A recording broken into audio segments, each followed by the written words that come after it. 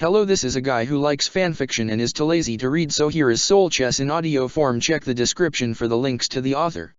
Chapter 66, Kurosaki Ichigo, Warrior of the Moon. Third-person POV. As she watched the clash going on between Ichigo and Grimmjow, Orium stood atop the small hole in the broken pillar from which she had revived Ichigo so that he could fight Grimmjow and settle their rivalry. She was happy when Grimmjow allowed her to help him, but when she found out that he wanted her to revive Ichigo only so that he could fight him, Orium became defiant. Grimmjow nearly killed her for that, but Ichigo had been revived enough by that point to move freely and told Orium that he wanted to clash with Grimmjow. Not one to refuse a request from her crush, Orium did so without question. She now watched the battle unfold, but she was scared. She had seen Ichigo with a mask upon his face and it reminded her of her brother. She watched with quivering eyes as she thought to herself, "I mustn't be afraid." Orium gripped her left arm tighter. "I mustn't, but when I think about those eyes, they're not Kurosaki-kun's eyes. It's like they belong to someone else. And when he looks at me with those eyes," Orium closed her own eyes as she thought, "it's like he doesn't even see me. Just like my brother, it's those same eyes." Orium wrapped her arms around her body underneath her bust. Kurosaki-kun. The battle continued to grow ever fiercer, but as it progressed it was obvious that Grimmjow was slowly gaining an advantage. Ichigo's diving save that forced him to take a hit for Orium from an attack that, at 1/5 its power, could level a pillar of Las Noches, was taking its toll. Grimmjow got Ichigo destabilized, and then he spun around fiercely and with a powerful kick sent Ichigo slamming into the base of the pillar Orium was standing inside of. "Kurosaki-kun, Kurosaki-kun, Kurosaki-kun," Orium chanted his name in her mind over and over again. She couldn't bear to watch the fight. With Ichigo using such a strange power, even though he told her things would be alright, she was just so frightened of him right now. She wasn't even sure if the Ichigo out there right now was the Ichigo she fell in love with. On the ground, Ichigo was oblivious to Orium's troubled state. His mind was focusing on Grimmjow and trying to survive and somehow turn this battle around. With only the upper right portion of his mask still attached to his face, Ichigo knew he was running out of steam. "Kurosaki!" Grimmjow charged forward with his claw outstretched. Ichigo put up his blade as best he could to block. "I won't give up. I won't give up," Ichigo chanted in his mind. No matter how tough things looked, he wasn't going to let Grimmjow defeat him. He used Shunpo and got right behind Grimmjow. "Getsuga Tensho!" He fired the attack at point blank into Grimmjow's back, slamming him into the already damaged pillar. Grimmjow took considerable damage, but was far from done. He came tearing through the dust flown up from Ichigo's strike and then socked Ichigo across the left side of his face with a nasty right hook. He spun and then kicked him in the side of the neck with his left foot, sending Ichigo spiraling along the ground. Ichigo got up. His mask disintegrated further. He only had the right eye socket left. "Damn, no, I need my mask, I need its power. I want to win. I have to win. This all means nothing if I don't win." Grimmjow came careening towards Ichigo and delivered a mean underhand punch right into the teen's gut. Ichigo went flying back and flipped over backwards several times over, taking significant damage. He stood up and the last of his mask fell away. Grimmjow sneered. "Well, I guess that's that. I think we know who the winner is going to be, don't you agree?" "Ichigo." Grimmjow charged forward and drove his elbow into Ichigo's ribcage and sent him careening into another pillar. Ichigo could barely move. He hadn't the strength to get back up. "Damn!" he cursed. "Damn! Damn! Damn! Damn it! I need to get up. I have to fight. Inu's counting on me. Tatsuki too. What can I do?" Ichigo became solemn as he realized that he was in a hopeless situation. "I have to fight back. I need to do something. Want some help, Ichigo?"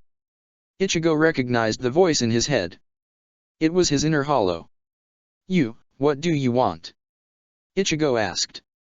"I just thought you could use some help is all. You're not doing well at all. Why don't you let me have a turn?" his hollow asked. "No. I don't need you. This is my fight. Mine. TCH, What are you, stupid? I'm not about to sit around and do nothing if you're going to roll over and die, and that's exactly what will happen if you don't let me fight in your place. Just let me at him for a little while. I can weaken him for you.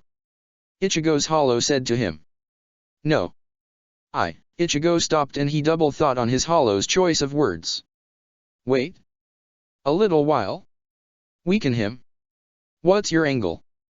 You're not dead yet, but you still want to fight. You're not giving up. Use me, Ichigo. I can get that Grimmjow guy back down to your level, and then I'll leave it up to you. Ichigo's hollow responded. I don't get it. Why are you helping me? Ichigo asked. What are you, stupid? I've always wanted to help you, just like how I helped you against Luska Stefan and saved your sorry ass from getting cut to bits by Zaraki Kenpeki and lessened the damage from Shibukayan. I've always been a part of you, Ichigo. You and I are one and the same. When life rules, the body is wrapped in flesh. When death rules, the body becomes bone. Zanjutsu 2. We are both a part of you just as much as you are a part of us. You allowed Zanjutsu to channel all of his power into your body to defeat Zaraki Kenpeki, so, let me do the same this time. You've proved yourself as a worthy king and you deny yourself the reality of death, so let me step in. I'll get him just weak enough so that when I give you back control, you can win this battle yourself. How the hell do I know I can trust you? Ichigo asked. You don't have much choice now, do you? Ichigo's hollow spoke to him. Ichigo growled mentally. Grimmjow was slowly approaching, savoring the sensation of victory. If Ichigo was going to make a decision, it would have to be now. Fine, do it. Make it quick. Ichigo told him. You got it, King, you won't be disappointed. In a burst of black energy, Ichigo rose from the rubble, but he was not the same as before. Letting his hollow willfully take command for the battle, Ichigo's mask did not reappear, but his sclera and irises went back to being their black and yellow colors respectively. Still, he was emitting fierce Ryutsu. What the hell? Where's all this energy coming from? Grimmjow stopped his advance. He was surprised when Ichigo suddenly appeared right in front of him and attacked. He jumped back and narrowly avoided getting cut. What the hell? Were you holding back? Holding back? How could you ask such a question? Ichigo went to his full power to defeat you, but it seems it just wasn't enough. His hollow spoke to Grimmjow. Wait, so you aren't Ichigo? Grimmjow confused. What's going on? What happened to Kurosaki? Oh, Ichigo's still here, he's just resting for a bit. I'm a part of him, he likes to keep locked away is all. Ichigo's hollow said, tapping Tensou Zanjutsu against his shoulder. So he's cheating? Grimmjow asked. That's a very crude, and inaccurate, way of putting it. Ichigo's hollow stated. I'm just a part of his power. You just didn't know what you were getting yourself into. Ichigo's hollow ran forward and attacked Grimmjow with a diagonal slash down his front. Grimmjow dodged back. The hollow within Ichigo reappeared right behind Grimmjow's right flank and moved towards his left, cutting him across the back before turning back and firing off several weak arcs of Getsuga rapid fire, laughing all the while. Damn it! Grimmjow cursed and fired a Zero to block the incoming attacks, only for hollow Ichigo to grab his shoulder and slash him down the back. Grimmjow used Sonido to escape and was now facing hollow Ichigo as he came screaming in towards him. Grimmjow put up both his hands in a cross formation to block hollow Ichigo's strike. The spikes on his arms stopped the brunt of the impact, but hollow Ichigo was pushing him into the ground. Damn it! If you're not Ichigo, then who the hell are you? Sorry to disappoint you, but I don't have a name. Hollow Ichigo shouted. He disappeared in a flash and began shunpoing in circles around Grimmjow. He was moving so fast that Grimmjow began to feel lightheaded. Hollow Ichigo's current was sucking away a lot of the oxygen from the area around the Aaron car. When he was certain Grimmjow was disoriented, hollow Ichigo charged forward at such a speed that he made it look like he was coming at Grimmjow from 5 different directions. Of course, only the image to Grimmjow's left front was actually tangible, but Grimmjow didn't know that until after hollow Ichigo's blade turned the right side of his torso into a letter and Tensou Zanjutsu into a letter opener. How's that? Am I getting the better of you? Hollow Ichigo taunted, now standing a few feet away from Grimmjow, gloating. Damn you! How can you fight like this with so many injuries? Grimmjow asked. Injuries? Feh. I'm not bothered by such limitations of you creatures of flesh. I am like a golem. I do not bleed and I do not feel fear. I just kill. Hollow Ichigo ran forward and laughed as he swung his sword with both hands down at an angle towards Grimmjow's right hip. The Espada deflected the blade with his right arm, but Hollow Ichigo spun counterclockwise and struck at Grimmjow's left flank, which Grimmjow blocked, but got nicked in the forearm. Hollow Ichigo struck up with both hands on his blade. Grimmjow jumped out of the way. Getsuga Tensho. Grimmjow's eyes turned wide with fear as the Black Moon Fang tore into his body and sent him skidding along the sand. Grimmjow grit his teeth and sprang to his feet, roaring in frustration as he took a swipe with his right claw at Ichigo's face. Hollow Ichigo ducked under the strike and slashed at Grimmjow's left leg, injuring it. Grimmjow's injury caused him to face plant on the ground from the pain. He circled around towards Ichigo's left flank and attacked, but Hollow Ichigo drove his elbow into Grimmjow's chest and then backhand punched the Espada in the face. He then smacked the side of his fist into the side of Grimmjow's face before returning both hands to Tensho Zanjutsu's blade and swung down, creating an outburst of Getsuga to flood the area. The burst of Ryotsu popped Grimmjow into the air. Hollow Ichigo then absorbed all the nearby Getsuga and attacked Grimmjow with the full force of the absorbed Getsuga as Grimmjow reached the height of his launch. Getsuga Tensho.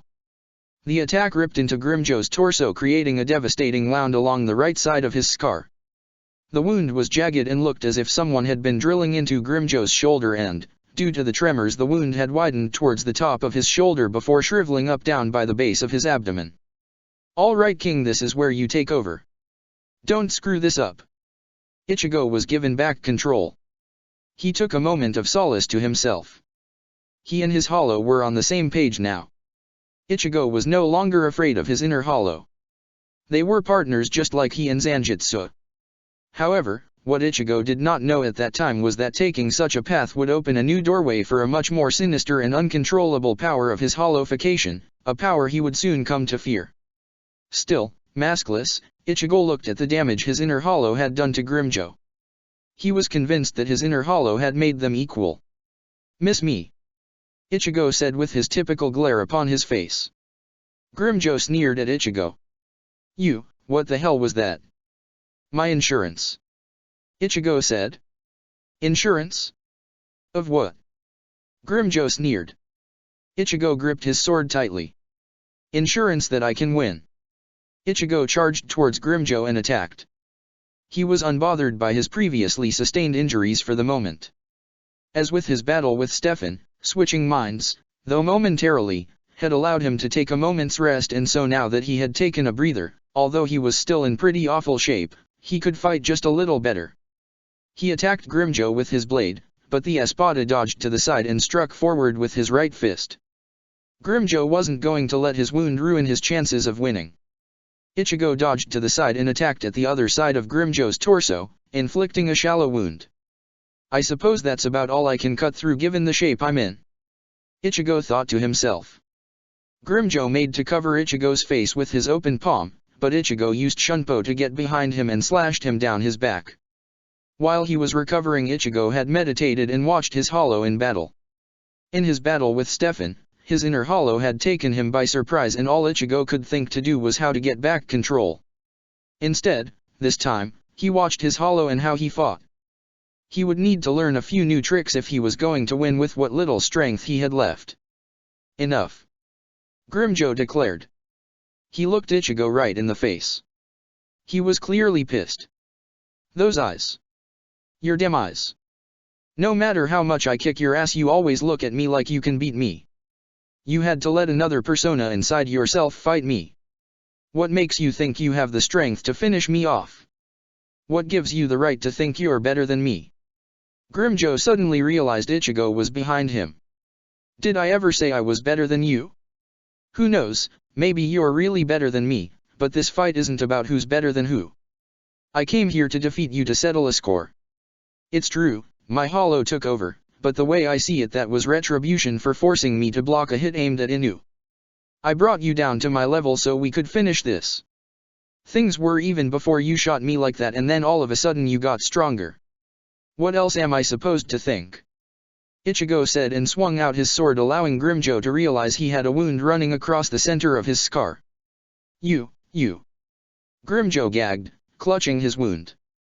He suddenly whipped around hard and fast and shouted, "Damn bastard!" Grimmjow said and thrust his arm forward like a spear aimed at the back of Ichigo's head. Ichigo grabbed Grimmjow's hand without even turning to look at it. Enough. Ichigo said and squeezed Grimmjow's hand. This fight's over. He turned and slashed Grimmjow right down the center of his body, spilling blood everywhere. As Grimmjow dropped to his knees, he grabbed Ichigo's blade. It's never over. Do you hear me? It won't be over until I kill you. Do you have sand in your ears? Your power is decreasing with every passing second, and it's decreasing at a quicker rate than my own. Ichigo told Grimmjow. I met a Soul Reaper that told me something before I left to go home while I was in the Soul Society. He told me that when you lose a fight and you don't die, you take that opportunity to get stronger and defeat the person who kicked your ass in the first place. So if you hate me that much, then admit defeat and live another day to fight me again, because I have to say you make an excellent rival. Ichigo smirked. Grimmjow became elated at hearing Ichigo affirm him as a solid rival. Let me see if I've got this straight. You're saying you want me to live, get stronger and try to kick your ass again? Is that what you're saying? If you hate me that much, then why not? I have plenty of thugs and gangs all claiming to be such of mine in the world of the living. If you want to take up the role of being my supernatural rival, be my guest, but you've got to be able to stay on my level. Ichigo told Grimmjow. We could even keep score. He joked. Ha. Fine then. Grimmjow grinned. Challenge accepted, but there's only one problem. Oh yeah? And what's that? Ichigo asked. His answer was Grimmjow's fist going into his gut. You gotta finish this fight first. Grimmjow told him. He ripped his fist out of Ichigo and attacked him over the head with his arm. Ichigo swung up and deflected the attack before slashing Grimmjow at his left shoulder. Grimmjow clobbered Ichigo over the left side of his head and caused him to stagger before driving his knee into Ichigo's stomach. Ichigo stumbled back and went back at Grimmjow before slashing a wound that connected the fierce one created by his hollow and the one Ichigo himself had created earlier. Grimmjow scratched Ichigo along the front of his torso, tearing open his Shiakusho. Ichigo staggered back before willingly discarding his blade, holding it was becoming too much effort and he had not the strength to fire another Getsuga Tensho. He and Grimmjow engaged in a fist fight. Ichigo punched Grimmjow with a nasty left hook and received a roundhouse kick in his side from Grimmjow's left leg.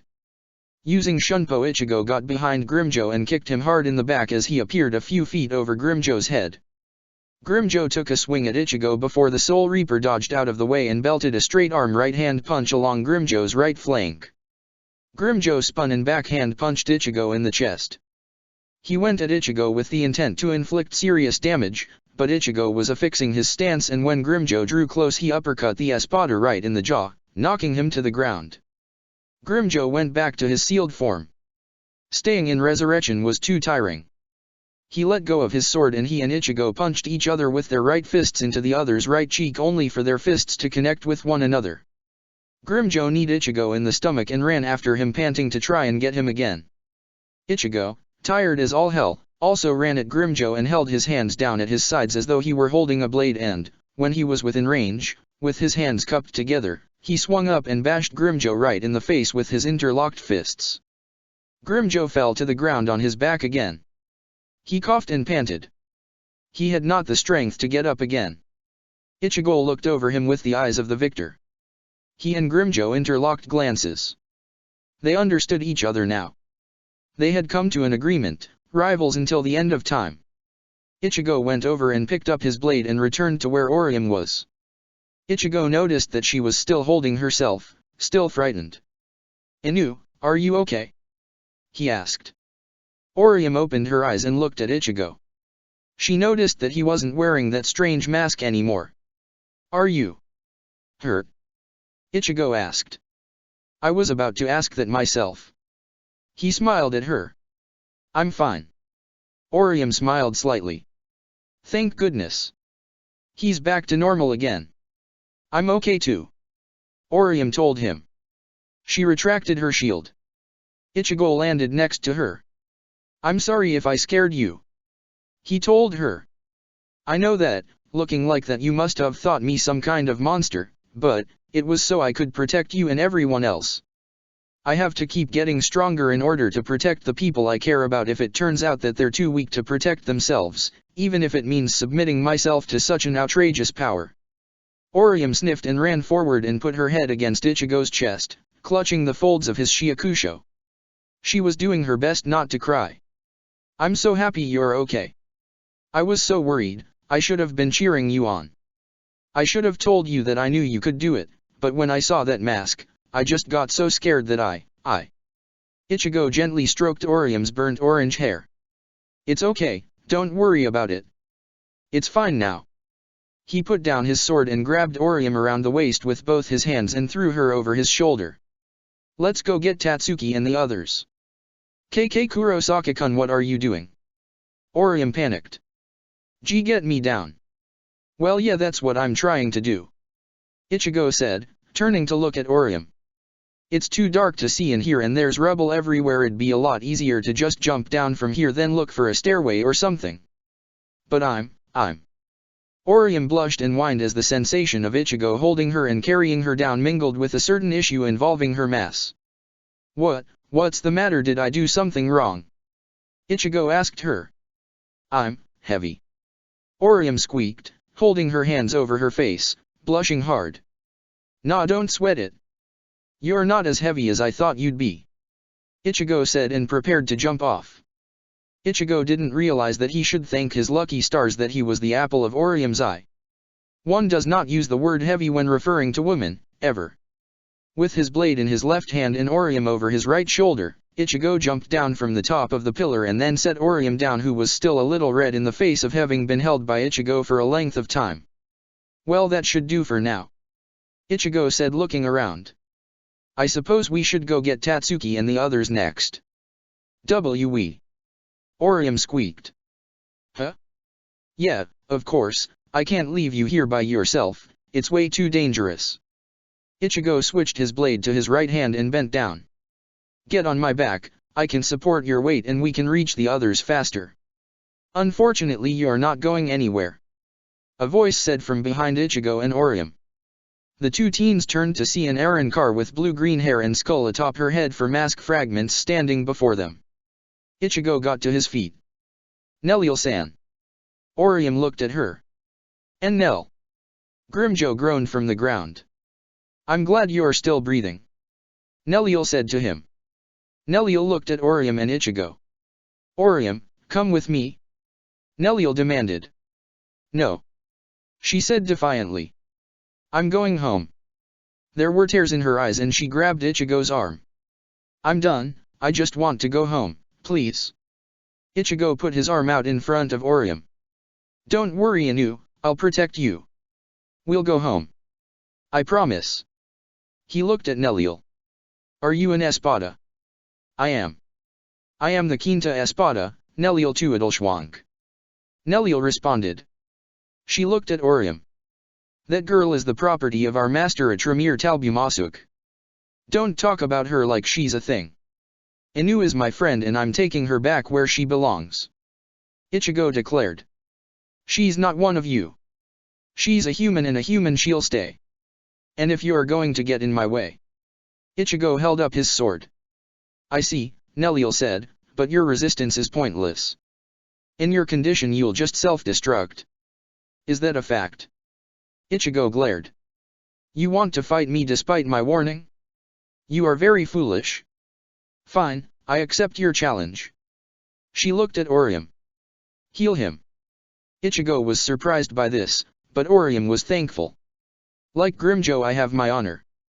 I will not fight an enemy that has been broken down by someone else's fight. Besides, I can already tell that you are weaker than me. Nellil rotated her scabbard with her hand that was over it. I will show you that your attempt to defeat me is futile. And how do you know that? Ichigo scowled. Simple math. Nellil responded. Ulquiorra thrashed you easily and you just barely managed to defeat Grimjoe.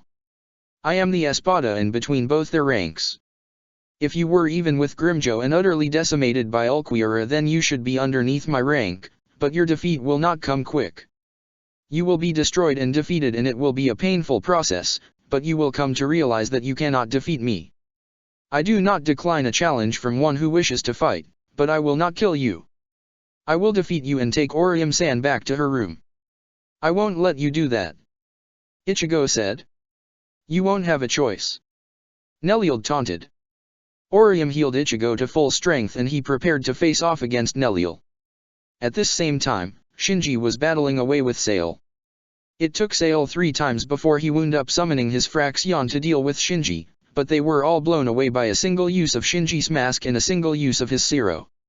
Of course, such a display only hastened the process to allow Sail to analyze Shinji's Ryutsu and his Zanpakuto's Reishi composition, and, after Sail had taken several more slashes, he finally was able to cancel Shinji's Shikai and bring him down to being as harmless as Kyokaku.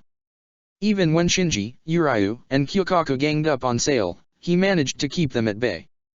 The room they were in was practically one with Sail. As he dodged, countered, and deflected everything the 3 warriors could throw at him. If I could use my full power, I could crush this guy in seconds. Shinji grit his teeth. You know, you are one cheap bastard, you know that. He asked Sail. Thank you for the compliment. Sail chuckled and sighed. I grow weary of this. I believe it's time I brought down the curtain on our little show. He lifted his Zanpakuto and held it over his mouth. Sip, Fornicaris. He then swallowed the blade and emerged in a form looking like a mutated butterfly. Kyokaku grunted, trying to keep the mood light. That's it? I've seen more horrifying things in horror films. You really shouldn't be making jokes when we're staring down a guy who, quite frankly, has sealed up all of our abilities and is playing us like fools. Shinji stated. How true. Sail said and then spread out his wing-like structures. Here comes the grand finale. Back on the battlefield with Ichigo and Neliel, the Quinta Espada and the substitute Soul Reaper were fiercely engaged in battle. Neliel and Ichigo's blades were currently pressed up against each other, with Ichigo's mask upon his face. Ichigo had both hands on his blade, pressing down on Neliel, who was barely using even half her strength to push up and was keeping things at a level weapon lock. Your swordplay is amateurish. Neliel said to Ichigo and punched him in the face.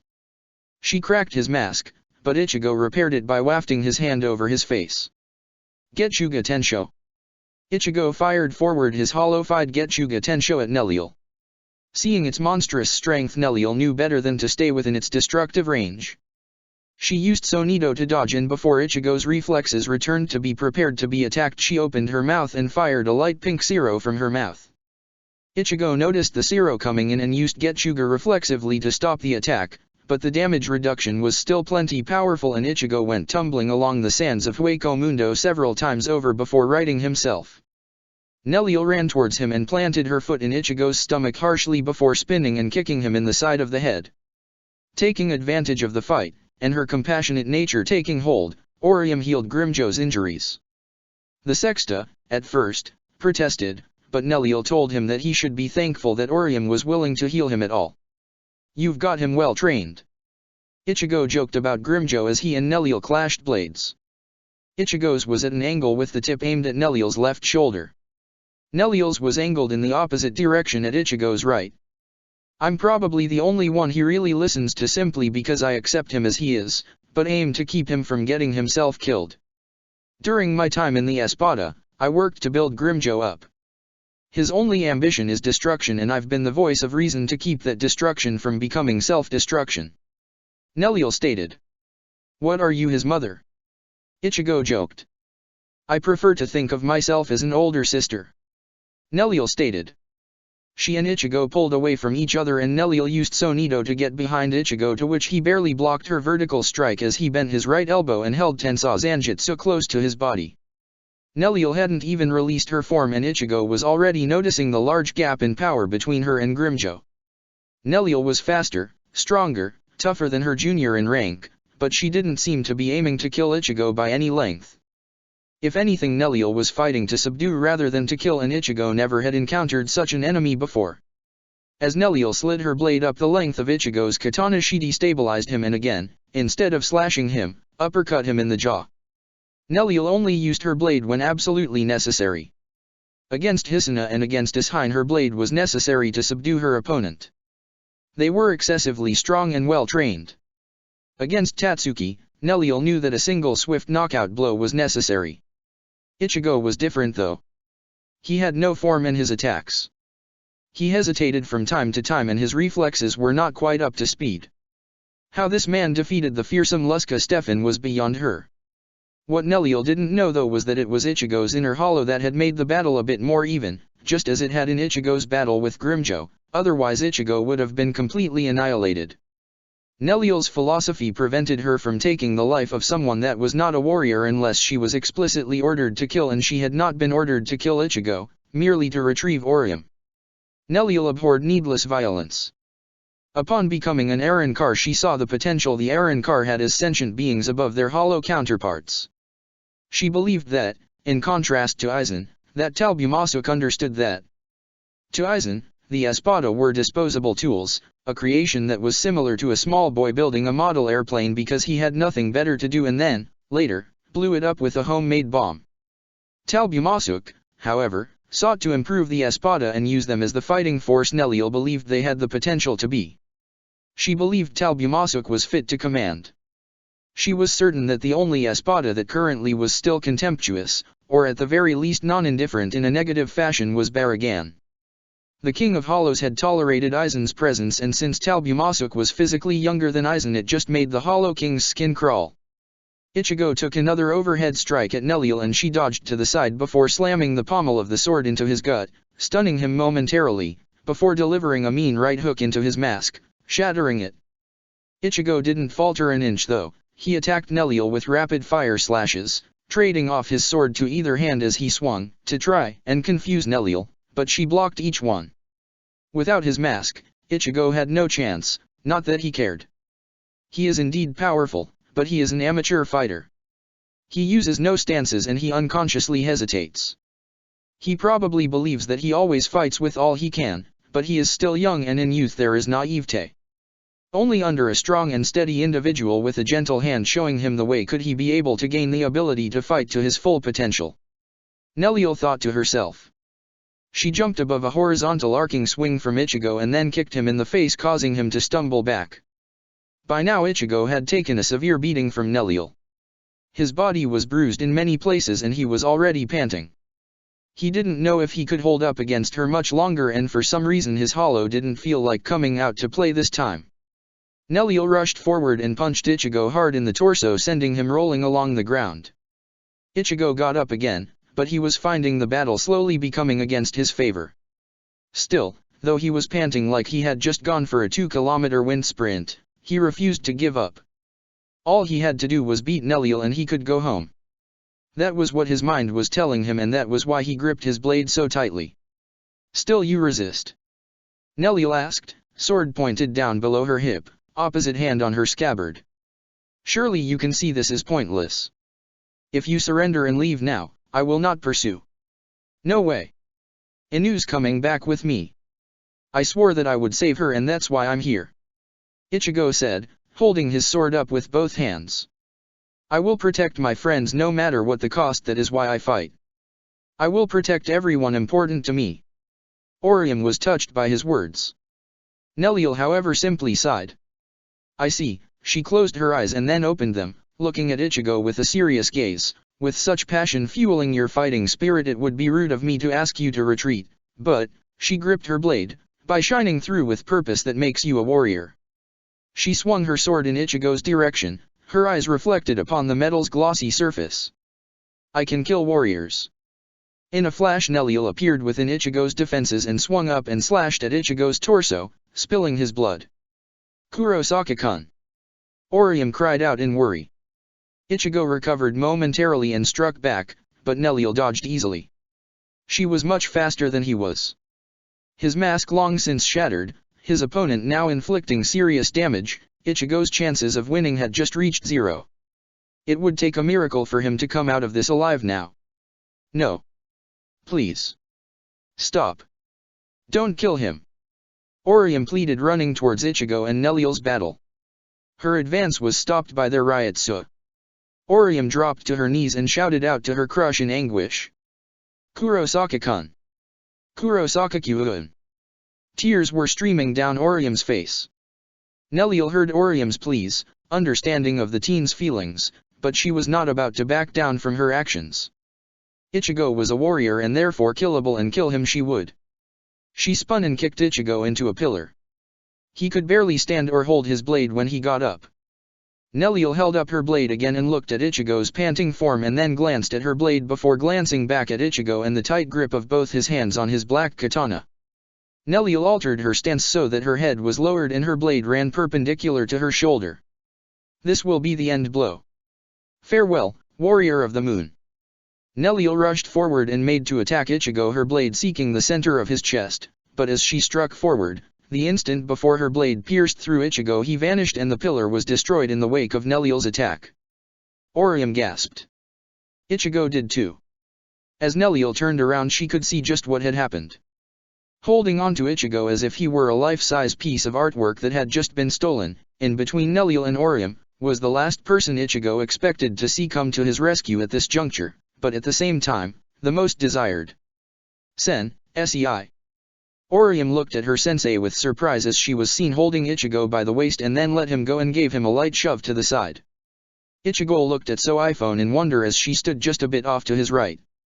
He looked at her in her shiakusho and long hair and wondered just what was up with her. However, without having to look at her, Ichigo could tell from the tension in Soifone's shoulder muscles that she was very angry. You. Arrancar. Soifone shouted at Neliel. I hope you know the severity of what you have done. Soifone's Ryotsu intensified and she whipped out her Wakaizushi. The punishment for having the audacity to harm my students, Soifone's glare deepened at her opponent, is death. At this same time, Chad and Rukia were reaching their limit against the 8th Espada, Zamari Larue. Chad had already fallen to Zamari's blade. Rukia was about to meet the same fate. She lay on the ground, severely injured, struggling to get away like a half-dead frog. Zamari approached her and held up his blade.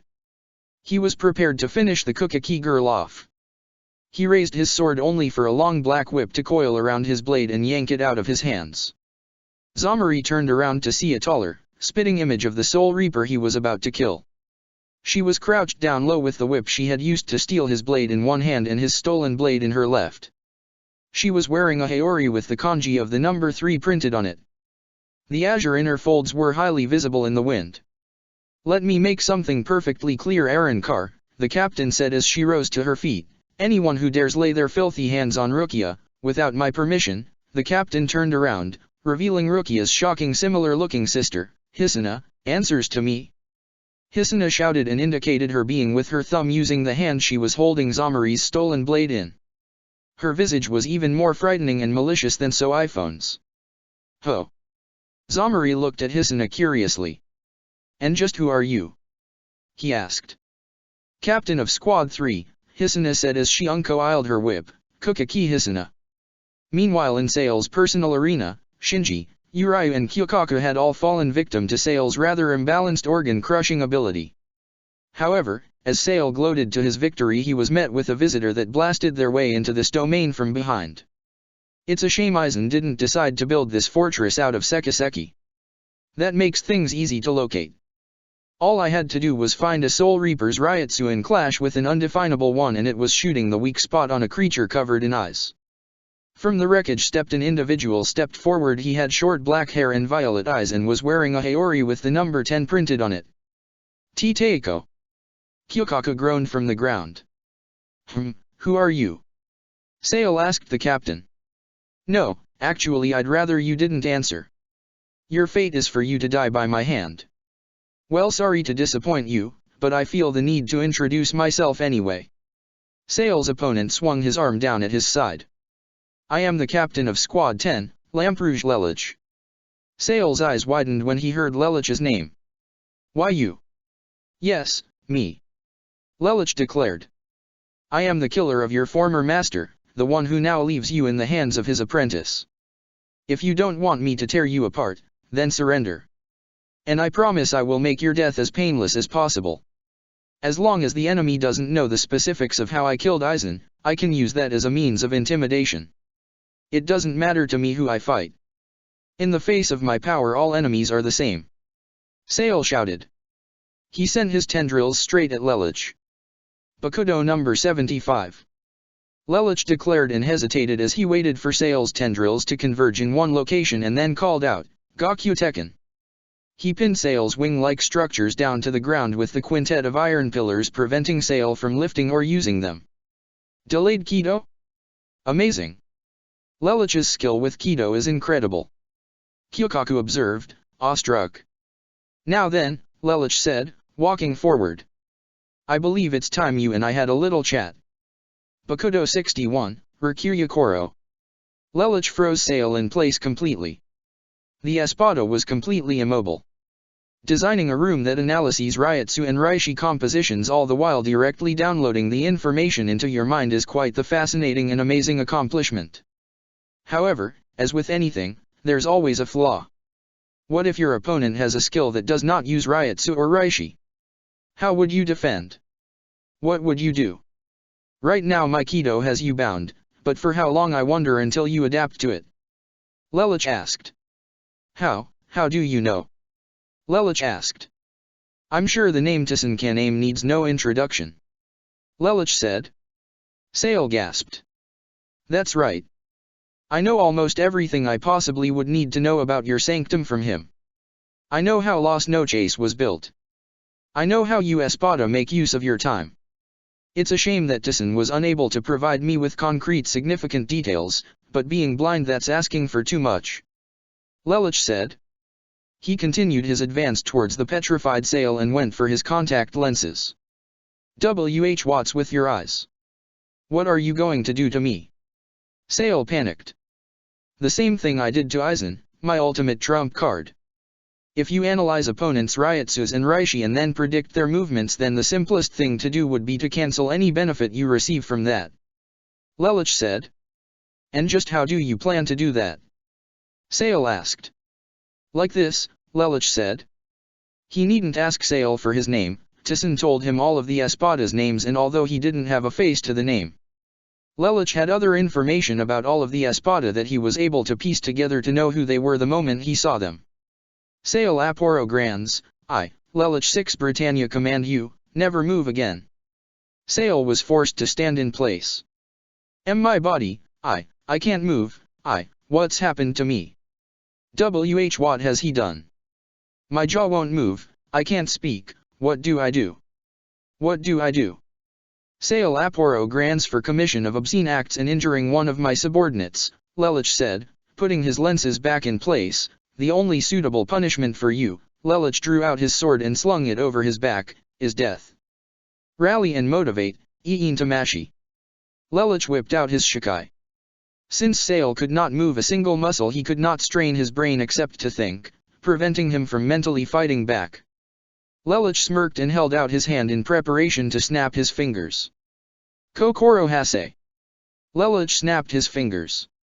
A mental wave shot from his mind to Sale's and attacked his brain. Sale could not scream as the pain ran through him, and Lelouch watched as the pressure built up and Sale's head exploded.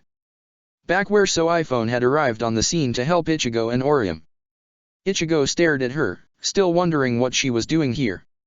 As he recalled, iPhone said that she had to cover classes. Fall back Kurosaki, iPhone said to Ichigo, I'll take it from here. Sensei, what are you doing here? Ichigo asked. I'm here, because you are my student. iPhone replied solemnly. Ichigo knew iPhone better than that. So you got someone to cover class then? Who did you get? Ichigo asked, smirked. iPhone simply smiled at the thought. Karakura Town. That morning the students of class January 3rd Saturday in their seats waiting for the bell to ring. However, minutes before the bell they realized they had a substitute teacher. It wasn't Miss Atooki as they had last time.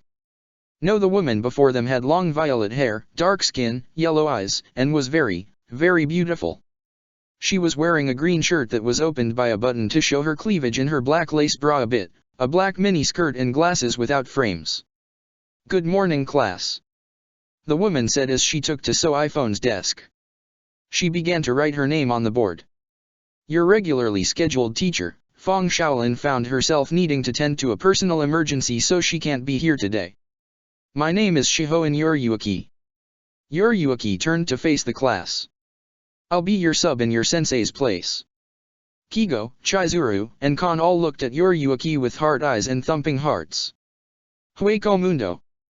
I won't say it again. Fall back. Leave this to me. So iPhone repeated. Never mind me, go help the others. Ichigo shouted. Do you really think I'd be naive enough to come here alone, Kurosaki? So iPhone asked. Lelouch was the one who organized this rescue. He and Hisuna have gone after Kyokaku and Rukia respectively to help them. Tison also came along and he's gone to retrieve the others that are down for the count. But I thought the Soul Society wasn't getting involved. Ichigo said. They're not. Hisuna is here on the grounds of rescuing her sister from doing something stupid, and Lelouch is here to retrieve Shiba Kyokaku.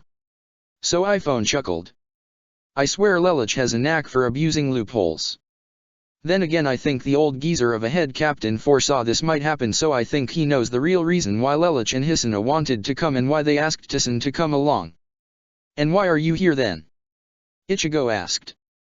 Didn't you hear me before? I said it's because you're my student. You, Inu, Ishida, Sato, Arisawa, you are all my students, and I swear when we get out of this you're all getting detention. So iPhone smirked and began to walk forward to face off against Neliel. Now stay back and watch as I show you the side of me you've only ever seen a glimpse of. Shunko. So iPhone covered herself in her Kido and Hakuda combined technique that Yoryuki had taught her over the years. She would now show Ichigo why she is and always was his superior in combat. To be continued. Chapter 67, So iPhone's True Power, Sting of Brutality. Third-person POV. Hisuna was pissed off. Zamari had signed his own death warrant when she caught him attempting to finish off Rukia. There would be no mercy. No chance for him to feel remorse. She would kill him brutally, but first there was the matter of his Zanpakuto that she had stolen. She had the perfect way of dealing with it. Tsuji no Yuta, aka Minyo. Whirling her whip high above her head, Hisuna created the twister of flames produced by her attack. She then lobbed Zamari's Zanpakuto into the twister and attempted to burn it, but the Octava Espada was not about to stand by and watch that happen. Using his Sonido, he grabbed Brujeria as it passed through the outer walls of Hisuna's spiral of flame and made it safely behind the 3rd Division captain, his Iero taking small damage to recover his sword. Hisuna stopped her attack, having noticed this. Very impressive, she said. There aren't many who would have the gall to approach a blazing inferno to recover their property, but of course I am sure your Iero helped influence that decision. Then again, I don't care how you think or feel at all. For attempting to kill my sister, Hisuna looked over her shoulder with a very menacing death glare. I'll kill you before you have a chance to feel any regret. Bankai. Hisuna transformed into her Bankai's default form. Saigo no Chu no Kaze no Iriko. Hisuna took a swing at Zamari in an attempt to crush him with the blade that formed from the otherworldly arm that appeared whenever she swung her stiletto. Hisuna sang an 8-note repetition as red energy surged beneath her feet before a twister of flame, much larger than her Shikai's version of the attack, broke out. Using her stiletto to conduct the fire and keep it burning, she also added the twisting winds of her first song on top of it by conducting the rhythm with her other hand. She then began humming the Latin-like melody that activated her Bankai's more powerful form. Zamari heard the melody and the chanting around the area growing louder and louder and knew what was about to happen. He had read Neliel's report. Talbumasuk encouraged the Espada to study the enemy and know their weak points. He tried going inside Hisuna's twisting flames and winds, but the combined might of both the first and second songs made it near impossible, even with Sonido. Zamari tried 3 times before he realized entering the whirlwind was pointless. The flames were too thick the closer he got to Hisuna, and the winds blew fiercer as he approached. Such was the case for an Espada who was far outclassed by Hisuna. With her power, Hisuna could take any of the lower 5 Espada if they didn't use their release forms while in Bankai. In her super mode the Espada would have to release just to have a fighting chance. The chanting ended and all of the flames and wind died instantly since Hisuna lacked the ability to use them in her Bankai's ultimate form. She called for the attack, but of course Zamari could not hear it through the burning flames and howling winds. Hisuna held her absurdly long katana and glared at Zamari. The chanting he heard from before continued to play, a contrast to when Hisuna used the technique last time. When the chanting persisted even after the transformation was complete, it was an audio cue to Hisuna that her opponent lacked the Ryotsu to defeat her, no matter what they did. It instilled the fear that should already be present in the target even further, as they were meant to know that they should abandon all hope, for the harbinger of their destruction, the one-winged angel of death, had come. "You die now," Hisuna said bitterly with a tranquil tone. Rukia, still conscious throughout the entire event, witnessed from the fact that her sister was exuding such power made Rukia realize just how far the 3rd Division captain would go to protect her and how mad it made her if someone tried to hurt her. It was wholly unnecessary for Hisuna to jump right to her super mode. She probably could have defeated Zamari without it, but she didn't care. Rukia was injured and the cause was standing right in front of her. For that there would be no mercy. In an instant the Elder Kukaki disappeared and reappeared behind Zamari. A fierce cut appeared along his abdomen. It was very deep and it ran all the way down the length of torso from his shoulder to his hip. Hisuna had also cut the blade of his Zanpakuto clean off, leaving Zamari with less than half an inch of the weapon. He was very frightened, as he should be. He looked over his shoulder to see Hisuna looking over hers. She was giving him a look of contempt. "Your eyes, why do you look at me with such eyes? Are you telling me you intend to cut me down without mercy, that you are going to be the judge of my actions? Don't you understand that it is all empty pride? Soul Reapers slay hollows as if it is their birthright. They pass judgment on us as if led by Providence. Under what grounds are you permitted to persecute us hollows? Is it because we eat humans? Yes, we eat humans, but who gave you the right to protect them? You declare that we are evil and therefore kill us. You believe you offer justice, but this is nothing more than hubris. Shut up," Hisuna said, emphasizing each word in a calm manner. She extended her left arm and instantly the sound of the orchestra shut off, temporarily quieted by the force of her Ryotsu. She swung her blade and let Zamari's blood spill to the ground. "My decision to kill you is not because you are a hollow. I rescinded your right to live the moment you rescinded that right from my sister. You want to talk about pride?" Hisuna said and turned around to face Zamari. "My sister is the most precious thing in the world to me. Every day I look at her and see her smiling face. Being able to see her every morning at breakfast before we go our separate ways to our separate divisions, knowing that we will see each other again at nightfall, tells me that I have done right with my life. If I have pride, it is because I know that I have my sister." "Nei-san." Rukia looked at Hisuna with a smile. She was touched as to how much she cared. "For you, Espada, there is no mercy and there is no negotiation." Hisuna blade glowed orange.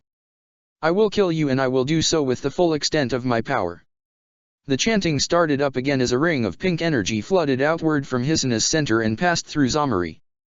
Hisuna constructed an enclosed around her and Zamari.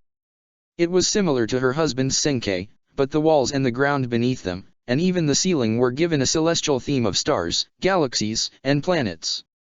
Focus Unigakuden quintuples my speed and dexterity while at the same time multiplying my strength by a time and a half.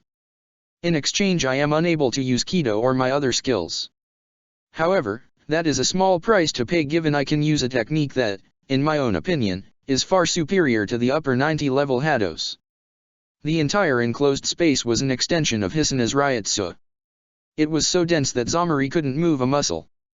He might just as been well trying to swim through a pool of wet cement as it was drying.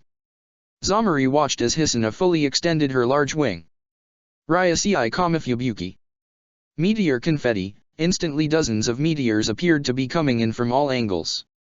Because there were actual walls of Hisuna's enclosed space, a strange sense of depth perception made it seem like the meteors were coming in from far away, when in actuality it was all for effect when Hisuna lifted her free arm and commanded all the meteors to break through the spatial walls and converge on Zamari's position.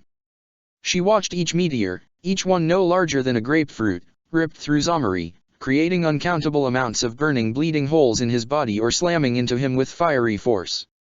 Hisuna watched him burn it get bludgeoned to death, all the while glaring menacingly. It wasn't long before the meteors had either all crashed into Zamari or ripped through him. The rate and force at which the meteors hit Zamari's body had quickened with each passing second until no more meteors emerged. There were half as many meteors as there were in Senbonzakura's Shikai, and when they all passed through Zamari they left him a twitching, ashen messed up wreckage on the ground. His body was contorted and twisted into an unrecognizable shape. Broken bones, severed arteries, massive internal bleeding, burning organs, they were all applicable injuries. Hisuna had purposely left Zamari with a single undamaged eye so that he could look up at her as she walked over to him and drove her blade right through his skull with intense fury. Blood poured around Zamari's head and he laid there an empty twisted husk. Hisuna powered down and put away her Zanpakuto. She went over to Rukia and knelt down by her injured sister. She gingerly wrapped her arms around Rukia and slowly brought Rukia into her embrace. "Are you all right?" she asked Rukia with a smile and a calm, almost whispering, voice. "I'll live," Rukia said, smiling up at her sister. Hisuna smiled back. After a pause Rukia asked without a smile. "Are you mad at me, Nasan, for disobeying you?" Hisuna simply stroked the right side of Rukia's head with her thumb. "Mad? No. Disappointed is more like it," Hisuna stated and then held Rukia closer to her. "I'm just glad you're safe."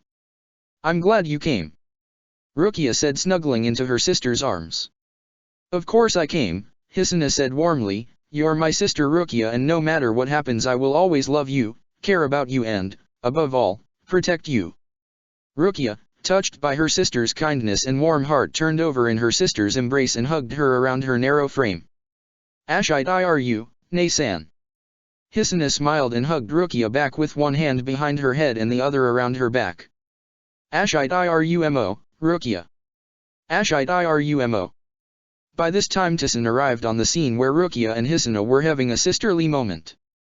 "I see you've secured the area," he said to his fellow captain. Under one arm the blind captain was carrying Tatsuki and Kayan under the other. Hisuna said, getting to her feet, and helping Rukia to hers, letting her younger sister use Hisuna's shoulder for support in order to stand. When Rukia saw the unconscious Kayan she ran towards him. "Kayan Dano." Rukia didn't get more than 3 steps before she fell to the ground due to the pain surging from her right ankle and hit the ground, putting her right arm down from falling all the way. She coughed blood into her left hand from the damage to her torso. Hisuna went over to Rukia's side. "Easy, sis," she said to her, rubbing her back. "You're still in critical condition. You're in no position to be moving hastily like that. Shibufuku Taiko will be fine. He's just passed out from excessive Ryotsu release," Tisan responded. "As for the human girl, Arisawa, she's taken a bit of damage. Time spent in the care of Miss Inu or Anohana Teiko and she'll recover though." "Good to know," Hisuna responded, as she continued to keep a steady arm on Rukia's back. "What of the others?" "Lelich sent a hell butterfly to me as I was retrieving Arisawa.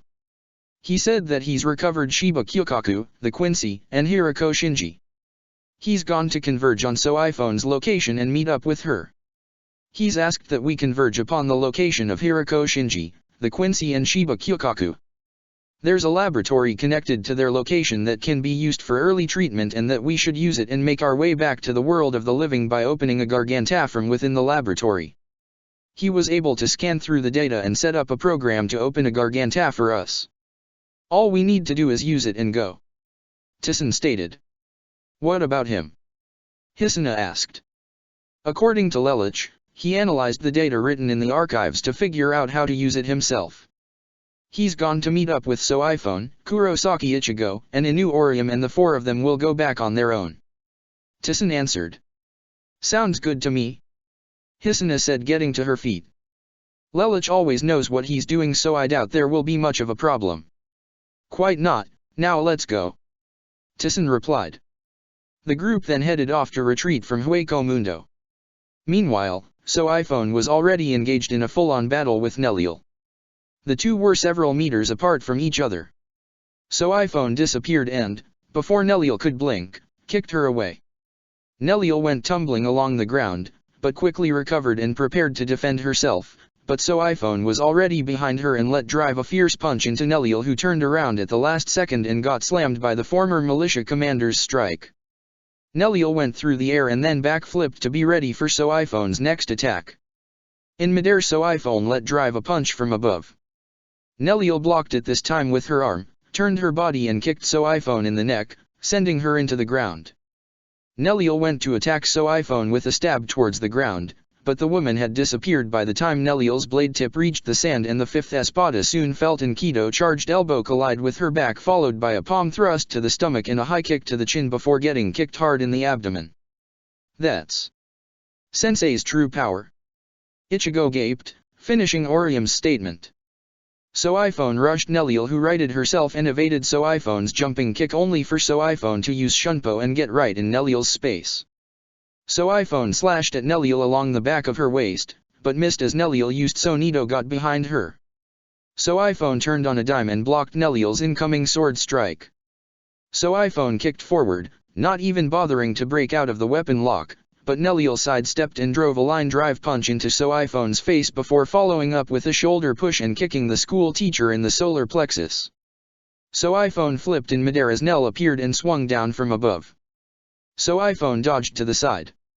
Hado 31, Shakkeiho. So iPhone fired the Kido from her hand, but it had no effect on Neliel whatsoever, but the formerly retired, trained assassin had used it simply to push her father from Neliel and to catch the espada's attention. She was now behind Neliel and did a sweeping kick into her side, spinning Neliel to face her and punched her in the face to the ground. "Hey, Carrot Top!" Grimmjow called to Ichigo, still in Orium's healing field. "Just who the hell is that woman?" "Fong Shaolin." Ichigo answered with pride. "My sensei." "She's a Soul Reaper too?" Grimmjow asked. "She was apparently the executive militia commander of the Onmitsukido." "I don't know what that means," Ichigo said, rubbing his head, "but it makes her seem important." "An Onmitsukido?" "Her?" Grimmjow had heard the term as Najichas. Xiaolong had told him about them. They were trained assassins, quick on their feet and very lethal, and from what he was witnessing, this particular woman was contending with Grimmjow's own superior, and the only member of the Espada he actually got along with. This was the same Espada that had ripped the mess out of Ichigo only moments before. Grimmjow could see it in Ichigo's eyes. So iPhone was a woman the teen respected a great deal. He saw not the pride and arrogance he usually saw in Ichigo's eyes, but the admiration and respect that he demanded from almost everyone. The fact that he knew Ichigo was capable of such respect just made Grimmjow's blood boil all the more. Back on the battlefield, So iPhone had just finished executing a martial arts combo that landed 5 clean hits on Neliel before the Espada could get her footing and block the next shot. Neliel swung at So iPhone, who leapt back. "I abhor unnecessary violence, but to defeat you it seems I am required to use the ultimate power at my disposal." Neliel stood with her legs spread out and held up her blade so that it was parallel to the ground and was at an altitude that ran across her chest. "Declare, Gamuza." She emerged in her release form and became a being with a centaur creature. She wielded a double-sided lance in place of her sword. Grimmjow smirked. "Your sensei's sort of fucked now," he retorted. "Nell's resurrection is unstoppable. Sensei will win." Ichigo stared. He believed in So iPhone. He knew his sensei's strength. She wouldn't lose. She couldn't lose. Sting all enemies to death, Suzumibuki. So iPhone gained the long gauntlet on her arm and leapt at Neliel with all her speed. Neliel was gone before So iPhone got even halfway and slammed the petite warrior in the gut with the side of her lance, knocking So iPhone away. Neliel opened her mouth and fired a large light pink zero. So iPhone's eyes turned wide as Neliel blasted her away. She gained her footing. Bakudo number 81, Danku. Zeros were too wide to dodge for most Soul Reapers. And at the speed this one was coming in, So iPhone would never dodge it in time to escape it completely unscathed. So iPhone was hard-pressed to block the zero. She had no alternative. Unfortunately, it broke right through her barrier and blasted So iPhone into a nearby rock, whereupon she banged her back and dropped to the ground, but landed on a three-point stance with her legs spread apart and sword arm to the ground. She leapt back at Neliel, but rather than going head-on she began zigzagging and creating wide sweeping arcs, creating several after-images. Neliel followed So-iPhone with her eyes watching and waiting. When the ninja-esque warrior got close, Neliel spun in a circle and twirled her lance while kicking up her back legs. No matter where So-iPhone was, it was bound to hit her. It did. Neliel scratched So-iPhone right in the arm. So-iPhone retreated back and clutched her wound. With that kind of speed and awareness, I'll never score even a single hit with Suzumibuki. So-iPhone sighed. I suppose I have no choice. So-iPhone stood stolidly and let energy surge around her. The time to play her ultimate trump card was at hand. An interesting thing about the ripples of time, they affect one's mind, body, and soul. For So-iPhone they changed her entire destiny. By going with Yoryuki on that day a little more than a century ago, So-iPhone's fate was ultimately changed. Rather than staying with the Soul Reapers, bitter at her master, she grew and prospered at her master's side. As such, her training was geared away from the desire from revenge in overtaking Yoryuki in pure power, which would have led to the manifestation of an ultimate weapon of nuclear proportions. Instead it bestowed So-iPhone with a much greater power focused more towards becoming a mighty assassin, well-trained warrior and lethal Soul Reaper. A power she could be proud of. Bankai! So-iPhone declared. A flash of smoke erupted around her. Ichigo protected Orium with his Ryutsu as she held her up her arms and squealed at the dust kicking up in her face from the force of So-iPhone's Bankai release. When it dissipated, Ichigo saw the power his sensei had been concealing all this time. Instead of one stinger on So-iPhone's arm she had two, one along her middle finger and the other on her ring finger. She had another stinger arm that was a complete replica of the one on her right arm. So-iPhone kicked the air with her left foot, revealing that she was wearing a sort of golden and black metallic boot on her foot with a stinger that extended off the front of the boot attached to a golden metallic protrusion that acted as a cover for So-iPhone's shin bones. She was wearing the same boot on her other foot. So-iPhone brought her foot down, spun in a circle, using the blade of her boot like an ice skate, held up her hands together, bent her elbows and pulled her hands down at her sides as if she were lowering dumbbells from over her head. Jusama no Yogo Suzumibuki. Queen defending Hornet, or more literally the Hornet that defends the Queen. Sensei, can do Bankai? Ichigo had no idea. Besides just the captains, and former captains, he didn't think anyone else he knew had a Bankai besides himself. So-iPhone looked down at her arm in interest. Neliel stood waiting, unwilling to charge recklessly for wonder of what So-iPhone could possibly do. So-iPhone crouched down with her legs spread apart and her left arm on the ground. Nell prepared a defense, but in the next moment So-iPhone disappeared and reappeared behind her. Two homunxa markings appeared on Neliel's torso, one right above the other. So-iPhone was down low on the ground. Her right arm was extended up into the air as blood dripped from it.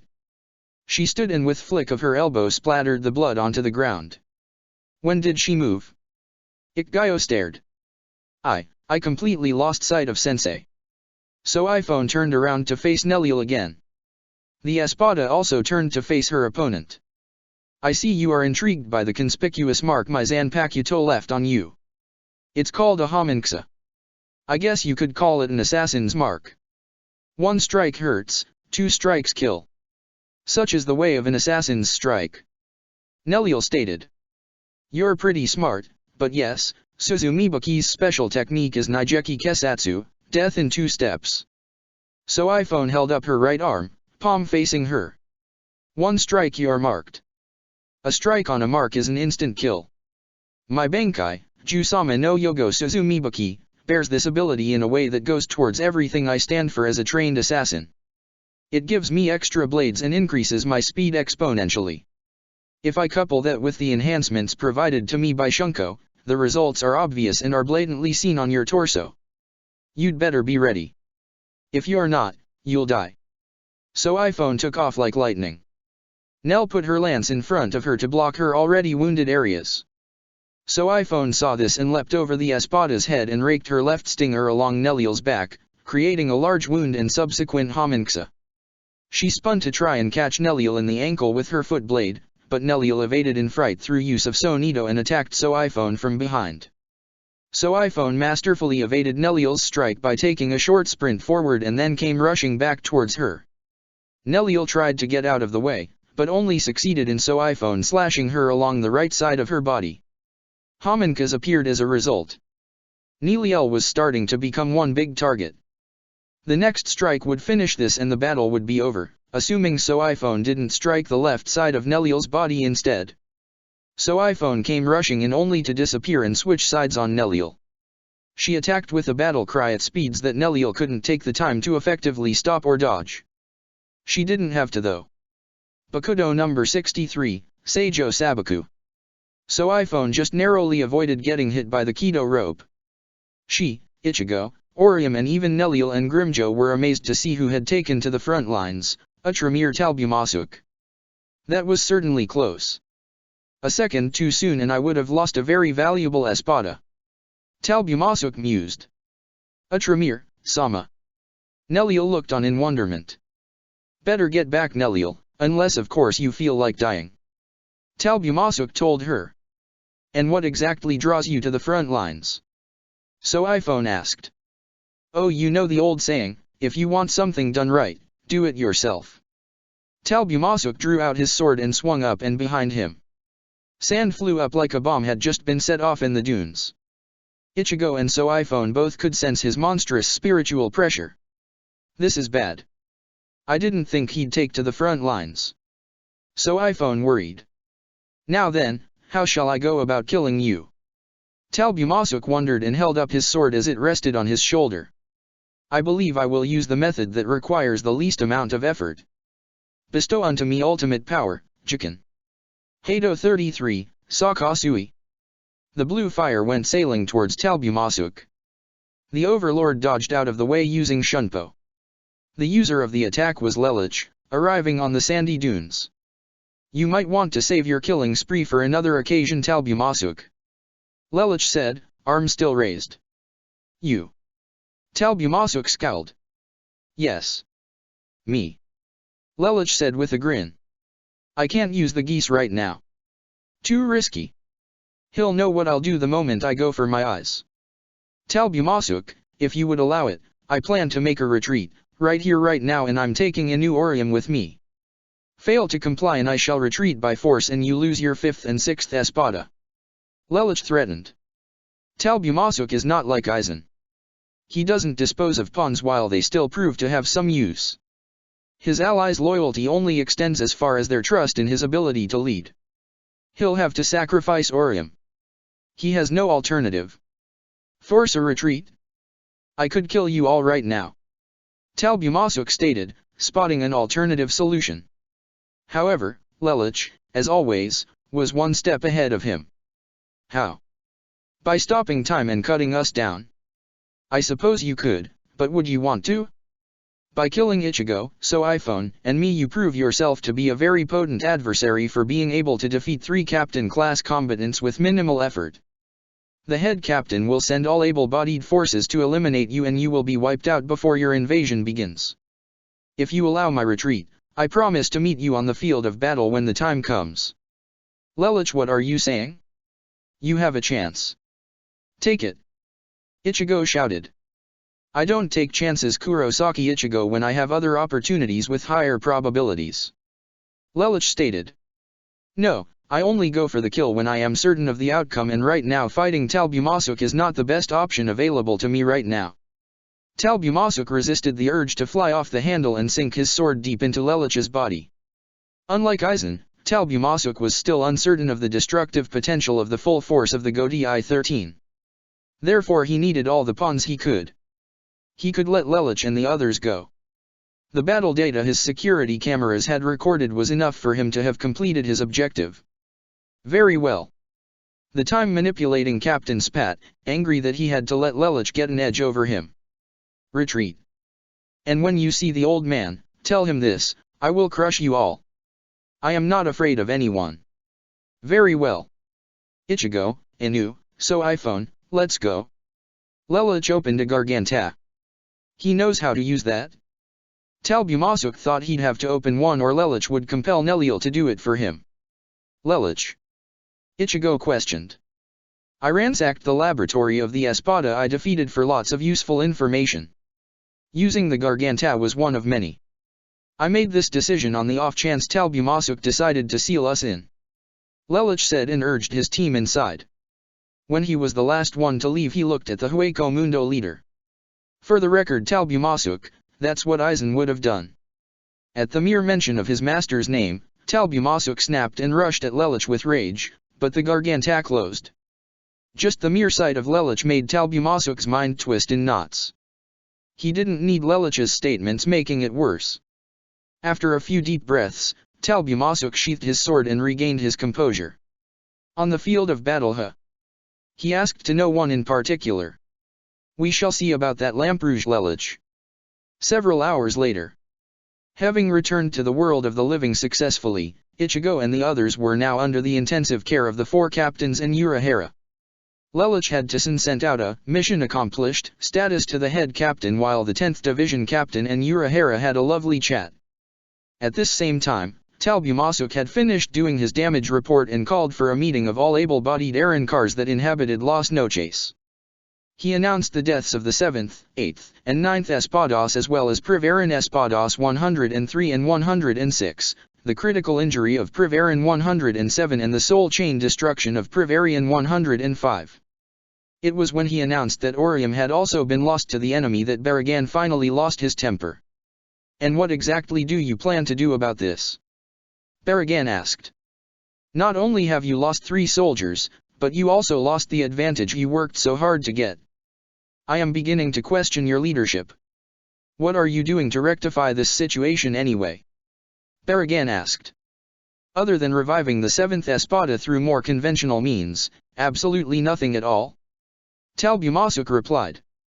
That wasn't entirely true. He was searching for the Vastolords, but he knew that he had reached a point where Baragan was at the end of his patience.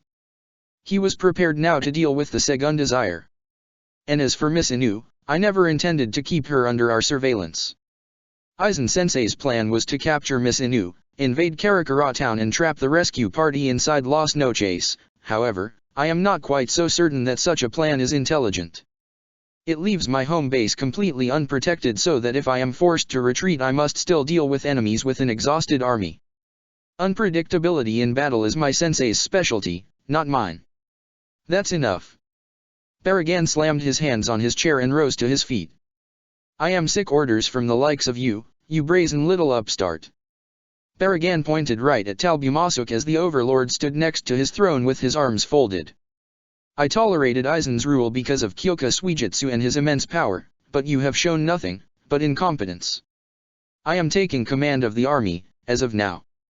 Baragan pointed to the floor. Are you now? Talbumasuk asked and lifted his head. Well then, we're going to have a problem. For you see, I am the one currently in charge, so if you want to take command you will have to do so over my cold dead corpse. Bah! Baragan sneered. What need have I to do that? All those in favor of my taking command of this army stand by me. Baragan declared. Just the same as me? Talbumasuk stated. Halibal and Ulquiorra both walked over towards Talbumasuk, Halibal because she found Talbumasuk to be the lesser of 2 evils and Ulquiorra because of his devotion to Aizen and understood that he needed to be at Talbumasuk's side. Neliel walked over as well. Talbumasuk saved her life, and of course Grimjo wasn't about to turn her back on his friend, not to mention he figured Talbumasuk would show him a bit more leniency than Baragan would. Starkey shrugged and just went with the mob mentality. Yami, of course, followed Ulquiorra. With the Espada all on Talbumasuk's side, save for Baragan's fraction, all of the other Arankar knew which side would earn them survival. And there you have it. Talbumasuk said with a smug grin. You fools. Baragan declared. Traitors all of you. On the contrary, they know the true leader between us, but if you still have doubts then we may settle this in the fashion your kind enjoys. Grimjo, if you would. Talbumasuk pointed. Grimjo grinned, now certain he had made the right decision, and used a Siro to blast a hole in the ceiling. I'll see you at the top. Talbumasuk commented and exited through the hole in the ceiling. Baragan grabbed his axe from his throne and followed suit. Moments later Jin scrolled down a projector along the far side of the wall. Talbumasuk had known for the longest time that he and Baragan would soon have to face off against each other, so he had planned things out for this very moment almost a week after he took command of the Espada. It wasn't perception on Talbumasuk's end that this would happen, it was common sense, of which the black-haired overlord had an abundance of. Talbumasuk and Baragan broke through the dome of Las Noches and stood on two pillars that peaked near each other. Talbumasuk already had his sword drawn. It's always fun to kill a god. Kill me? You don't have the means. Baragan scoffed. Oh no. Talbumasuk raised an eyebrow. He put his sword on his shoulder and released his sword without calling it out. The next thing Baragan saw was a flash of red light followed by a slash along his right shoulder and Talbumasuk looking as though he hadn't moved a muscle. He tapped Jikin Kami to his shoulder. That's quite the dense Ryotsu you have around you. Talbumasuk leaned back, leading with his left foot and bending his right elbow up towards his ear, sword pointed perpendicular with his body, hand over the hourglass. I'll be sure to be careful as I fight. You can be as careful as you want and it won't mean a thing, Baragan said and charged at Talbumasuk, you dem kid. Talbumasuk disappeared just as Baragan drew close to him. He passed alongside Baragan so that he could just barely scrape the Segunda's left arm with the tip of his sword. Talbumasuk was now behind Baragan. I know all about your time manipulation. Aizen-sensei was quite detailed with his reports. I may not have my master's ingenuity in planning, but I study what I'm up against. I find that works better than drafting a convoluted plan and constantly having to change it, at least for someone with my level of strength. Baragan disappeared instantly and slashed at Talbumasuk with his axe. Talbumasuk blocked with his sword, making sure to maintain the most distance he could from Baragan. Baragan's expression was one of hate while Talbumasuk's was one of smooth confidence. His sword glowed yellow and in seconds he managed to land 3 small scratches on Baragan's body. Baragan swung out wide and attacked while Talbumasuk's back was still turned.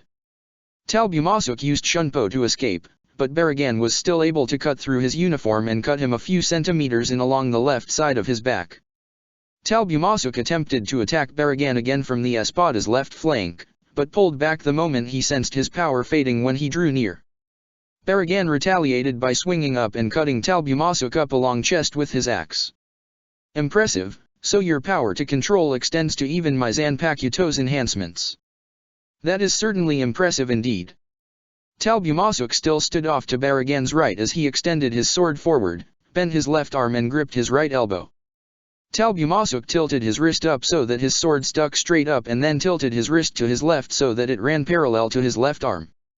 Against someone like you, holding back is simply not an option. Bankai. Talbumasuk's Ryotsu burst forward as his sword began to disintegrate into a red light. Talbumasuk released his right hand from gripping it and then released his elbow with his left and brought his hands together. A mass of red energy flowed around at his feet and up around the overlord's knees. Other than that there were no visible changes. Korokami no Jikin Takyukin. Elder God of Time and Space. Fah. Baragan spat. What unimpressive Ryotsu. You don't even have a weapon. I shall end this in an instant. He opened his mouth and fired a powerful red zero. The red energy around Talbumasuk's lower body turned green as he put his hand up as if to stop the zero, and the attack instantly seemed to rewind itself and go shooting back into Baragan's mouth. He choked. Did you think you were the only individual who possessed the ability to manipulate time? My Shikai allows me to manipulate time, just as I did to you moments ago, but Jikin Kami's Bankai, Korokami no Jikin Takyukin, adds spatial manipulation on top of that. Observe, Talbumasuk said, and just as Baragan was prepared to attack again he created a fist with right hand and smacked it into his left palm as purple energy replaced the green energy around his body. Seize. Purification. Instantly a black hole tore open on Baragan's exact location and twisted the Espada's body in multiple directions as it lacerated him several times over. Before Baragan could recover from the attack, Talbumasuk lifted his hand up to the sky slowly with his right hand. Kaiho. Liberation. A spatial rift shot up from beneath Baragan's location, blasting him with its celestial energy. Baragan looked like an absolute mess with all the damage he had suffered now. His clothes were getting ripped to shreds. His arms were bleeding and he had cuts and puncture wounds all over his torso. The skin had also been stretched and torn open along his shoulders, hamstrings and chest. With his lifted hand he cut down with his hand still outstretched, as though his arm were a sword. He swung down at an angle towards his left foot. Hofuku. Retribution. A lacerating wound appeared along Baragan's body in the exact same manner that Talbumasuk had cut. Baragan hunched over. I believe this is the part where I explain to you what happened, yes. Talbumasuk grinned as he tapped his index finger to his forehead. As I mentioned before, my Bankai lets me manipulate space, and combined with time my attacks are precise. I hone in on your location in space and time, and these 3 attacks can tear right through you as they tear open a hole in the space-time continuum on your location. So what will you do now, Resurrection? I think you realize you'll need to if you want to have a fighting chance. Damn you, Soul Reaper. I'll kill you. Rot. Arroganti. Baragan released his form and became almost a complete replica of what he looked like before he became an Arrancar. He cast off his fleshy coating and became a skeleton in a large purple robe.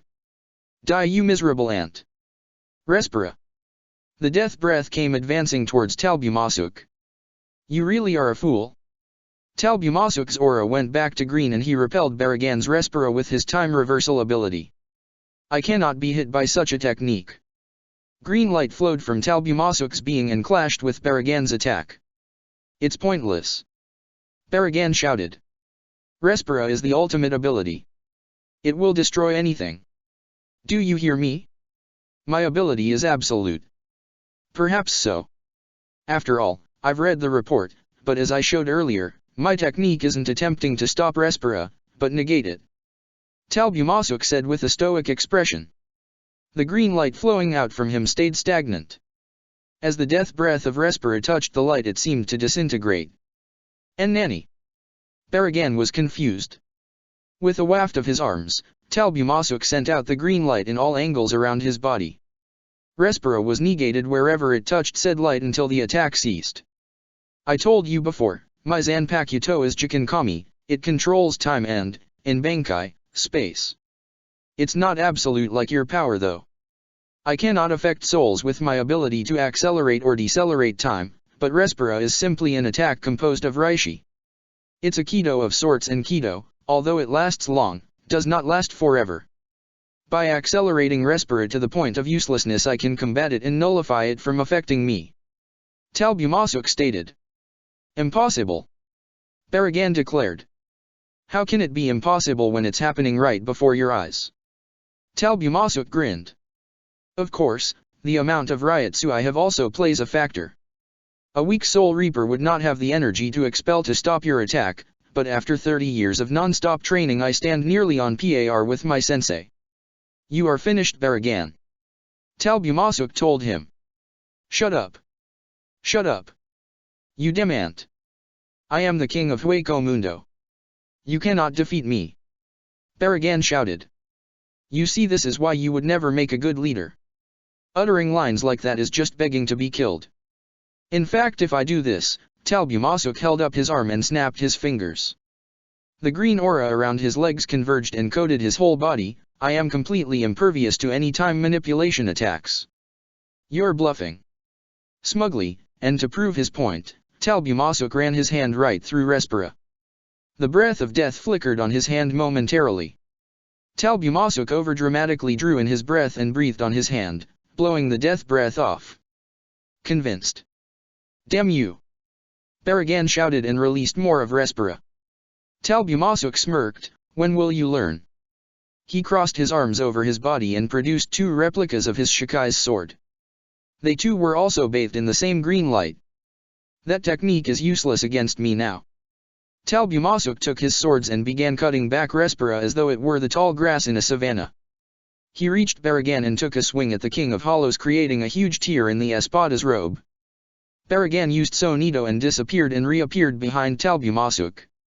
He foolishly attacked Talbumasuk with Respira again, believing there had to be some form of hole in Talbumasuk's time-nullifying armor, or that he could eventually cancel it out if he combated it long enough. Unfortunately, Baragan didn't properly understand Talbumasuk's technique. Talbumasuk's armor wasn't armor per se. It was simply a coating of time-accelerating Ryotsu, just like Baragan's technique, so that when Respira connected, the two accelerators would clash for dominance, and since Talbumasuk had more Ryotsu than Baragan, the result was obvious. Talbumasuk used Shunpo and took 2 strikes at Baragan, one after the other, crossing his arms over his back and creating 2 more tears in the Espada's robe. Baragan snarled. "If Respira will not work, then I will face you in the type of combat you are used to." Baragan held out his right arm and an insanely large, pure black, double-bladed axe with a golden chain attached to each blade. "I will crush you with my ultimate weapon, Gran Kata." Axe of Ruin, what a pretentious name. Talbumasuk said with a stoic expression that wouldn't look out of place on the famous Kukaki Byakuya. "You will pay for your insolence." Baragan shouted. He dashed towards Talbumasuk and attacked with his axe as it collided with Talbumasuk's right sword.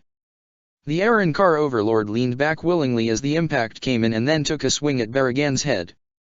He chipped a piece of the Hollow King's jawbone clean off. "That's some punishment you can take." Talbumasuk smirked as he pushed his other sword against Gran Kata. He then pulled far back from Gran Kata, used Shunpo to largely widen the distance between the two fighters and dispelled his swords. Bakudo 61, Rikuya Koro. Bakudo 63, Seijo Sabaku. Talbumasuk cast. He knew the Kido would not last long, but he needed the scant few moments it would last to pull off a risky move. He let his green armor fall and switched his aura from green to blue. He interlocked his fists together in front of him and then unlocked his fingers, keeping his wrists pressed together. He saw the Kido slowly unraveling. He gathered blue energy that caught fire within the space in between his hands. When the gathered energy was the size of volleyball, Talbumasuk used Shunpo and got as close as he possibly could to Baragan without being affected by his senescencia. Burn to cinders. Shinsei Hanu. Divine Flame, with the force several times the magnitude of an Espada's Gran Rey Zero, a continuous stream of blue flame ripped into Baragan. The resulting size and force of the attack would have made an ordinary Zero look like someone popped a balloon in comparison to a stick of dynamite going off. When his attack ended, without even waiting to observe the result of the damage, Talbumasuk retreated to his original location, changed his aura back to green and coated his body in it before recalling his pair of swords. As he expected, Baragan did survive, but the extent of the damage was pretty potent. Talbumasuk had blasted all the way through Baragan's robe on the upper portion of Baragan's body from the middle of the spinal column on up and was now observing the skeletal being underneath. Pieces of Baragan's face were flaking off. He had lost several teeth and his crown was gone. 3 of his ribs were destroyed. "You ant. You despicable ant. Ant. Ant. Ant. Ant. Ant. I will destroy you. You damn despicable ant." Baragan charged forward towards Talbumasuk with Gran Kata at the ready. The hourglass on Talbumasuk's left blade glowed yellow, and with the use of Shunpo, Talbumasuk reappeared behind Baragan and slashed into his right arm before whipping around and cutting down on said arm and severing it from the Hollow King's body. "And nanny. The extent of the damage from my last attack was enough for me to tell just how tough your Iero and Ryotsu are. That's an advantage of having 2 swords, it's easy to follow up a strike. Once I cut you, I remembered where I struck and then struck at the exact same spot and cracked your bone clean off from your body. What will you do now that you have no weapon with which to destroy me?" Talbumasuk asked. "Damn you." Baragan fired a Zero at Talbumasuk at point blank. Talbumasuk's temporal nullifier was targeted to prevent time-based attacks on his body. It was not a shield from inorganic attacks like a Zero in its current form. Talbumasuk bled from his forehead and Baragan had burnt through his shoulder as blood flowed down it. However, this only served to piss off Talbumasuk. With a swift, precise chop, he used his swords as if they were pincers and hacked Baragan's spinal column in half. Baragan was now only an upper body. He floated in midair. He laughed at Talbumasuk. "Did you really think that would kill me? You pathetic ant." Talbumasuk's right arm blade glowed yellow, and in the next moment Baragan found Talbumasuk's sword through his forehead. Talbumasuk snapped his fingers and his blade glowed white. Baragan's body became coated in a white aura and also the range at which his senescencia extended. "You have tried my patience, for the last time. Talbumasuk shouted. He stood just outside Baragan's Sinesenia range. He dropped his temporal guard. Baragan saw this and made to lift his arm to use Respira only to realize that it was moving sluggish. Ennani, why is my arm? Talbumasuk's aura went from green to black. Talbumasuk flapped his arms upward like someone trying to push a scent towards another individual. However, what followed Talbumasuk's gesture was not the wind but a foreboding, dense mass of black Ryotsu. The Ryotsu tore straight into Baragan and suddenly the Espada found himself caged inside a dark spherical prison. This is my ultimate technique, Baragan Luzenburn, Karakai Musho. Dark prison, it sends out a wave of thick black Ryotsu and then traps those it catches inside a pocket dimension created by my own power. Talbumasuk put his right hand to his forehead and laughed heartedly. Ah, but I'm wasting my breath. You probably can't even hear me in there. Talbumasuk returned to being serious and put his hand on the pocket dimension as it grew smaller and smaller, crushing Baragan with the power of Talbumasuk's spiritual pressure. Soon the dimension was small enough for Talbumasuk to hold the dimension in the palm of his hand. Welcome, to my realm. The dimension exploded catastrophically with Baragan still inside. The force was like a small-scaled Big Bang. The weakened Baragan had no chance of survival. His body eventually reappeared with the destruction of the dimension, rather what was left of it. Baragan's skull, the portion of it containing only the cranium and eye sockets, dropped into Talbumasuk's hand. It was blackened and singed from the damage. Ah, the prideful king of hollows, we knew him, Aizen-sensei. Talbumasuk said with a smile and then crushed the skull with his fist. He then blew the dust out of his hand and sealed his Zanpakuto before returning to the palace. Tremere-sama. Loli and Mainoli ran towards him. Are you okay? Does that wound hurt a lot? Loli asked. You're going to live, right? Mainoli asked him. Baragan's Fraxion were still in shock. It can't be. Pao gaped. His lordship, lost? Impossible. Finder shook. I am getting sick and tired of hearing that word. Talbumasuk exclaimed. Reality is what you make it. Nothing is impossible, merely improbable. However, with your lord gone, and your loyalty insecure, I'm afraid I no longer have any use for you. No. Talbumasuk, sir, please reconsider. Charlotte begged. I do not sympathize with beggars. Talbumasuk's eyes converged. But, I will at least allow you to meet your replacements. Talbumasuk snapped his fingers. Avirma was the first to be cut down. His attacker was an Arankar with a long coat and a black strap over his pectorals with a visible six-pack. He had blonde hair and grey eyes. His hollow hole was in the same location as Grimjo's and his mask fragments were formed up like a surgical mask along his face. His Zanpakuto was a claymore with a black handle. He seemed to stick his Zanpakuto the back as he put it away. Charlotte followed suit. His slayer had grey lilac hair, like Jin's, combed back like Aizen's, but without the bitch curl. He was also wearing a long coat in place of a kosid, but wore his black shitaji normally. He was also wearing fingerless gloves. His hollow fragments were the same as the previous Arankars.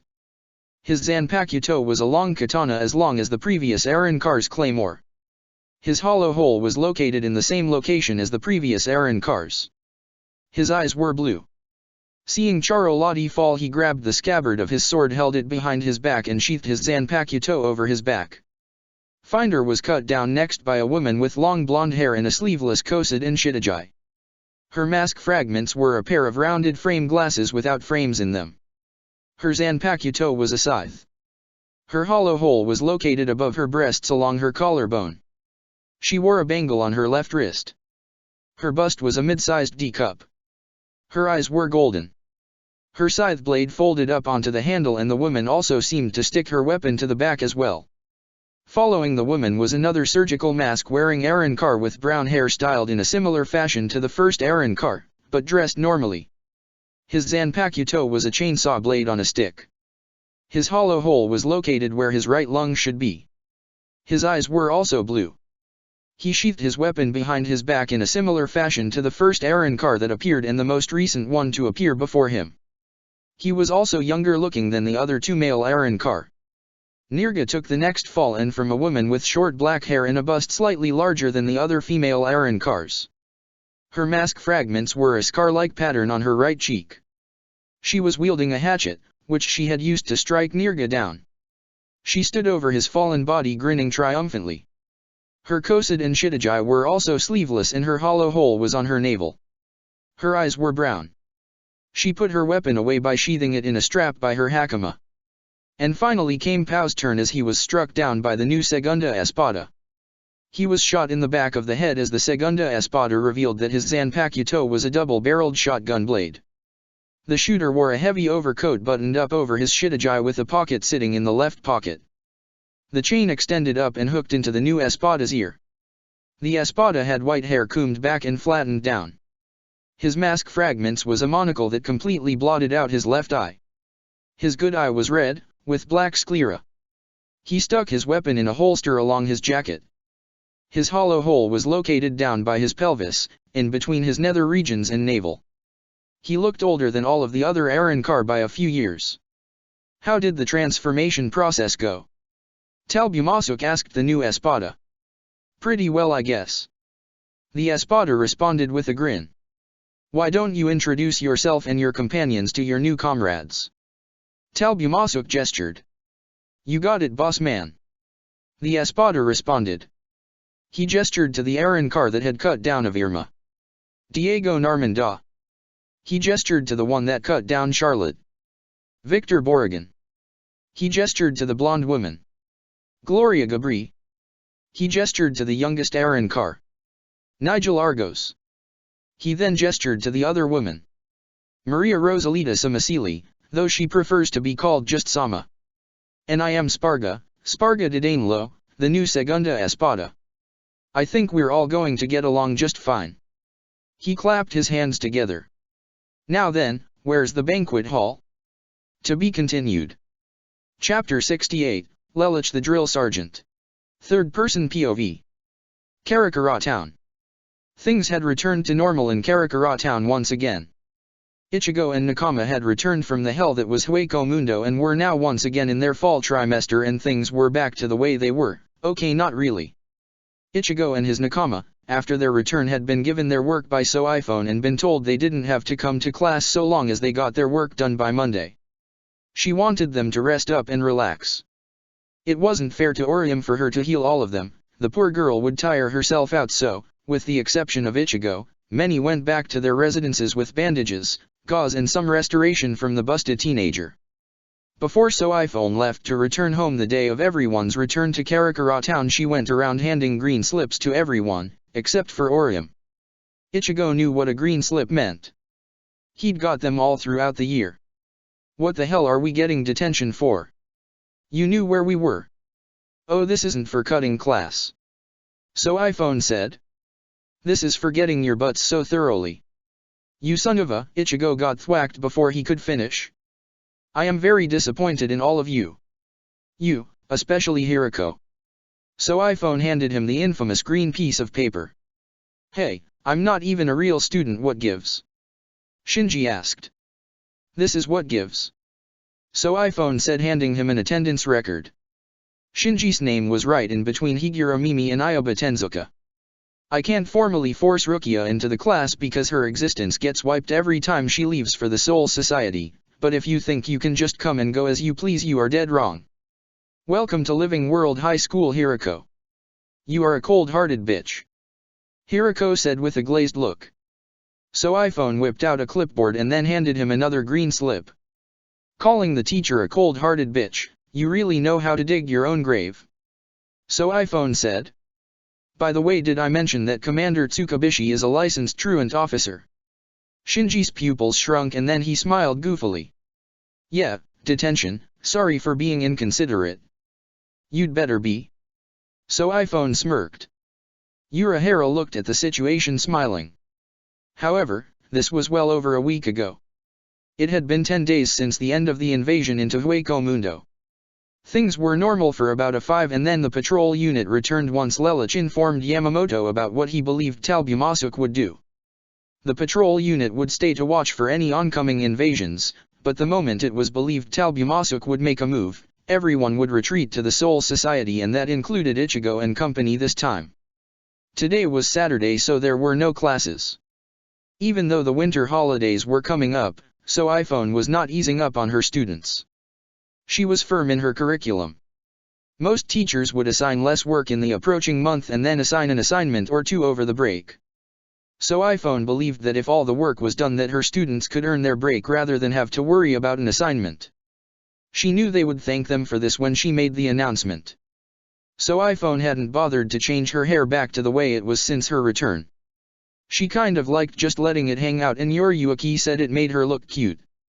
If she were a different kind of woman, she would have gracefully accepted Kajin-sensei's compliment to her changed appearance. Right now the school teacher was sitting on her couch watching television. On the coffee table were a can of Pepsi and a half-eaten Pizza Hut pizza box of pepperoni pizza. On the news was a story about the latest news going on in the Britannian Empire. Despite the fact that Japan was currently its own independent nation, the newscasters still covered a lot of stories that went on in Japan. In this case, the story was about the second Princess Cornelia Lee Britannia. The reporter couldn't get anywhere near the Lee Britannia household, or the military grounds, so Cornelia was only shown in pictures, in her uniform, saluting. The story mentioned that Cornelia would be graduating and becoming the youngest private ever in the Britannian nation to serve in the military. So iPhone picked up her Pepsi can as she listened to the story. The second princess, according to her instructors, says that Cornelia's hard work and desire to be in the military were all in dedication to Britannia's ace pilot, Empress Marianne VI Britannia, the Knight of Six, also known as Marianne the Flash. The reporter was saying as so iPhone started drinking her soda. The Empress is the mother of the year-old, 11th Prince, Lelich VI Britannia and PSSSSSHT. The soda went flying out of so iPhone's mouth, spraying the table. The news reporter continued to blather on, but so iPhone was too wrapped up in her own thoughts to listen. Watashi wa, Lelich 6 Britannia, Phantom 0. So iPhone panted, soda still dribbling from her chin. She knew the name could not be a coincidence. The former militia commander had a right mind to go out, find Lelich and make him talk. Between Lelich's reluctance to talk about his past, his knowledge of noble families, and now the news story, so iPhone was starting to put the pieces together. She put her right hand to her face, ring, and middle fingertips touching the left and right edges of her lips. Is this the secret Lelich has been trying to hide from all of us? Does anyone know? I'm certain that the captains must know. Lelich would have never been let go after being arrested if they didn't know. In 40 years, you will understand. Lelich had said such a thing to so iPhone 24 years ago when she was still on the Phantoms of Justice. She knew about the time paradox. Urahara had shared such information with her and Yoriyuki. The twisted shopkeeper always kept the two women in the loop of everything he knew that he considered important information. No doubt he already knew this and just hadn't said anything. Urahara loved keeping certain information to himself if it suited him. If he's a year old now, then 40 years from the date I was told would put Lelich's live self at 17. But what's to happen close to a couple of decades from now? Lelich, what don't you want us to know? So iPhone was jarred from her thoughts by a knock on the door. She went over to the door to reveal what appeared to be a slightly troubled Ichigo standing outside her door, looking down upon her. It wouldn't have made sense to look up since Ichigo was about an entire foot taller than so iPhone. Kurosaki, what are you doing here? So iPhone was surprised to see Ichigo at her residence. Tatsuki visited often, as she adored so iPhone and looked up to her, but Ichigo never saw the short in stature physically fit school teacher as any more than an instructor. She figured he might have come over to ask about an assignment, but a phone call or an email would have made more sense if that were the case. All teachers were required to give their students either their home or cell phone number as well as their email address to their students in the case of requiring assistance for such things. I want to talk to you about something. It's important, he said. So iPhone leaned against the doorway. I'm listening. She watched in both amusement and shock when Ichigo dropped to his knees and bowed his head to her like he was a subject pleading before a king about to behead him, but Ichigo showed neither cowardice nor fear. His actions were slow and deliberate, not reflexive. His motion was entirely out of respect. Please teach me what you can, sensei. Ichigo said. Teach you? In what? So iPhone asked. All week, whenever I've seen you drilling the girls at school, what happened in Hueco Mundo keeps coming back to my mind.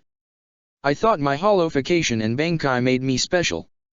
It made me feel like I had finally accomplished something, but seeing you able to overpower an enemy that I couldn't even contend with at full strength when she wasn't even using hers made me realize just how weak I really am. Ichigo clenched his fists and became very distraught. I can't protect those I want to protect if I don't have the power. Sensei, I'm on my knees, begging you, pleading, make me stronger. I have to become stronger. You made Tatsuki able to contend with senior officers and she's gotten stronger since then. Teach me what you know. Ichigo looked at So iPhone with that usual determined scowl of his. I will soak up everything you tell me. So iPhone looked down at Ichigo, both flattered and intrigued at his request. She knew that if Tatsuki saw Ichigo now she'd probably laugh. Ichigo never asked for help from anyone. Ever. Not in this way at least. Ever since the incident at the dojo a little over 5 years ago, Ichigo had come to understand the value of a team effort. However, he only asked for help when he desperately needed it, like when he needed his powers back or when he had nearly forgotten his father's birthday and he and his sisters had gone around for an entire day to different stores looking for gifts. Also, while Ichigo respected So iPhone with the respect and approval that she demanded, never before had he got on his hands and knees and begged her for something like this. Heck, he was a little bit of smart ass to begin with during class at times. To have been taught by you as a child, to have had you teach me academically, and then to know you're not only a Soul Reaper, but also Captain Class, it's made me come to respect you all the more. You saved my life back in Hueco Mundo. I don't know what would have happened if you hadn't shown up. So, thank you. So iPhone leaned up off the wall. It was one of the rare times Ichigo was being sincere without a shred of animosity or hostility. His pride had not been wounded, rather its size had been severely cut down by So iPhone's timely rescue and showing just how strong she was. She looked at Ichigo sympathetically, sorrowful, but what she had to say. As much as it pains me to say this. There is nothing I can teach you that you don't already know. She told him. You're at an age and stage now where you would never be able to go through the type of training I went through and the hardships I endured to get where I am. To train you to become like me is something I have not the heart to do, or you the qualifications to become. I am an assassin, trained to protect and eliminate my target in the blink of an eye. I am the only living member of my family as far as I know and the only child left of 6 children, 5 other brothers, all dead. You lack the proper basic skill set to become like me. So iPhone put a hand up by her chest. I, personally, cannot train you. Ichigo seemed disheartened to hear this. Rejection was not unexpected, but certainly not in this form. I understand. He said, getting to his feet. So iPhone however immediately thought of an alternative solution. However, I do know someone who can. She said to Ichigo. A quick phone call and car drive later, Ichigo found himself at the ruins of Matsukura Hospital, where he had first met Don Kanonji. So iPhone waited around with him until a figure in a black cotton shirt, red jacket, jeans, black hair, violet eyes, and sneakers, came up to them. Ichigo recognized the individual immediately. Lelouch. So, you realize the limits of your abilities, do you? Lelouch asked. I do. Ichigo admitted. Lelouch looked deep into the Soul Reaper's eyes and saw the vigor and determination within them. Lelouch nodded slightly at this and looked at So iPhone. Leave him to me. All right, good luck Lelouch. So iPhone said. Neither on the phone nor in person was So iPhone about to prod Lelouch for answers regarding his history. Urahara said that everyone was entitled to their sore spots and unhealed wounds. For someone like Lelouch these sore spots were especially best left untouched. Urahara had said that a simple understanding of who Lelouch was, the decisions he made and the way he acted let the shopkeeper know that whatever Lelouch had gone through that it had been emotionally damaging, but that he felt that the Soul Society had changed him. Urahara said that the captains of the Godai had to know the complete truth and that if such things were necessary to mention they would come either from Lelouch's or Yamamoto's mouth. Urahara also said that he had a feeling that, given this information, that the one person who probably understood Lelouch, barring Lelich himself, was probably Anohana. Her expert evaluation of one's psyche probably made her the best person to talk to regarding Lelich. Of course, so iPhone was a better person than that to go prying into someone's private life, and she was sure that Anohana would respect Lelich's privacy enough that, even with as much as she knew, she would not tell so iPhone the whole story. Even Ranjika seemed like she knew hardly anything. All luck should be given to the student, not the teacher, for it is the student who must learn what the teacher is teaching. It is a poor student who blames his master for his failures the same way a poor warrior blames his tools. Lelich stated. So iPhone smirked at Lelich's analogy. Yeah, she figured, Ichigo will do just fine under Lelich's guidance. While so iPhone herself had not been taught by Lelich, she had heard of his accomplishments from Kyokaku and many of the phantoms during her time as one. Although Lelich and Ichigo's fighting styles were largely differently, so iPhone knew that Lelich could teach just about anything if he set his mind to it. And of course, if he needed an example, there were plenty of experts he could call in on a whim. So iPhone got back in her car and drove away, leaving Ichigo with the 10th Division captain. So, what do we do first? Ichigo asked. First, take your badge and set it aside. Lelich stated. What? Ichigo hoped he had just heard Lelich wrong. How does that help? I don't have Khan with me, so I am the instructor here. Lelich stated. If you thought we were going to skip straight to going in head-on collisions with each other, you can go back to the Wizards or Urahara. I am going to push you and push you and push you until you come out of this either a wreck or a model of my teaching. Do I make myself clear? Lelich scowled. He sounded just like a military drill instructor with the way he was talking and the erect way he was standing. Hi, sensei. Ichigo responded, snapping to attention. Good now, Lelich said, toss me your badge. Ichigo did so with perfect aim and Lelich put it in his shirt pocket. Now, come at me.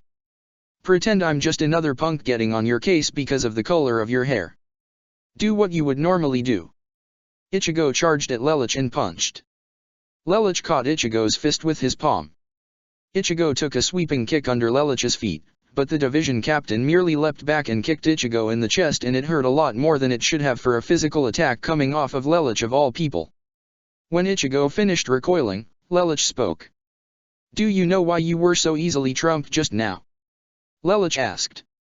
You telegraph your attacks before you do them without even realizing it.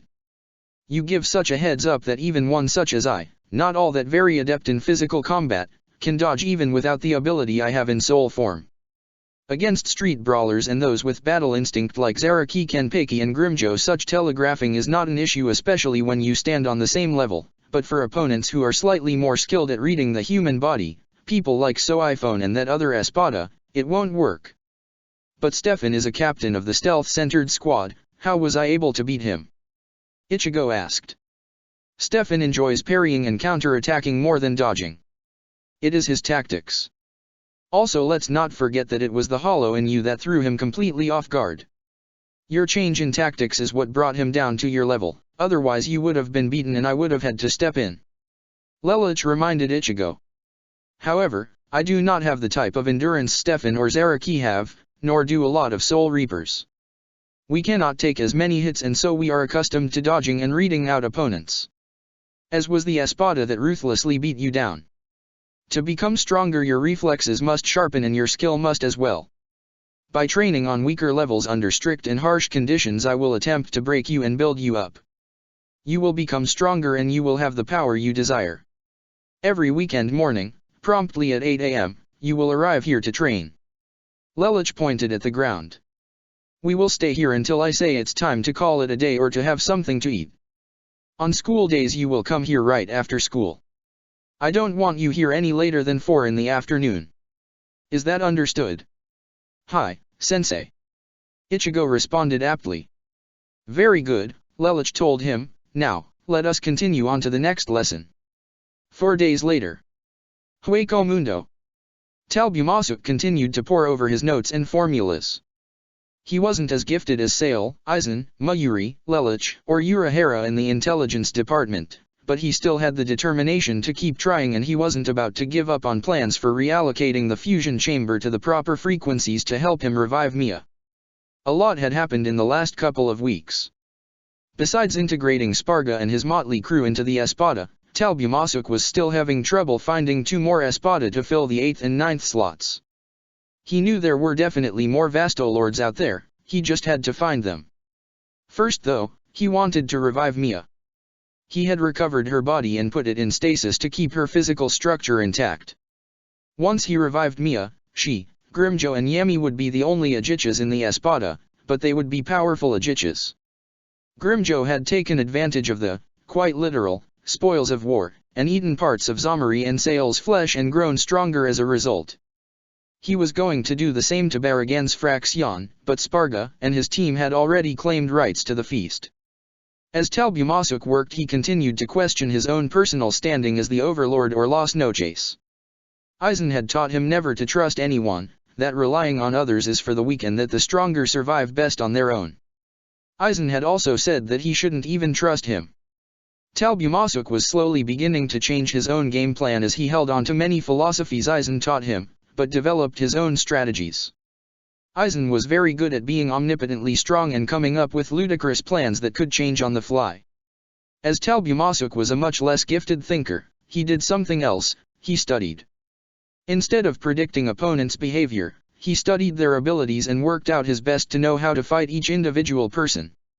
For example, according to Aizen's notes, Kiraku Shunsui's Zanpakuto was good at playing games. Iruni and Kajunai were both listed. Tal figured that if he coated himself in his red aura while in Bankai and then attacked at one of the red flowers on Shunsui's rather pink cape, it might serve to help him, though he wondered if battle aura counted as having color on you. Another thing Talbumasuk thought of is that if it was really a good idea not to have at least some trust in those that followed you. If all you did was crack the whip, then all someone would have to do is show compassion and you would lose a few teammates. It was a sense of what he could offer the Espada that would ultimately secure their loyalty. Talbumasuk knew how to keep each one satisfied to keep them under his wing. Ulquiorra followed him unquestionably, as long as Talbumasuk stayed on target, he could count on the Quarto. Neliel now owed him a debt, there would be no way she'd betray him now until the debt was repaid. As long as he acted like a gentleman around Halibal, Talbumasuk was certain he could count on her to be loyal. Grimjo was difficult to deal with, but Tal knew he would have to pick and choose the times he'd invoke the Master's Whip on Grimjo, but extending the leash every once in a while was all that was needed to keep the Sexta satisfied. Sparga was happy just having something to do and Talbumasuk had promised him some good entertainment for being on the Espada. Starkey liked sleeping, the less Talbumasuk called upon him, the happier he was. Yami just wanted food and fighting, 2 things easily provided. Mia was possibly in love with him, Talbumasuk thought he might check to see if that were the case. If so, he wouldn't have to worry about her loyalty at all. Really the only person he was worried about was Jin. As a captain, Jin made even Byakuya very uneasy and he gave off that ominous aura that he was not to be trusted, that he was always waiting at your back ready to put the knife into it. Talbumasuk knew he would have to make certain of Jin's loyalty some way or another, but so far he hadn't come up with any feasible ideas. Blackmailing him with Ranjika would only push the guy into a corner. It would probably only further Jin into disloyalty and he'd look for a way out. As Talbumasuk took a break from his formula, he cracked open Aizen's field journal. Before the invasion began, Talbumasuk had helped move a lot of Aizen's things from Soul Society to Hueco Mundo. Aizen's field journal was one of these things and Talbumasuk had used it to get a better idea of what his master was up to when he designed the Hogyaku. Through it he had learned the Hogyaku's true purpose, though he was hesitant to use it as such. The Hogyaku was a tool to Talbumasuk. He would use it as necessary to take out any X factor from an equation. He believed merging with something that could grant desires could be catastrophic if those desires accidentally changed. If the Hogyaku was a sentient object, then it would have to be used sparingly and only when necessary. Talbumasuk opened to a random page on the field journal, early on in it, where Aizen talked about the various souls he had collected and fed to the Hogyaku to help awaken it. Aizen was a paranoid individual, so he wrote his journal in hexadecimal rather than an actual language. The early portions were written using ASCII, but later changed to Unicode as the journal became more recent. It had taken Talbumasuk a while to be able to decipher the journal, but thankfully, technology being what it was, he had quickly learned how to read it. He read down what appeared to be a list of the names of souls that Aizen had absorbed. Talbumasuk read through the list until he came down to an arrangement of 16 pairs of characters. The date signified that this was an ASCII entry. The entry was surname first as the other entries ascertained, so when he read the entry 4D 61 74 73 75 6D 6F 74 6F 2C 20 52 61 6 times 10 to the power of 67th 69 6B 75, hexadecimal 4, Matsumoto, Ranjaku, his eyes turned wide and he shut the journal and made his way to the monitor room to find Jin. Putting pieces together, he now understood Jin's motives, and now was the time to strike, before he could be struck. He slowly opened the door to the monitor room, taking glances to make sure no one else was around to see Jin sitting in his seat looking at the monitors and eating some dried persimmons. Jin noticed Talbumasuk immediately and spun around in his chair. "Well, hey there Tally, what's up?" Talbumasuk walked in and shut the door behind him, standing in front of it, hand on his Zanpakuto. "I know about Ranjaku, Jin," he said. "Quite the gal, ain't she?" Jin asked, playing dumb. "You know I don't mean it like that," Talbumasuk said, continuing to be serious. Jin rose to his feet, smiling. "I had hoped we could avoid this Tally, workin' with ya was kinda fun. Never thought you'd come down to take care of lil old me like this. On the contrary, I didn't come down here to get rid of you. In fact, I'd like to propose a deal. If this works, I can secure Jin's loyalty and won't have to worry about being stabbed in the back from any of my subordinates." "What kinda deal?" Jin wanted to know. "Simple, you want the Hogyaku to give back Ranjaku what was stolen from her, yes?" Talbumasuk asked. "Once I have secured power, I will no longer have any use for the Hogyaku, and if you follow me loyally up to that point, you may have it to give Ranjaku back what was taken from her. I'll even send out a wide order that she can be defeated, but not killed or left for dead. That wouldn't be a problem with you now, would it?" "Oh, crafty. I wasn't expectin' dis. Tally's pretty interestin' as a boss. So lemme get dis straight, you promise dat you'll let Ranchan live through de upcoming war, den give me de Hogyaku on de grounds dat I stay loyal to you throughout so that I can help Ranchan. The only other option is that we convince her to join us, but she's far too closely connected to Lelich for me to properly count on that kind of plan, and would she ever betray the Soul Society simply for you?" Talbumasuk stated. "Heh, you got a better head on your shoulders than I gave ya credit for. What happens if I say no?" Jin asked. Talbumasuk clicked Jikinkami out of its sheath about an inch. "I think you know. So I'd wind up Jews like ol' Boney, eh? Well, far be it from me to turn down dis offer, though I only got one more request," Jin said. "Speak up," Talbumasuk encouraged. "Mind lettin' Ranchan and I have a high-rising place in your world?" Jin asked. "I believe that could be arranged," Talbumasuk told him. "Provided you remain faithful to me, of course."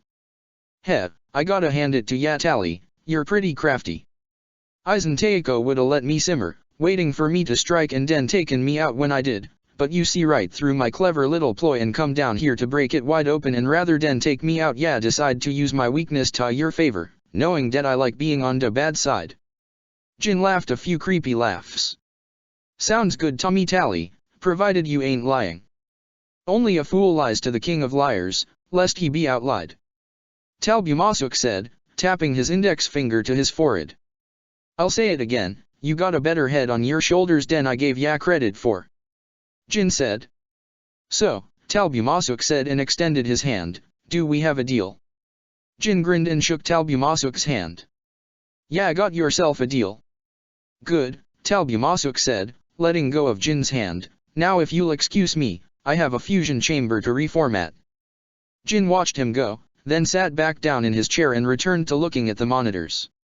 "Yeah, drive a hard bargain Tally, I must say things are looking pretty good working on this side. What about you Lelich, what's your counter-offer? Which one of you is worthy to have lil old me as dear aid? Can ya counter Tally's offer Lelich? Can ya convince me to join back to your side despite what I've done? Do ya even want to?" Jin grinned. "I guess we'll see." 4 days later. Karakura Town.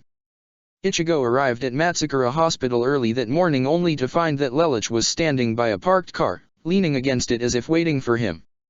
"There's no way this is yours," Ichigo said walking up to him. "I borrowed it from Hirako-san, hop in," Lelouch told him. "Sure, but where are we going?" Ichigo asked. "I have important business to take care of." "You're coming with me. Couldn't you have called me to tell me that?" Ichigo asked. "No, because I'm making it routine for you to walk out here every single morning of every single weekend. Besides, our destination is close to where you live," Lelouch told him. Ichigo silently got into the car only for Lelouch to tell him to get into the back left seat. Lelouch drove all the way to Orium's apartment complex. "Huh? This is Inu's apartment. What are we doing here?" Ichigo asked. "Just be silent and pay attention," Lelouch said and beckoned Ichigo to follow him to the front door.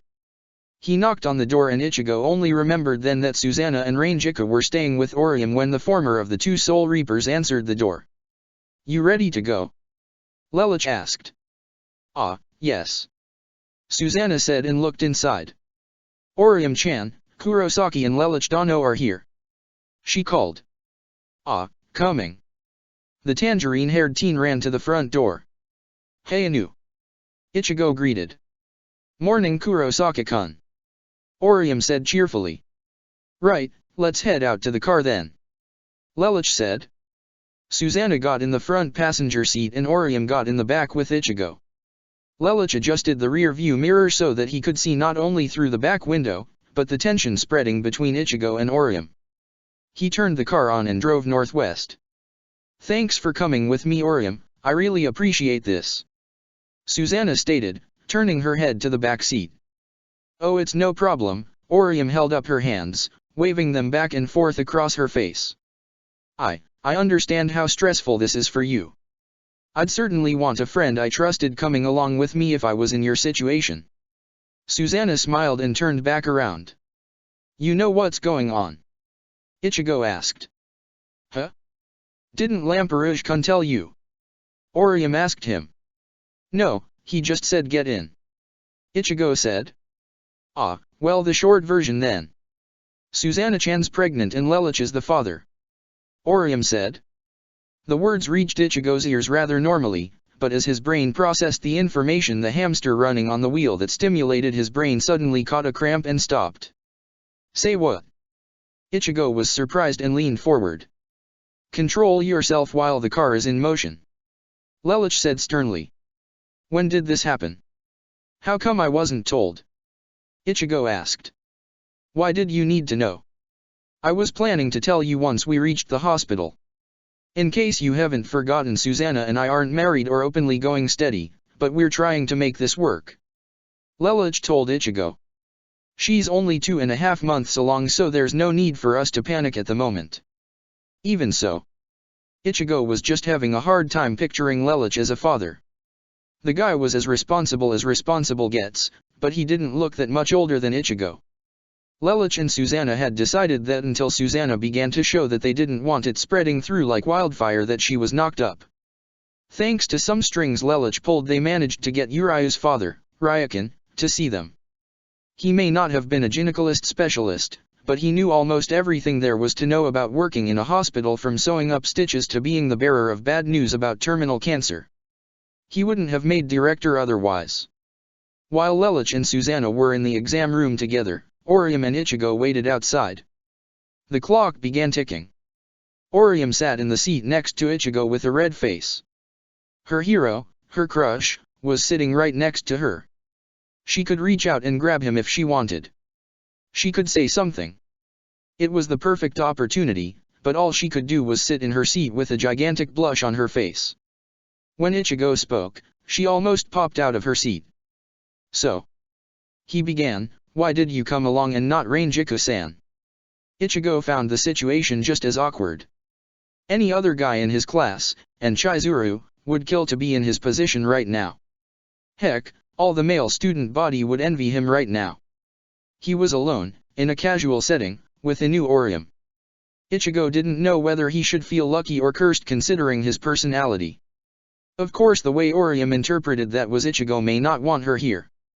Still, she responded to his query and was talking rather fast. Oh well, you see, Rangiku-san wanted to sleep and Susanna-chan was freaking out because she didn't want to be all alone with Lamperouge-kun. So she called Kyokaku-san, but Kyokaku-san was busy, so I volunteered to come along. I'm just surprised you're here, Kurosaki-kun. I mean, I know you've been going to see Lamperouge-kun after class, because Fung-sensei told Tatsuki-chan you were and she told me, so I just assumed you wouldn't be here today, but I'm kind of glad you am. What I mean is, at least I have someone to talk to and well, you know, I won't be bored. Orium's mouth was moving faster than her brain. Her heart was racing. Why couldn't she say something a little more sentimental, something that could show her feelings? But the more she thought about such an idea, all it did was make her blush harder than she already was. Ichigo got annoyed in typical Ichigo fashion, wishing he could be trading blows with Lelouch rather than sitting here in a hospital, but then again he was kind of sore from Lelouch's rigorous training regime, so he figured this must be Lelouch's idea of a break. I just wish I knew I was coming here. I mean, he could have just gone to my house and done this. Ichigo then thought about what his dad might do if he had to examine a woman for this sort of thing. Then, again, the teen pair was broken from their thoughts when Ryukin opened the door to the exam room. Both could see Lelouch cradling Susanna as she sat there in a hospital gown, clutching to his shirt and jacket. She appeared to be crying. Both couldn't begin to wonder what was going on. Both, however, figured that something had to be wrong with the pregnancy. It's going to be okay, Susanna. Lelouch soothed, rubbing her back. But I wanted this. Susanna sobbed. I really wanted this. I know. Lelouch said with a sympathetic gaze. Scowling, fist tightening, Ichigo stomped down the hall to get some answers. Ah, Kurosaki-kun. Orium trotted after him. Ichigo found Ryukin and stuck his foot in the elevator just before the door closed. Ryukin held the button open so he and Ichigo could chat. I'd drop the anger if I were you. Ryukin said to Ichigo with a stare. I just want to know what's going on. Ichigo said. It's simple, but tragic. Ryukin said. The fetus died. Orium clasped her hands to her mouth. Ichigo was slightly shocked. It's nothing I did. It's nothing anyone did. It's just the nature of life. That's so horrible. Poor Susanna-chan. Orium said with set eyes. Ichigo looked down. Sorry for stopping you. He said. Apology accepted. Ryukin said, and Ichigo watched as the elevator door closed. When the quartet of Ichigo, Susanna, Orium, and Lelouch got back in the car, things were very quiet on the drive back to Orium's. Susanna had calmed down, but she was still upset. She had been looking forward to giving birth to Lelouch's child. They were going to call it Yuna. Lelouch, despite his worry and stress, had actually been looking forward to being a father. When the car stopped in front of Orium's apartment, Susanna was reluctant to get out. Lelouch Dono, could I just talk to you for a bit, alone? Weren't we just talking at the hospital? He asked, averting her gaze. There were things I forgot to mention. Susanna said, doing the same. Fine. Lelouch said. Ichigo, Orium, out. The teens complied and sat across the street on a public bench while Lelouch and Susanna talked inside the car. They could have gone inside the house, but Orium wanted to wait for Susanna. Lelouch Dono, where does this leave us? Susanna asked. Back before the night this all began, I suppose. Lelouch said. Unless, of course, he rolled his head to look at her, you want things to be different. Susanna looked away. No, not now anyway. It's too dangerous now. The war with Talbumasuk is coming. I can't have you stressing over me. And I don't want any attention right now, it'll just be a reminder of what could have been. Lelouch unbuckled his seatbelt and gave Susanna a hug. I'm sorry it turned out like this. I really was looking forward to it, despite how I acted. Lelouch Dono, Susanna blinked out 2 tears and her eyes began to swell up again. She unbuckled her own seatbelt and sobbed once again into Lelouch's arms. Lelouch soothed her until her eyes were dry. End of chapter 68. Chapter 69, Lelich and Nemir reprise. 2 days later. Hueco Mundo. Third-person POV. Tal Bumasuk sat at his desk in his personal laboratory scribbling down in a notebook. He had been working diligently on this fusion chamber recalibration and he was just about done. After a few more minutes of writing he put down his writing utensil and went to go find Sairachi, Loli and Mainoli, of whom he knew would probably be hanging around Mia's old room. He had finally come up with the proper recalibration formula, now all he needed to do was fire it up and make it work. At long last he could revive the Septima Espada. Tal Bumasuk opened the door to where Loli, Mainoli, and Sairachi were congregating. "It's time," he told them. They understood what that meant. Tal Bumasuk had told Loli, Mainoli, and Sairachi that he was planning on reviving Mia, only them. He told none of the other Espada, wanted to keep it under wraps in case the plan failed, but now he was ready and now he would at long last revive the fallen Septima. Tal Bumasuk and the three ladies went to Sale's laboratory where the fusion chamber was kept. "Are you certain you can bring Mistress back?" Mainoli asked. Tal Bumasuk nodded. "I have finally cracked the calibration necessary to do this." He turned on a light, revealing Mia's naked body, hovering in a large glass see-through septic tank in pinkish liquid. There were cords connected to her wounded breasts and her nether regions as well as a few in her head and one at the back of her neck. She looked as if she was only sleeping, but Sairachi, Loli and Mainoli knew better. Tal Bumasuk hit another light, revealing an empty tank and the rest of the machine. The empty tank connected to Mia's tank through a long narrow tube which followed down and behind the machine into another machine entirely which looked like your typical freaky stasis lock machines. It was circular shaped, had a single window, a metal seat in the back, and square pattern mesh flooring. "Sairachi, for this to work, I need your help." "Me?" Sairachi was surprised. "But what can I do? I've lost my ability to produce spiritual power." "It is because you've lost that ability that you are the only one who can do this," Tal Bumasuk told her. "I could have just as simply had you absorb Mia or another lower Arrancar do the same, but Mia is so unique that this would not have worked. Mia is formed from the co-dominant minds of Shiba Miyako, Araniro, and Metastasia. However, Araniro's ability, Glontoneria, absorbed so many hollows that it corrupted Miyako's mind when she took control of Araniro, forming Mia. Because of this, Mia is a very unique individual. She has so many minds inside her, but her individuality belongs to none of them and all of them at the same time. Because of this, the fusion chamber, with the way I have it calibrated, can bring her back. Miyako's body was Mia's vessel, I guess you could say. Miyako's soul and the other souls within Mia are unconsciously collected within her, but Miyako's soul was kept subconsciously because it was her body that Mia was using to exist. With the body destroyed, Miyako's was lost to the great beyond, but Mia's body remained. She is an Arrancar of the Minos class, she is formed from many different hollows, but their minds are all too weak to take dominance over her damaged body. Therefore, a new host is required. However, any host taking Mia and would cause Mia to be lost and they would gain almost all of her power.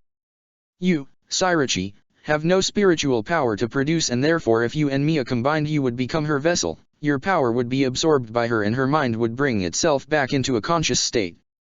Because Mia is unique in that she is all of those contained within her and yet none at the same time, it tells me that she does not need these other souls in order to exist. If I use the Hogyaku to break down the bonds between your Reishi and Mia's, you two can combine and Mia can be brought back to life. However, there is one catch. You, Sairachi, must wish that you want Mia to come back. You must willfully allow your fallen friend to take your body and soul and combine it with her own. If your mind is not dead set on this, this will not work. And so I ask you, are you prepared to make such a sacrifice for the greater good, to revive your fallen friend? I know you two were close. Mia was the only Arrancar who would look you in the eye after your demotion. You and she were close with one another. She was your friend. Wait, if someone has to sacrifice themselves, it should be me. Loli exclaimed. I would do anything for Mistress. It must be Sairachi. Tal Bumasuk emphasized. The fact that her soul chain has been shattered is what makes this doable. Otherwise we would wind up creating a brand new being of both of their minds combined. Without a soul chain, Mia can easily overtake Sairachi and she can be her own individual being, using Sairachi as a host. If the calibration and the Hogyaka work properly, I can transfer Mia's core consciousness, Ryotsu, and memories into Sairachi's body and reawaken her as she uses Sairachi's body as a host. However, this is all the internal changes. Externally I'm expecting noticeable, but not very drastic changes in Mia's appearance. I ask you again, Sairachi, will you do this? The fact that Talbumasuk was giving her a choice made Sairachi feel warm and fuzzy inside. Aizen would have never given her a choice, he would have just done it. Then again, Aizen would have never chosen to revive Mia in the first place. Sairachi swallowed and a tear rolled down her cheek. For Mistress Mia, I will gladly sacrifice myself so that she may live on. Are you scared? Talbumasuk asked her. You're crying. Truth be told, Sairachi was very scared. She wasn't sure what this would be like. Would she be resurrected in the living world, or would she live on in Mia as a conscious until her mistress died? Mia will only be using your body and your stored up power. Your soul will go to where it belongs. I was watching when Hirako left you on the battlefield. Being left without any power makes you feel useless. I'm offering you a way out so that you will not die a useless death. Talbumasuk put a hand on Sairachi's shoulder. I really need Mia so that I may fight against the Soul Society, and you are the only one who can bring her back. I ask you again, will you do it? I will. Sairachi said with a clenched fist. Talbumasuk brought Sairachi into a soft embrace and thanked her before gesturing to the tank. Sairachi stripped herself down and entered the tank. Cords attached to her breasts, nether regions, neck, and 3 into her head. Talbumasuk looked at the console, with his notebook alongside him. Activating detection receptors. The tank began to bubble. Suspending life force. A jolt ran through the cords and Sairachi was snapped into unconsciousness as she hung there, head back. Okay then, Talbumasuk said, walking forward and putting the Hogyaku in a small slot in between the two tanks. Let's see this work. He went back to the console and typed a few things in to reformat the system and then activated the fusion. The Hogyaku gave off a bright light as Mia and Sairachi broke down into bits of Reishi and condensed into orbs. The two orbs met in the central connecting tube and then ran down to the other dome-shaped machine that whirred and clunked and buzzed as lightning burst forth from it several different times. The machine gave off a brilliant light and the door stasis dome opened and a figure stepped forth from the light. It was a woman with long vibrant dark lavender hair with matching lip gloss. Her hair covered her right eye completely, said eye hollow mask fragment shaped like the sun. The woman had double D-cup breasts covered by a leather blouse that hugged tightly to her chest, covering her clavicle and only going as far down as her ribcage. The woman had long, red fingernails. On her lower body was a skirt that went down only as far as her knees, but was open and separated along her outer, front right leg and her back left around her curvaceous ass. She was wearing black lace panties, and rather than the traditional waraji and tabi she was wearing white high heel shoes and black pantyhose connecting to a garter belt, hidden from view by her skirt. Sheathed behind the woman's back was a normal-sized katana with a red handle, red scabbard, and a white and blue talisman hanging off the hilt. Talbumasuk let out a wolf whistle, admiring the woman's rather pleasing appearance. She walked forward out of the light, her high heels clacking along the floor. She tucked a loose strand of hair behind her ear. She looked down at her hands and flexed them. She grinned widely and then laughed loudly and maniacally. I'm back. I'm back. The woman leaned forward, crossed her arms over her body and then reared back as 2 sharp feathered wings shot out of her back, followed by a quadruplet of tentacles. There were 2 above her wings on either side and 2 below on either side. Septima Espada, Mia Aruruari, lives. Mia was elated. All of her powers were intact from Miyako and Kaien's Shikai to her resurrection. To add to things, she now had some of Sairachi's sealed power added on top of hers, as were noted by the wings. After coming down from her elation, Mia slid her right hand up to her cheek and retracted her wings and tentacles and flashed a smile at Talbumasuk, Loli and Mainoli. Loli, tearful, ran forward towards the violet-haired Espada. Mistress Mia. She grabbed hold of her mistress, sobbing heavily into her bosom. Mia placed a hand on Loli's shoulder and stroked her gently. Mia-sama, are you really back? Mainoli asked her. Oh, I'm back and better than ever. Mia responded laughing. Mainoli ran over and gave her mistress a hug as well. Like Loli, Mainoli missed Mia very much. Loli and Mainoli looked so happy, being held by their mistress. Talbumasuk felt good about his decision to revive the Septima. Despite that he was no longer on the side of the Soul Society, seeing things like this, made him feel that what he was doing was the right decision in his mind. Neliel was right, the Arrancar were sentient beings from their hollow counterparts. Talbumasuk decided, once he took over, that he would turn all hollows into Arrancar, incomplete or otherwise. It would be like giving sentience to animals that had no choice other than to be non-sapient. The awakening of hollows. He thought. He was broken out of his train of thought when Mia spoke to him. A Tremere Sama, she said flirtatiously. Talbumasuk looked to see that Mia seemed to have turned on Mainoli and Loli. Shall we satisfy each other's carnal desires? She glanced down at Loli and Mainoli. And theirs. That's another reason why I like having Mia on the team. Talbumasuk thought to himself. Of course, follow me. 2 days later. Karakura Town, Matsukura Hospital. Ichigo and Lelouch had been training day in and day out for almost 2 weeks now. Ichigo had upgraded to his soul form, but Lelouch wasn't letting him use Zanjutsu. Ichigo was forced to use Ashina instead. The idea was that if Ichigo could learn to properly reinforce such a flimsy weapon against Lelouch's attacks using his Ryutsu, he'd have more durability and control of his spirit energy. The exercise failed spectacularly in the early rounds, but Ichigo had long since gotten the hang of the technique in the last couple of days. Thanks to Lelouch's training, Ichigo could now properly sense spirit energy. His spirit energy wasn't leaking absolutely everywhere and Ichigo was a lot faster even in Shikai. However, he saw no change in his strength and that bothered him. Ichigo took another swing at Lelouch. The captain blocked with his force shield. Ichigo took a few more practice swings at Lelouch who blocked each shot and then held his hand in front of Ichigo and fired. Ichigo dodged out of the way as the fireball exploded in the air. Ichigo reappeared behind Lelouch and struck. Lelouch blocked with his shield again. Stop. That's enough for today. Ichigo complied. The sun was setting that evening as Lelouch and Ichigo got back in their respective bodies. Is this really making me stronger? Ichigo asked Lelouch as they began to shuffle off. Of course. Lelouch said. Do you doubt me? No, but you want to put what I've taught you into a really dangerous situation. A situation where your life is threatened, is that it? Lelouch asked. Ichigo nodded. I can try and arrange that, I suppose. Lelouch put his thumb and index finger to his chin. Also, Ichigo.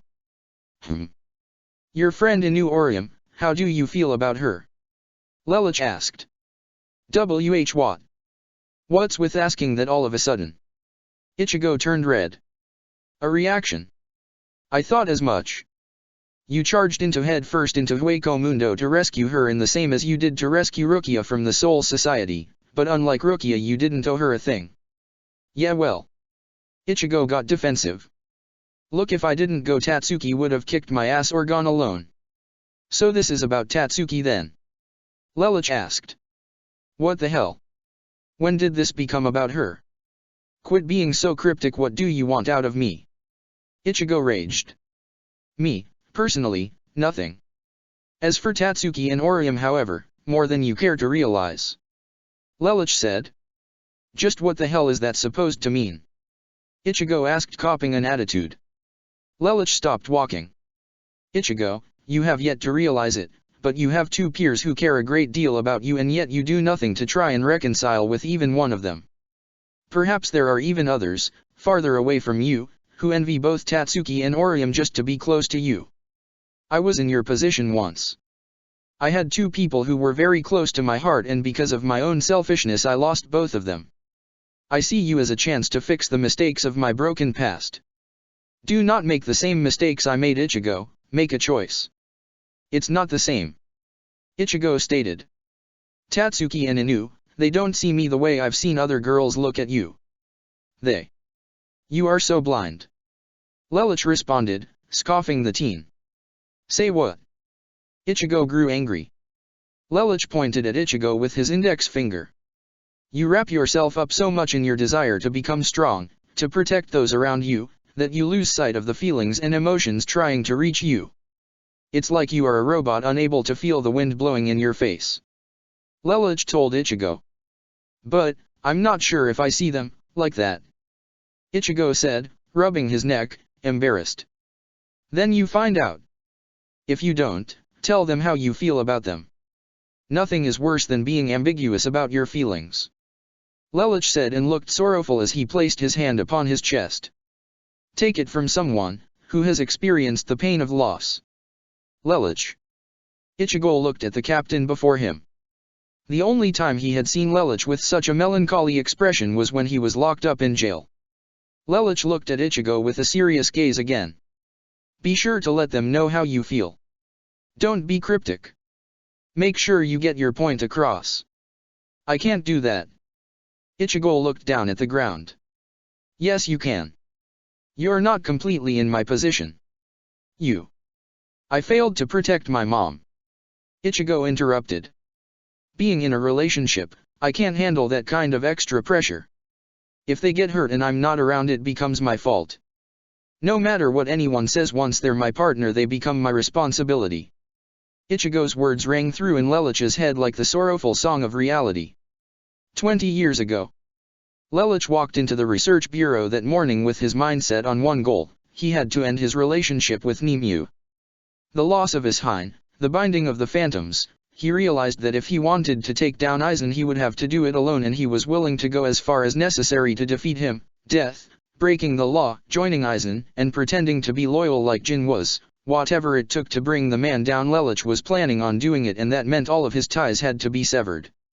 With a heavy heart, knowing that it was going to hurt him as much as it was her, Lelouch walked into Nimue's room, finding her, for once, not spread out like feast over her bed. Nimue was instead doing some paperwork at her desk. Nimue felt him immediately. Oh, Lelouch-sama. She turned around in her chair and walked over to him. Nimue hadn't seen Lelouch since his Hine's banishment a few months ago. As she approached him, though, she saw his eyes. They were fierce. They were not the compassionate eyes she expected or the sorrowful ones she thought she might see. Lelouch-sama, is something wrong? Be strong, Lelouch, don't chicken out now. Lelouch swallowed and then spoke with as little emotion as possible. We're over, Nimue. This is the end, for us. Nimue gasped.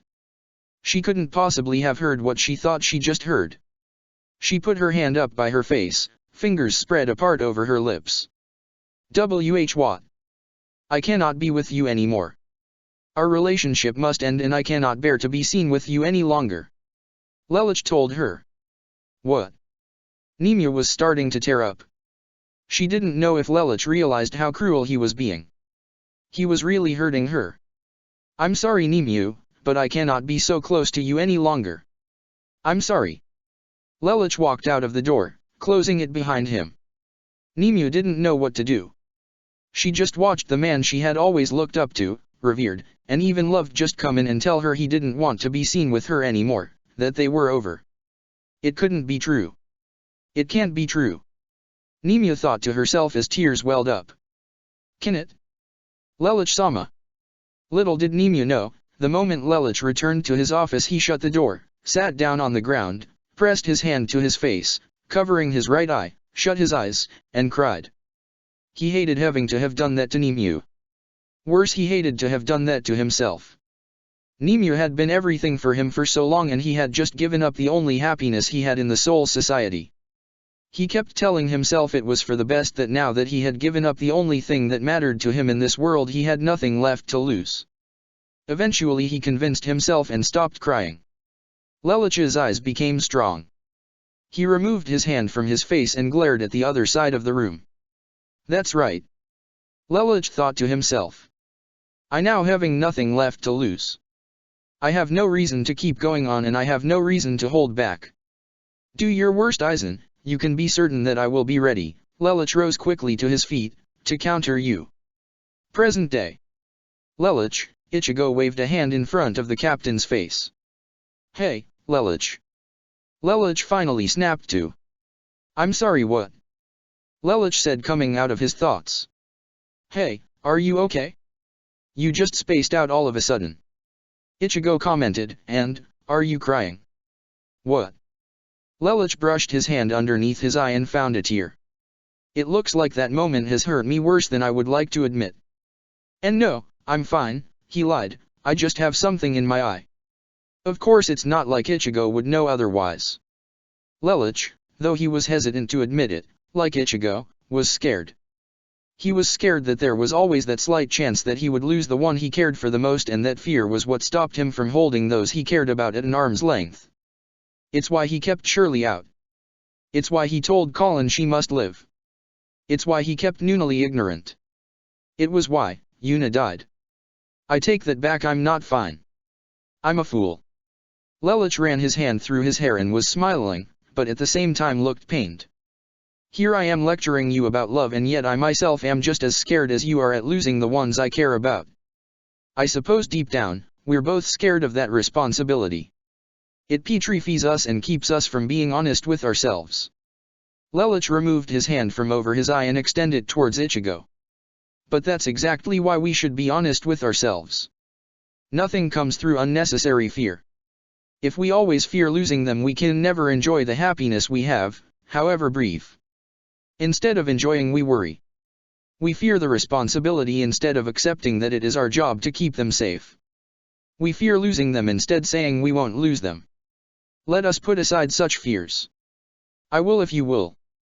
Let us be honest with those we care about. Ichigo nodded. Yeah. He shook Lelich's hand. Good, see you tomorrow then. Lelich said. He and Ichigo parted ways. When Lelich was certain he was alone, he pulled out his soul pager and sent a request to be allowed to use a Senkaimon. It was approved 2 hours later. Lelich entered into the gate and appeared in the Soul Society. He then made his way to the Department of Research and Development. He knew why he was here. Closing his eyes for a moment, he went up to the front desk where Nimue was working. Nimue, of course, was surprised to see him. Lelich-sama. She nearly fell out of her chair. Hey, he said, with soft eyes. Can we talk somewhere not out in the open? He asked. Of course. Nimue led Lelich to a private lab nearby. The first thing Lelich did was shut off the security camera. No one needed to know about their conversation. It was no one's business, but Lelich's own. What's wrong, Lelich-sama? I thought you'd be out in Karakura town. Without turning around to look at her, Lelich said, I came back briefly to see you. Nimue gasped, unsure how to respond to that. She covered her mouth and her stomach. Nimue, I want to apologize for 20 years ago. What I said, I was just scared to lose you. You already apologized to me. Don't you remember? And you asked me if I would still revere you if I found out that you were not the person I thought you were. Nimue said, walking towards Lelich. That wasn't an apology. Lelich responded. I just wanted you to know that I didn't mean what I said. I'm apologizing now not because I want to take back what I said, Lelich walked forward and put his hands on Nimue's shoulders, but because I want to take you back, Nimue. I want to start all over again with you. Will you come back to me? Lelich asked. Nimue's eyes welled up with tears. He really does care, she sniffed, Lelich-sama. Nimue wrapped her arms around Lelich so tightly it was as if letting him go meant that the world will end. Lelich, in response, wrapped his arms around Nimue and then kissed her. Their lips met so passionately as their tongues glided across each other's, savoring the taste of the other's lips that had not been met in so long. Lelich's left hand interlocked with Nimue's right as the 10th squad captain wrapped his right arm around Nimue's shoulders, while she wrapped her left arm around his back, loosely. Both held onto each other until they ran out of breath. Only then did they break away from each other. Lelich then brought Nimue back into a soft embrace, her head underneath his chin. Ashite are you? Nimue whispered. I know. Lelich said, holding her tighter. I love you too. He told her. Love, he really did love Nimue. Was it true love? Was she the one for him? That he did not know, but he knew that he cared too much about her that to say he liked her was not enough. Nemea wished the two of them could stay like they were right now forever, or perhaps have it evolve into something more, but she knew it could not last, not forever. She felt Lelich's breath in her ear as he whispered to her. "I have to go now, okay Nemea?" he said to her. "But I'll be back, I swear I will. I will love and protect you until time itself no longer exists." Nemea let go, suddenly feeling cold as their embrace ended. She was so cold that before Lelich walked out the door she hugged him one last time, as if she was absorbing all the warmth she could from him until the next time he held her. When she let go she and Lelich shared a parting kiss and then she watched Lelich walk away. She smiled. "Lelich-sama, thank you. I am glad I make you happy after all." 2 days later. Hueco Mundo. Talbumasuk was out in the field, searching for the Vasto Lords. Mia was assisting him. Mia had the combined spiritual pressure of a third seat and Vice Captain Soul Reaper Agilian Arankar and a Priv Aran Espada. She was more than a match for any hollow the pair might come across. Talbumasuk had left Sparga in charge back at base. He had leadership qualities that Starkey would never decide to take advantage of. In fact, while the Espada definitely needed rearranging with Sparga's entry and Mia's upgrade, if one were to keep them in order of riot, Talbumasuk felt it was best not to rearrange the Espada at all. He felt that letting them all keep their numbers would serve as a way to confuse the enemy. It was a gambit of, yes, the 1st through 10th Arankars are the strongest, but it doesn't necessarily mean number 1 is the strongest of all of them. Now while that was true for Starkey, though she didn't beat him by much, Hallibal's Ryotsu was higher than Sparga's. For Talbumasuk the numbers of the Espada would instead represent the chain of command in Talbumasuk's absence and anyone higher up could default their leadership to the rank below them at any given time.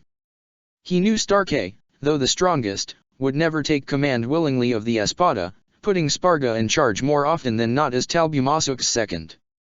The tattoos of the top 5 Espada were all well hidden. Neliel's was on her back, Ulquiorra's on his chest, Hallibal's on her breast, Sparga's was on his chest and Starkey's on the back of his hand. Grimjo and Mia both wore their tattoos right out in the open. Grimjo's was on his lower right back and Mia had hers on her right arm. Yami's wasn't visible either, it was on his shoulder, but it was painfully obvious that he wasn't in charge.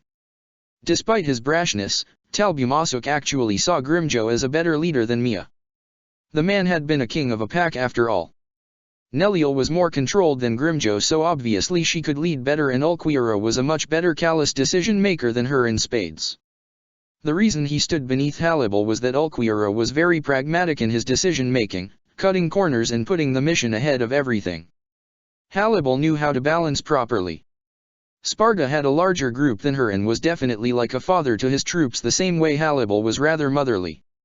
His ability to take care of a larger group was one reason Talbumasuk put him forward. The other reason involved when Talbumasuk fought Sparga and his group while he was out in the field. Sparga was a very good tactician and was very good at coordinating his team.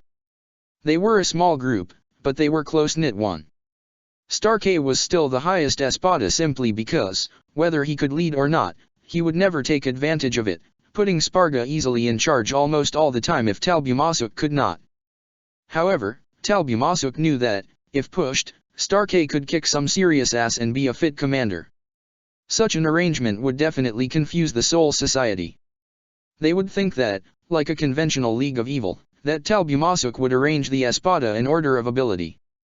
That may have been the case with Aizen, but Talbumasuk was not so cliché.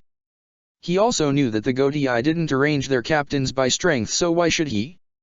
As Talbumasuk and Mia wandered the sands of Hueco Mundo, with Mia walking in front, the Arankar leader kept trying to sense a strong riot so that didn't belong to the gorgeous woman in front of him. Mia sensed it first, and Talbumasuk about a half-second later. A strong presence had been identified and it was lurking nearby, along with a few extras. "Looks like we've got company," Mia said huskily. Talbumasuk nodded. He and Mia stood back to back and Mia called out Miyakos Shikai.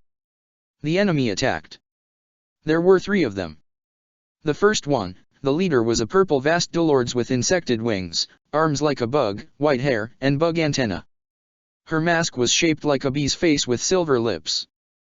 The other one was an Ajichas with a body that was similar to Sun Sun's Ajichas form, but not the same. She had a snake-like body, human arms, and hair that seemed to be alive. Her mask had a single eye and no mouth, but her hair strands had fangs. The last enemy was a rather large Ajichas. He was half the size Yami was, though not as wide. Talbumasuk was reminiscent of the files he read on the Vastolords named Vanguard. This Ajichas however only had one free arm, the other seemed to be bound to his body by a sort of bone armor that he wore that coated his entire torso and around his entire head. His legs were thick and muscular, bulging immensely. The Hollow's mask showed that the Ajichas appeared to be blind, but in reality it was just coated by a thick white armor. It had an inner eye beneath the armor that functioned perfectly and protected the mask rather well.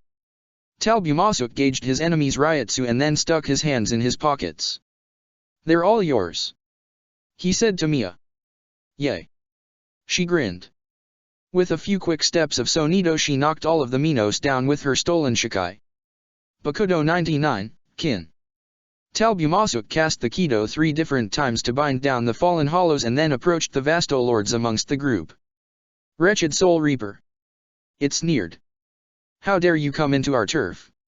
"I see I need to make my reputation a bit more widely known," Talbumasuk said, glancing down and pressing his left fingers to his forehead. "I am a Tremere Talbumasuk, king of Las Noches, surely you've heard of me. Isn't the leader of Las Noches the Soul Reaper Aizen Sosuke?" The Vastolords asked. "Times have changed," Mia said. "Aizen-sama was killed by a captain of the Soul Society, a Tremere-sama is in charge now. He even defeated Baragan-sama who tried to defect." "I see, then you must be very strong to defeat the former king of all hollows," the Vastolords said. "Will you join me?" Talbumasuk asked. "I would be a fool not to. In my current position, death is the option I would have were I to defy you." The Vastolords knew better than to go up against a man that could defeat the great King Baragan. She realized breaking out of the Kido would be impossible. "I like a solider with a good head on her shoulders. Tell me, what is your name, Minos?" Talbumasuk asked. "I am called Ciela Mido." Ciela responded. "I see. Well then Ciela," Talbumasuk said and removed the Hogyaku from his pocket as it glowed in front of the Vastolord's face. "Welcome to my army, my new Octava Espada." 2 days later. Karakura town. Ichigo woke up that morning with a yawn, showered, dressed, had breakfast and walked out the door. Today was Monday so he would be going to school before seeing Lelich later that afternoon. Today was going to be a different sort of day for Ichigo. Let us be honest with those we care about. Ichigo's mind was made up. Today he was going to be honest with Tatsuki and Orium. Rather that's what he decided as he walked through the frigid mid-December air and arrived at school rather early. Before he could get to Tatsuki or Orium, Kigo came speeding down the hall shouting, "Hi Ichigo!" Ichigo slung his bag right into Kigo's face, knocking him to the floor, to which Kigo sprung to his feet. "Hey, listen Ichigo, I know you've been busy a lot of these days after school so today let's." "Sorry, no can do," Ichigo said. "Akman." Kigo whined. "I never get to spend time with you anymore. Sato and Arisawa get to have you all to themselves." Ichigo just sighed at Kigo's antics. "Geez, whining about that again," Tatsuki said walking up from behind him before shoving Kigo aside. "Grow up Asano," she told him. "Morning Ichigo." "Morning Tatsuki," he said. He looked at her for a moment, trying to recall that there was something important he wanted to tell her, but now that Kigo had completely destroyed his train of thought he couldn't remember what it was. However, he did notice something extremely out of place with the picture in front of him. Where's Inu? Don't you two normally arrive together?" Ichigo asked his friend. "I went by her house this morning, but Rangiku said she had left early," Tatsuki said. Ichigo's left knee unconsciously twitched. His protective instinct had just been set off, but it was low-key for now. "Did she say why?" Ichigo asked. "Hey, who's this Rangiku person you both are talking about staying with Inu-san? Is she hot? Introduce me." Ichigo and Tatsuki continued to carry on their conversation like Kigo didn't exist. She said Orium was acting really weird, like she was hiding a secret and didn't want to be followed. I haven't seen her and she's not answering her phone so. Ichigo didn't like that. Not one bit. He began to walk away, past Tatsuki and Kigo for the staircase. His protective instinct had just been set on red alert. The thought running through his head right now, Inu is in danger. Hey, where are you going? Tatsuki asked, turning around. To find Inu. Ichigo said, stopping momentarily. Are you crazy? Class starts in like 15 minutes. This isn't the kind of thing Sensei's going to accept, you know. Tatsuki called after him. We'll go look for her at lunch. She's probably fine, just calm down. She can take care of herself. That's not good enough for me. Ichigo thought to himself.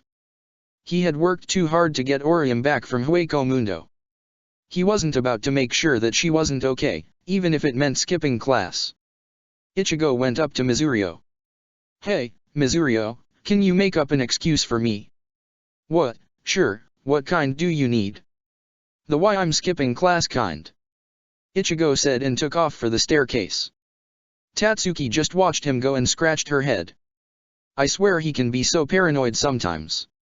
Ichigo left school grounds and began running through the town. Karakura town was a pretty big place for someone to cover so easily, but he wasn't about to let that stop him. He closed his eyes to try and see if he could pick up Orium's Ryutsu. Lelouch had helped him become more adept at sensing that kind of thing, so hopefully he could pick up a few that weren't at the school besides the other Soul Reapers. Come on, something out of place, something that should give her away. Ichigo thought. He finally sensed one.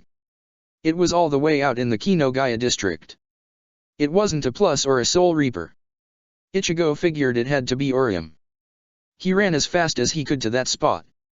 The Kinogaya district was the bad part of town. Hardly anyone lived Kinogaya district anymore. The place had since degraded itself down to the gathering place for gangs and the like. Ichigo followed the Ryutsu he had sensed and was appalled at what he found. Orium was passed out by a tree and several thugs were surrounding her, slowly undressing her. Her skirt was pulled up and her shoes were removed. They were just starting to unbutton her top. Ichigo was not about to stand by and watch Orium get gang raped. Oi! He shouted as loudly as he could to make his presence known. What the hell do you think you're doing? The thugs turned around to see Ichigo staring them down. There were 5 of them. They were all muscle-bound jocks with varying crazy hairstyles, all wearing leather jackets. All of them had black hair. Ichigo recognized the leader as he walked forward, hands together, pompous attitude in full swing. Well, look who it is, Kurosaki Ichigo. Shouldn't you be in school right now? Needles. Ichigo scowled. So should Inu. Ichigo responded. Let her go. Now. What's the matter, Ichigo? The gang leader said. Why do you gotta be hostile? Why not join us? Needles enticed asked. Hero. He snapped his fingers.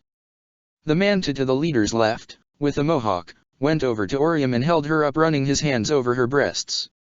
Needles' group began laughing dirty laughs. Don't she look appetizing, Kurosaki? Ichigo disappeared faster than Needles could blink, and by the time Hiro realized it, he was on the ground. Ichigo looked at the other thugs with the unconscious Inu lazily flopped in his arms. I gave you a warning. I said to let her go. Ichigo shouted. He turned towards Needles and the rest of his group with ire in his eyes. Needles had just made the stupidest move anyone in their lives could make. He had just pushed the wrong button on Ichigo's keyboard. It was the one marked Berserk. You got guts, Kurosaki. Needles said, putting his hands in his pockets. But you ain't just about to stop us from getting our meal. Ain't that right, boys? You said it, boss.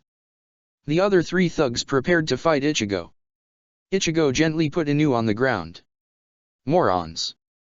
I don't take kindly to people hurting my nakama. I hope you're prepared to face the consequences. Whatever, Needles scoffed, attack. The thugs rushed forward towards Ichigo, but thanks to Lelich's training it looked like they were only standing still in comparison. Ichigo let fly a drive into one thug's stomach with such force that he nearly ruptured the organ. Ichigo turned and punched the next thug in the face. He broke several teeth and caused a nosebleed so fierce that it would continue long after the thug lost consciousness. Ichigo turned his back and let drive a backwards high kick into the neck of the thug coming up from behind him.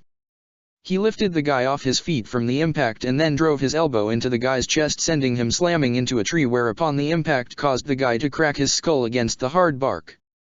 Ichigo stood staring at the ground, eyes hidden from Needles. So, Tatsuki wasn't enough for you. You couldn't be satisfied until you heard Inu as well. Needles, I've met a lot of scumbags in my life and you win the award. Ichigo lifted his head to the side, glaring menacingly at Needles. The glare he was giving was not one of "I am so going to kick your ass." This was a glare of "you are fucking dead," for being the slimiest and downright appalling scumbag in history. Needles was at least smart enough to know that now was a good time to panic as he started to back up. Hey, see, come on man. We was just having fun, you knows. Heh. You think this is funny? Ichigo sneered. Needles soon found himself lifted off his feet, Ichigo's scowling mug in his face. Do you know what I'm going to do to you for what you did here? For what you tried to do to Inu? Needles kicked his legs. Hey, come on Kurosaka, be a pal. We was just having some fun, you know. Come on, Kurosaka, you don't gotta do this, you know. I hope your will is already written. Ichigo said. Ichigo took his fist and drove through Needles' face so hard that he inverted his nose momentarily and broke all of Needles' front teeth. The impact broke Needles free from Ichigo's grip. Needles dropped to the ground on his back, hitting his head on the grass. Ichigo cracked his knuckles and stomped on Needles' stomach. He bared down upon the hapless thug with the sun casting a shadow on his face so that Needles could see only one chocolate brown eye glaring down at him like the angel of death had come. As Ichigo relentlessly pounded on Needles, the man's screams of agony woke up Orium. She saw the defeated bodies of all the men around her and heard the pained groaning and eventual whimpering of Needles. By the time she got to her feet, Needles had 3 broken ribs, a face so swollen and punched in it looked like someone had squished a ball of Play-Doh, several dislodged teeth, a broken shoulder, and a severely damaged set of reproductive organs. Standing a few meters away from Needles' fallen body, closer to Orium, back to her, fists still clenched, was a triumphant and heroic Ichigo. He was wearing his normal school uniform with a long black leather coat over it that flapped in the breeze. His head was looking forward. He was still in the moment, so his mind didn't register Orium's awakened state, and the adrenaline of what he had just done still hadn't left him. The gaze in his eyes and the way the sun shone upon him made him look very cool from Orium's position. Orium noticed her disheveled clothing, unaware how it had gotten that way, and once she was fixed up she looked at her hero. Kurosaka-kun. She looked at him with interest and wonderment. There was no doubt in her mind, he had just saved her. Last Friday she had received a letter in her locker asking her to come to the Kinogaya district today, alone. Upon her arrival she had been drugged with chloroform and was now waking up. She saw the defeated gang members and she saw Ichigo. Her mind could slowly piece together the rest. The poor girl didn't realize she was lucky that she hadn't been awake through the event. She might have been emotionally scarred if she had had to witness Needles and his goons slowly undressing her. Being in the moment was much more traumatizing than waking up after the aftermath. The adrenaline in Ichigo's brain dropped and he looked at Inu with compassionate eyes. Hey, he said, you okay? I'm fine, Inu responded and then said softly, thanks to you. Ichigo smiled at her. Good, I'm glad I came. He said. He extended his hand to her. Come on, let's go to the school. Sensei's going to be wondering where you are. Orium felt moved as she looked at Ichigo's kind expression as the December wind blew the frosted grass and shook the leafless branches. Ichigo had come here because he was worried about her. He had ditched school just to come and find her. He really was her hero. Yes. Orium jogged towards Ichigo only to trip over the wrists of one of the unconscious thugs, but she didn't fall on the ground. Her stomach landed against something soft, yet firm, Ichigo's left arm. Hey, careful. Ichigo said, helping Orium get to her feet by sandwiching her by putting his right arm on her back and helping her lift upright. He put his arms down at his sides. "I guess it's like Tatsuki said, you are a bit klutzy at times." Orium laughed nervously. She swallowed and her heartbeat pounded in her head while her face turned the same shade of red as a gala apple. "Anyway, let's head back, come on," Ichigo said. Orium nodded and followed after Ichigo. He led her out of the Kinogaya district, and once they were on the streets the two walked side by side back to the school. They had a lot of walking ahead of them, approximately 75. Ichigo had run the whole distance at top speed, so it had only taken him approximately 15 minutes to reach Orium. As they walked, Orium realized that she and Ichigo were walking side by side together and they were completely and utterly alone. Her face turned red at the realization. She then realized she hadn't said the most important thing since they had started walking. Thank you for saving me," she told Ichigo, trying her best not to squeak. Her cheeks were flushed. Ichigo rubbed the back of his neck. "It's no big deal. I did what anyone else would have done in my situation. He's so nice," Orium thought to herself with a smile. She continued to walk alongside Ichigo when she noticed how close their hands were. "At this distance, I can almost reach out and touch Kurosaki-kun's hand. I want to, but I shouldn't, but I want to, but I." Inu. Ichigo suddenly snapped Orium from her thoughts with the sound of his voice. She jerked her head up at his face to listen to him. "Something's been on my mind recently and I've just been forgetting to say it." What is it?"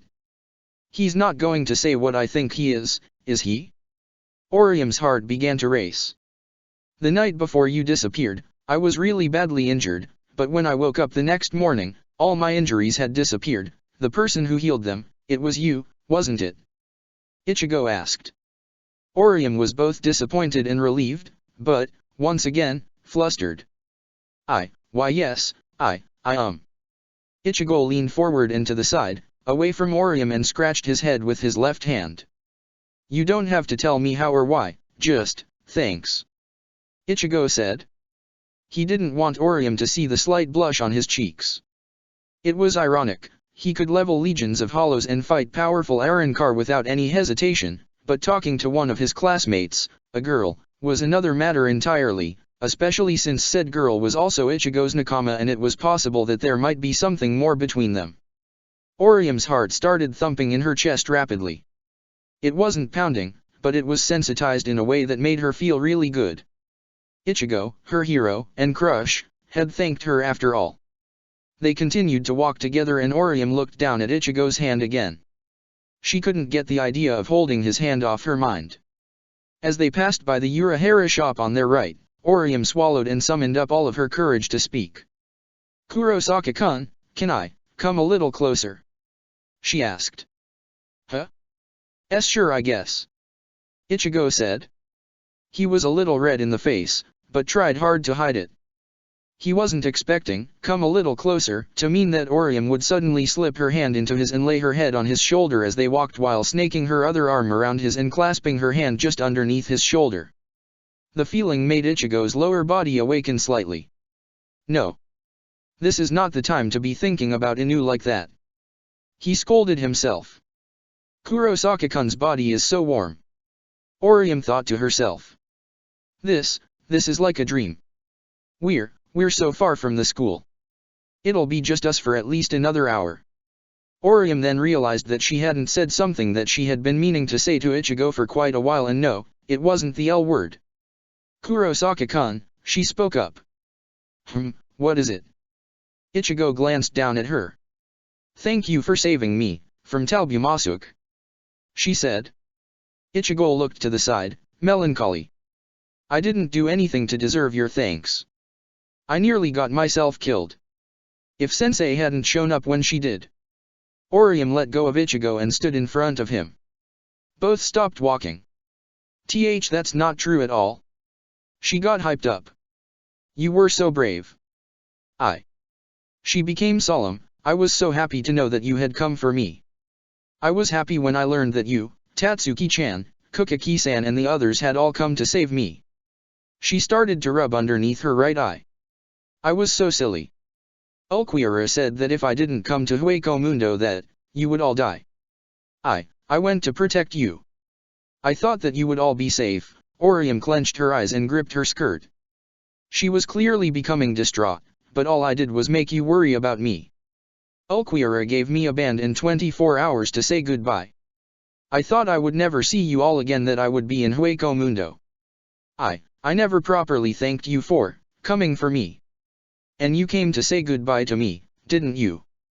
Ichigo asked. Orium nodded. Only you. I was only allowed to say goodbye to one person, and this caught Ichigo's attention. Wait, only one person? He was surprised by this.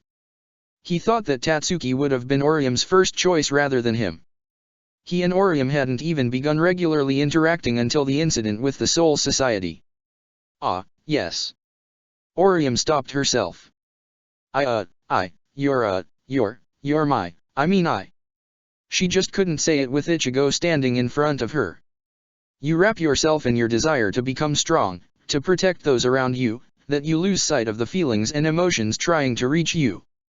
It's like you are a robot unable to feel the wind blowing in your face. Ichigo watched with interest as Orium worked hard to confess her feelings. You're my. Orium picked up her head and gave Ichigo a maidenly look. You're my hero, Kurosaki-kun. Ichigo's eyes shrunk in surprise, but they quickly turned kind and compassionate. He's right, I really am blind. Ichigo strode forward and wrapped his arms around Orium, gently burying her face into his chest. I'm glad I came. He told Inu. I'm glad I was able to save you, to be your hero. Orium smiled sweetly and put her arms up around Ichigo's arms. You will always be my hero, she told Ichigo. They stood there holding each other. The seconds ticked by endlessly. Neither knew who started what happened next or why. Perhaps it was due to the slight shift in Ichigo's right arm as he pressed his right palm firmer against Orium's back, or perhaps it was the neuron that fired from Orium's brain to her leg to tell her to stand on her tiptoes. Either way, it didn't matter, the result was the same. Both closed their eyes. Orium stood on her tiptoes, Ichigo leaned down. Orium put pressure on Ichigo's shoulder with one arm and wrapped her other arm around his shoulder. Ichigo wrapped his arms around Orium, one around her back, the other around her shoulders, pressing her firmly to him. Both tilted their heads a little to the right and both opened their mouths until their lips made contact with each other. It was a soft impact that neither resisted. It was both unexpected and welcome. Time seemed irrelevant while the two were connected. Of course, as it continued, both then realized exactly what was happening and drew away immediately. Ichigo and Orium were hunched over, hands on their knees, panting. Did that honestly just happen? Orium panicked. This has to be a dream. Ichigo sweated. There was no way that just happened. Did I really just kiss Inu? Who am I? Kon. Orium's knees were shaking as she held them with her hands. The kiss was nothing like the one when Ichigo was dreaming. This wasn't a secret she didn't have to admit to him, they had consciously kissed and it had felt divine to the busted teenager. She was frozen, unsure what to do. She was hoping Ichigo would say something first. She could barely breathe, let alone speak. Ichigo spoke up, slowly rising up from his hunched-over position. He looked over to Orium. I'm sorry, I didn't mean to. Orium didn't move a muscle except to speak. And no, it's not like I didn't like, but I really did like it, you see. The teen was surprised when Ichigo walked over to her, suddenly grabbed her by the shoulders, flipped her around and planted another kiss right to her lips. She didn't fight it, she wanted it. Ichigo had made the conscious decision to kiss Orium for two reasons. 1. He figured that if Orium really did like him, he would know by her reaction how she felt about him. 2. He felt that if he didn't do something drastic, the situation would continue to grow extremely awkward. At least doing this would settle the situation once and for all, one way or another.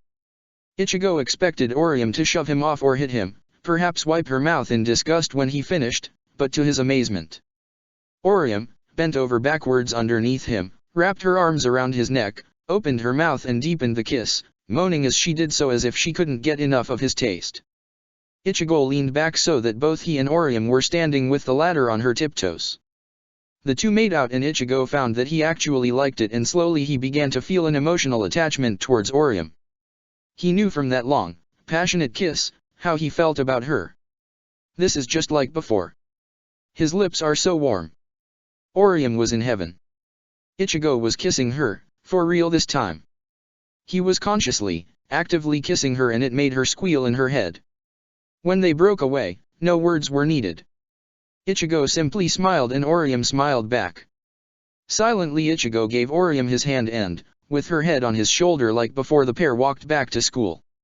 Orium wondered if perhaps they should start calling each other by their first names, but, no, it was too soon, maybe after they spent a little more time with each other. "Kurosaki-kun," Orium said to him. "Why, you don't have to be so formal if you don't want to," Ichigo said, doing his best to keep from flushing. Really?" Orium asked. "Yeah, I mean, we kissed after all, Orium," Ichigo said, calling her by her first name. Then, Ichigo-kun, do you think we can start being together like, you know?" Orium asked. Ichigo scratched his head. "Well, I don't know when I'd squeeze in a date," Ichigo said. "I mean, Lelouch keeps sucking up most of my free time with my training for the month to come, so." Orium giggled. "That's okay," she said. "If I can come and watch Ichigo-kun train, that's fine with me," she gasped. "Maybe I should get a cheerleader and pom-poms and do a whole routine." "And no, that's okay." Ichigo waved his hand. Orium looked at him and he just smiled at her. "Just having you there for morale support is fine with me."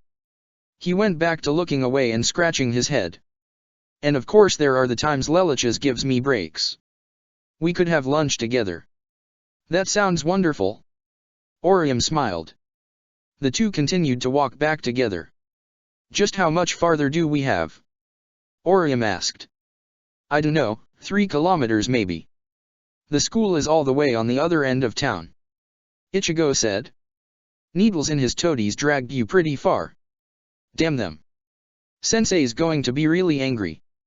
I hope she doesn't give us detention again. That'll be like the 5th time this semester she's done that to me. I think she'll understand," Orium said. "You did save me after all." Ichigo agreed, but then realized something that didn't sit right with him. "Hey, by the way, just why did you go out on your own anyway?" Orium looked solemn. "On Friday, as I was leaving to go home, I got a letter in my locker that said to come where you found me today and that it was from a secret admirer. I thought I would either turn the person down or," Orium flushed, "I hoped that maybe I was meeting you there. Whereupon those bastards jumped you. Damn that Needles." Ichigo punched his fist straight into a lamp post. "It's not your fault, I'm the one who was naive." "It's not your fault, Ichigo-kun," Orium said. "It still doesn't make it right," Ichigo said, taking his hand off the lamp post. "I swear the next time Needles pulls something I will kick his ass so hard he'll need to eat through a mechanical straw and sit in a full body cast for at least 3 weeks. Ichigo grinned at his fist. "How do you know you are going to see them again?" Orium asked. Ichigo snorted. "No one I beat down ever takes defeat well. They always recover from their injuries and try again later. Now come on, let's head back to class before we miss lunch."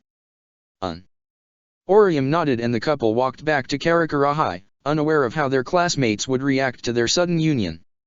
End of Chapter 69. Chapter 70, Hisuna, let's go. Third-person POV. Ichigo and Orium returned to class about an hour later.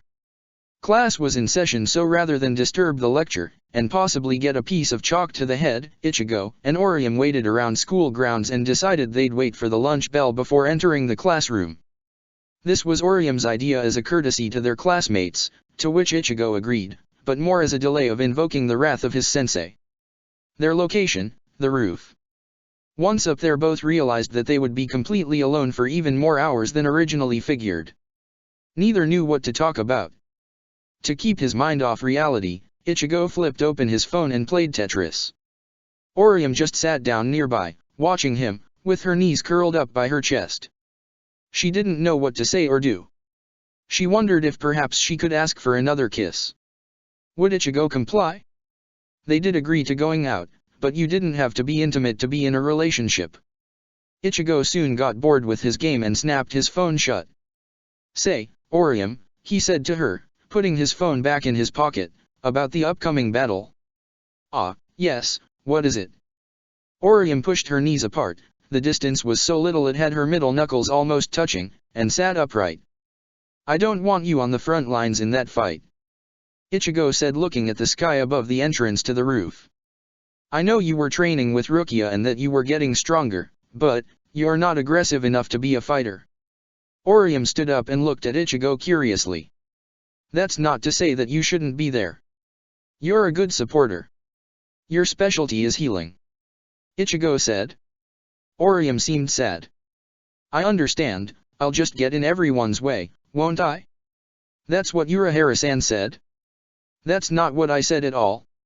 Ichigo said calmly, hands now in his jacket pockets, if you want to be on the battlefield you have every right to be, but, I, and Lelouch and Tatsuki would agree with me, that you're not cut for the front lines. You're a healer. We need you alive and we need you there to bring us back when we fall. Ichigo looked at Orium with a warm smile. I'll protect you by laying waste to Talbumasuk's forces and you can protect me by healing me if I get hurt, okay? He's so nice, Ichigo-kun. Ichigo walked over to Orium and put his arms around her, pushing her head into his chest. If this is going to work, us being together, and I hope it can, I have to do everything I can to protect you. Ichigo-kun. If this can work, I think I'll be the happiest I've been in years. I've never let anyone get this close to me before, I've always been scared that I would fail to protect them, but, Ichigo's eyes hardened, that just means I have to make sure that the people I protect will be protect. I don't know how things might get down the road, but, if I start to try to push you away it's because I'm scared of what would happen if you're that close and I lost you. Orium lifted her head up, stood on her tiptoes and kissed Ichigo. She wanted him to stop talking. She had something to say. It's okay, I understand. But, please understand that, all I want to be is close to you, Ichigo-kun. To be even this close to you is like a dream come true. Just having you, makes me so happy. Orium. Ichigo and Orium's lips met once again in a deep passionate lip lock. Orium put her hand on Ichigo's cheek. He did the same to her cheek. When the two found themselves losing breath they broke away. Ichigo looked at his watch. It was about another hour until lunch. He set a timer for 40 minutes and sat down on the ground and stretched. What are you doing? Orium asked. Taking a nap. I could use a power nap after what happened earlier. Ichigo said. Orium laughed. I suppose you could. After a pause she sat down next to Ichigo. He nodded off after a few minutes only to collapse against Orium's shoulder. She jumped at first, not expecting him to fall towards her. She giggled. He looks so peaceful when he's asleep. Anyone who saw Ichigo dead asleep would find it hard to imagine they were still looking at the scowling orange-haired menace of the streets of Karakura. Orium gave a gentle smile, stuck out her legs and let Ichigo use her legs as a pillow. After Ichigo's nap the new couple headed down for their classroom, once they were sure so iPhone wasn't in it. Hey, sorry I'm late. Ichigo said. Hi everyone, I'm here. Orium announced. Hime-chan. Chizuru launched herself at Orium, but got a foot to the face from Tatsuki and was sent flying across the classroom. What took you so long? Where did you go? Tatsuki asked Ichigo. Well, I found Orium, but by the time we got back we didn't want to disturb Sensei so we just waited. Ichigo said. So, Mizurio, what kind of excuse did you give Sensei? Ichigo asked him. Before Mizurio could answer, Shinji opened his mouth while reading an auto magazine. Say, Ichigo, I don't mean to be a bother, but is it just me or did you just call Orium-chan by her first name? Well, Ichigo tried to explain himself, but Tatsuki soon grabbed him by the shoulder and gripped it tightly. You and me. Outside. Now. She said. Yeah, sure. You too, Orium. Tatsuki looked right at her. Right coming. Orium followed suit. Outside in the hall, Tatsuki had Ichigo and Orium line up against the radiator and started to play interrogator. "Alright, what happened between you two?" she wanted to know. "Nothing happened, I just recovered Orium from Needle's end." Tatsuki stopped Ichigo right there. "Wait. Needles had her? You would not believe what that scumbag was up to. If I hadn't stepped in, Orium would have been in real trouble," Ichigo said. Tatsuki was intelligent enough to figure what a slime ball like Needles would want with Orium. "That bastard. Okay, that doesn't explain why you just called her by her first name again now," Tatsuki said, pointing. Well. Orium spoke up. "Ichigo-kun and I we're, that is, he and I." Between Orium's awkwardness and the informality between the two, Tatsuki could understand what was going on. She relaxed and smiled. "I see, so that's what's going on. Orium, could you give Ichigo and I some time to talk one-on-one?" she asked. Of course, I'll go get my lunch from my locker." Orium skipped away to while humming a tune to herself. Tatsuki looked back at Ichigo with a glare. "Listen to me and listen to me well, Ichigo. If you're going to be Orium's boyfriend, then you'd better treat her right and treat her well." Tatsuki clenched her fist. "I will kick the crap out of you so hard you will be living in your family's clinic for a week if you make Orium cry, or if you hurt her, got it?" "You don't have to tell me that," Ichigo said to Tatsuki. "I'm just making it clear of what I'll do to you if you screw up." She pointed at Ichigo with her right index finger, knuckle bent, and thumb extended. "She's always liked you, and as her friend I want to make sure that you're going to take care of her, okay? Don't worry, I plan on protecting her," Ichigo told Tatsuki. "What about you though?" he asked. "What about me?" Tatsuki lowered her hand. "You're taking this well, I thought perhaps you..." Ichigo paused. "No, never mind. Forget I said anything." "What, are you saying you thought perhaps I liked you?" Tatsuki asked. She took a deep breath. "To be honest, I really do like you, Ichigo, but... Tatsuki flexed her right arm and gave Ichigo a tough look. "But I'm a strong girl, you don't have to worry about me, okay?" She took another deep breath. "Besides, if Orium makes you happy, then the right thing for me to do is ensure that you are happy with her by having her. Besides, while I do like you, I don't like you as much as she does, so it's only fair." "Good, I was hoping this wouldn't become an issue," Ichigo said, relieved. He was afraid he was going to have to convince Tatsuki that this was what he had decided upon. Tatsuki scratched her head and looked to the right. "TCH, what are you saying? Why would it become an issue? She won, I lost, it's as simple as that." Ichigo extended his fist to Tatsuki. "Good, I'm glad that our partnership is still solid. I'm going to need you watching my back during the battle. Just because Orium and I are together doesn't mean I'm replacing you with her as my frontline assistant, okay? Our promise from 6 years ago still stands," Ichigo said. Tatsuki laughed shortly and rolled her eyes. She tapped her fist to Ichigo. She brought down her fist on top of his, and then he brought his fist down on top of hers. He slapped the back of her hand with his, then she did the same to his, and then they high-fived.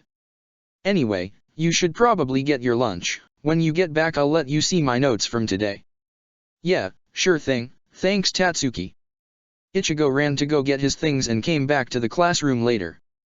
As usual, he, Chad, Orium, Tatsuki and Yuryu, Kigo, Mizurio, and now Shinji as well, ever since Orium had been rescued, combined their desks and ate together with Kigo and Mizurio. Normally the order was going counterclockwise, starting with the leftmost seat facing the window, Ichigo, Tatsuki, Orium, Mizurio, Kigo, Yuryu, Shinji, and then Chad. It's not like they assigned the seats that way, but that was how they always ate, so it was a surprise to Kigo when Orium sat right down next to Ichigo. Tatsuki sat where Shinji normally sat, purposely leaving her seat open for Orium as she was now using the lavatory. Shinji switched with Chad, not wanting to sit near Kigo, who he found extremely annoying at times. After his overly dramatic shock recoil pose, Kigo held his hands out in front of him, cupped with his palms facing the ceiling. "What's going on?" he asked. First you go and address Orium so informally and now you're sitting together? What the heck's going on? You really are clueless, aren't you, Mr. Asano? Mizurio said, texting with one hand and eating with his left. I told you to stop calling me that. Kigo lamented. And you're telling me you don't think this looks weird? Orium always sat down after Ichigo and she always sat where Chad's currently sitting. I don't get it. You really are an idiot, aren't you? Shinji asked, leaning forward. Anyone with half a brain can figure out that something happened before these two showed up and that something caused them to become a little closer with each other. He leaned back. So Ichigo, are you going to spill the beans?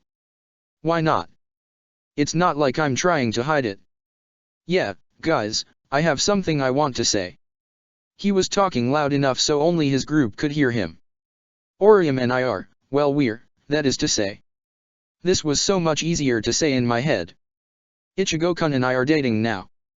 Orium blurted out the phrase with her eyes strained and closed and her fists clenched. And no. That's not possible. Orium would never go out with a guy like you. It's not true. This is some kind of joke. Kigo shouted. Since Kigo hadn't specified who he was referring to and there were no less than 5 other guys at the joined desks, Chizuru leapt on them like a tiger springing from the tall grass onto its prey. She was crouching low and drooling. Which one of you is defiling my hyme? Chizuru said. If Ichigo didn't know any better he would have mistaken the lesbian for a hollow if his eyes had been closed. The rest of the group, save Orium, sold out Ichigo by pointing at him as though he were an exclusive item from behind a checkout desk at a store. Chizuru twisted her head towards Ichigo, her eyes were shining white and she was smiling in a way that made all of her teeth look like fangs. Kurosaki-ha, she said, moving only the corners of her lips. She pounced upon Ichigo. Ichigo gently moved out of the way, which would cause Chizuru to go dive-bombing across the room, but everyone was surprised when Orium rose magnificently to her feet and gave the offending teen the biggest bitch slap anyone had ever seen Orium give. Chizuru went flying into the back of the room. Holy crap! Orium, what did you do? Ichigo rose to his seat as Chizuru twitched on the ground. I'm sorry.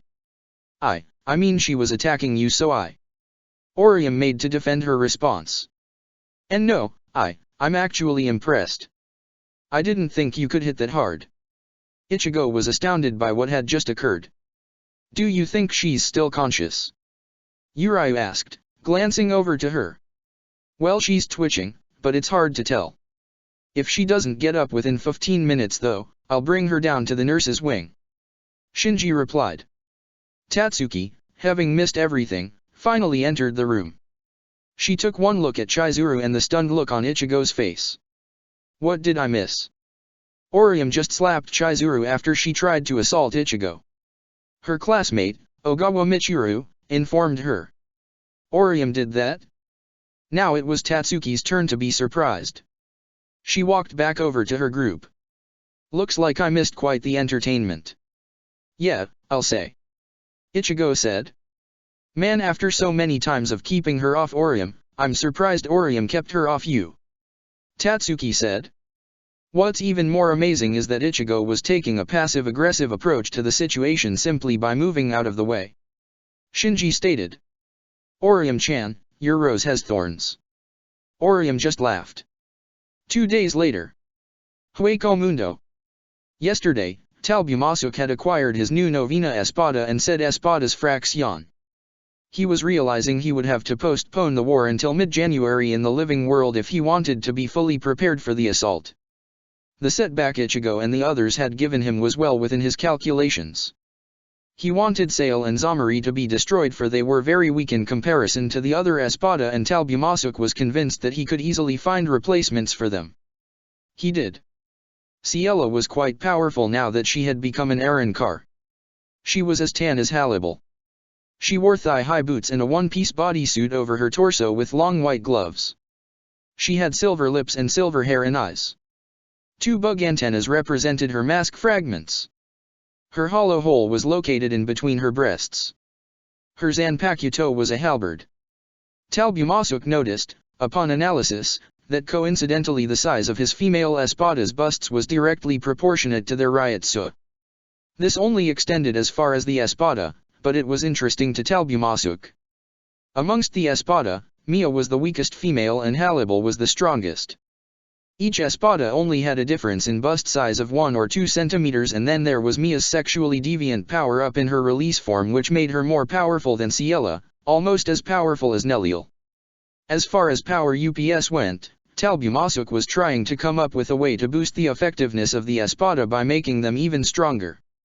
Now that all of the Espada slots were filled, Talbumasuk wanted to find a way to create a release for them that was similar to Bankai.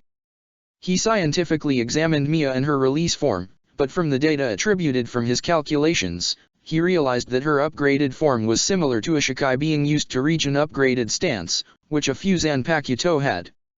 It was not a second release, the increase was not nearly as powerful. Frustrated, Talbumasuk decided to hit the books by consulting Aizen's field journal. As he read, he was visited by a knock on the side of the open door by a messy brown-haired Arrancar with oddly shaped mask fragments taking up what appeared to be a mechanical pencil attached to his left ear with the hook attached to the lobe itself. The Arrancar's shirt was buttoned down with no shitaji and was open 2 buttons. Attached to the Arrancar's shirt pocket, on the right side of the Arrancar's body, was a silver pen with a gold hook. This pen was actually the Arrancar's Zanpakuto. The Arrancar was also dichromatic. His right eye was red and his left eye was brown. His hollow hole was located and sized exactly where his heart would be. Talbumasuk looked up from his chair he was reclining in to see the Arrancar. "Ah, Kira, can I help you with something?" This was Talbumasuk's newest Espada, Kira Loose. The number 9 tattoo could be seen underneath Kira's shirt, just underneath his hollow hole. Talbumasuk didn't dislike the idea of using the tattoos as identifiers. He felt that he could further use the tattoo markers to further the deception of rank equaling power instead of rank equaling the chain of command. Besides, they also served as a marker towards the other Arrancar to let them know who not to cross.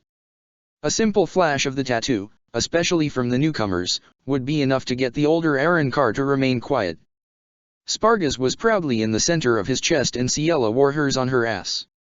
Talbumasuk had to question why Mia wasn't the one with it there, given how Ciela's personality was in stark contrast to the Septimus. "I spoke with Mia, she said you were looking to try and make us more powerful, but that her test results weren't very helpful," Kira said to Talbumasuk. "Are you saying you have an idea of how to increase your kind's power?" Talbumasuk asked. "My suggestion is this: if it's at all possible to further increase our power, the Hogyaku might have granted such a power to an Arrancar already. Critical examination of the Espada might lead to results," Kira stated. Talbumasuk thought on this for a moment, then he put down the field journal, went to his desk, placed a notebook on top of it, flipped to blank pair of pages, grabbed a pen and began writing diagrams and formulas. What he was writing utilized the way in which bonds were broken down to create Arrancar and combined it with the Hogyaku's wish-granting power. If Kurosaki Ichigo's friends could be affected by the Hogyaku in such a manner, then perhaps it is possible some Arrancar might have done the same. Talbumasuk continued to write vigorously as he thought. In that case, the desire for extra power would here equate the desire to be useful. And as far as I know, the Arrancar with the greatest desire to be useful could only be one individual. A rough sketch of Ulquiorra with his hands in his pockets, looking over his shoulder, was soon etched into Talbumasuk's notebook. "Kira, do me a favor and go find Ulquiorra and ask him to meet me in the lab." "You got it, boss," Kira said and walked away chuckling to himself. "I love it when I'm useful."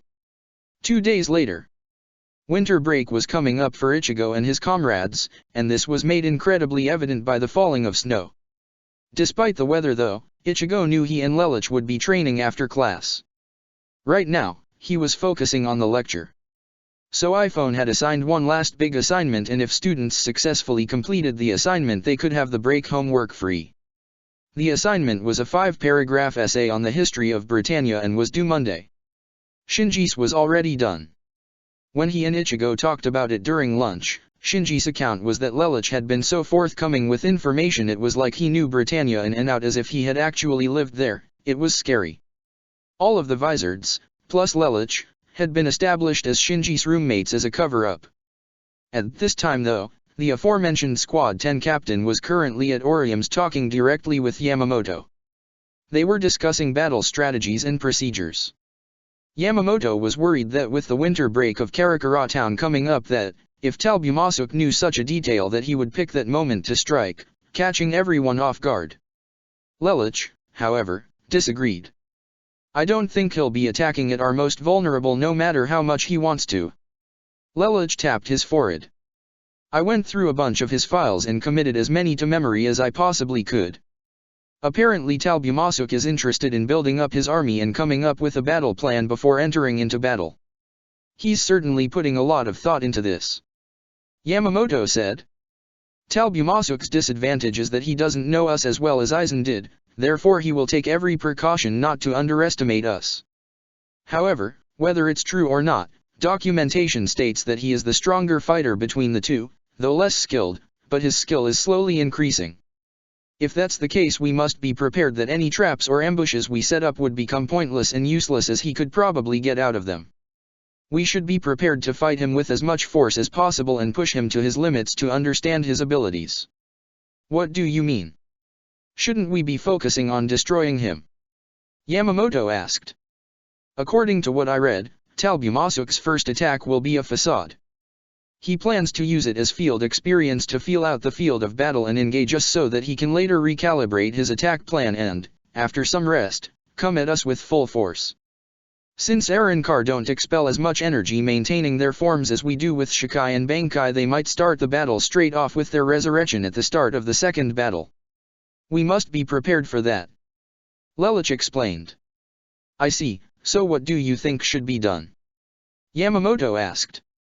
By my calculation Talbumasuk might not attack until the middle of the next month.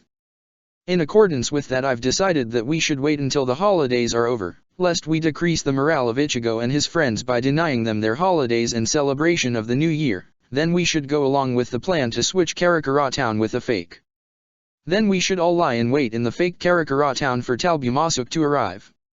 It would be best to have the patrol troops, a 4th Division relief squad and a unit of Zaraki's men watch over the real Karakura town during this time.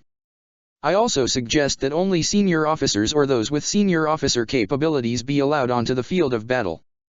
Talbumasuk's forces are too strong for anyone else to go into battle. Here are my thoughts on the matter. Yamamoto stated. Lelich stood stolidly and waited to receive instructions.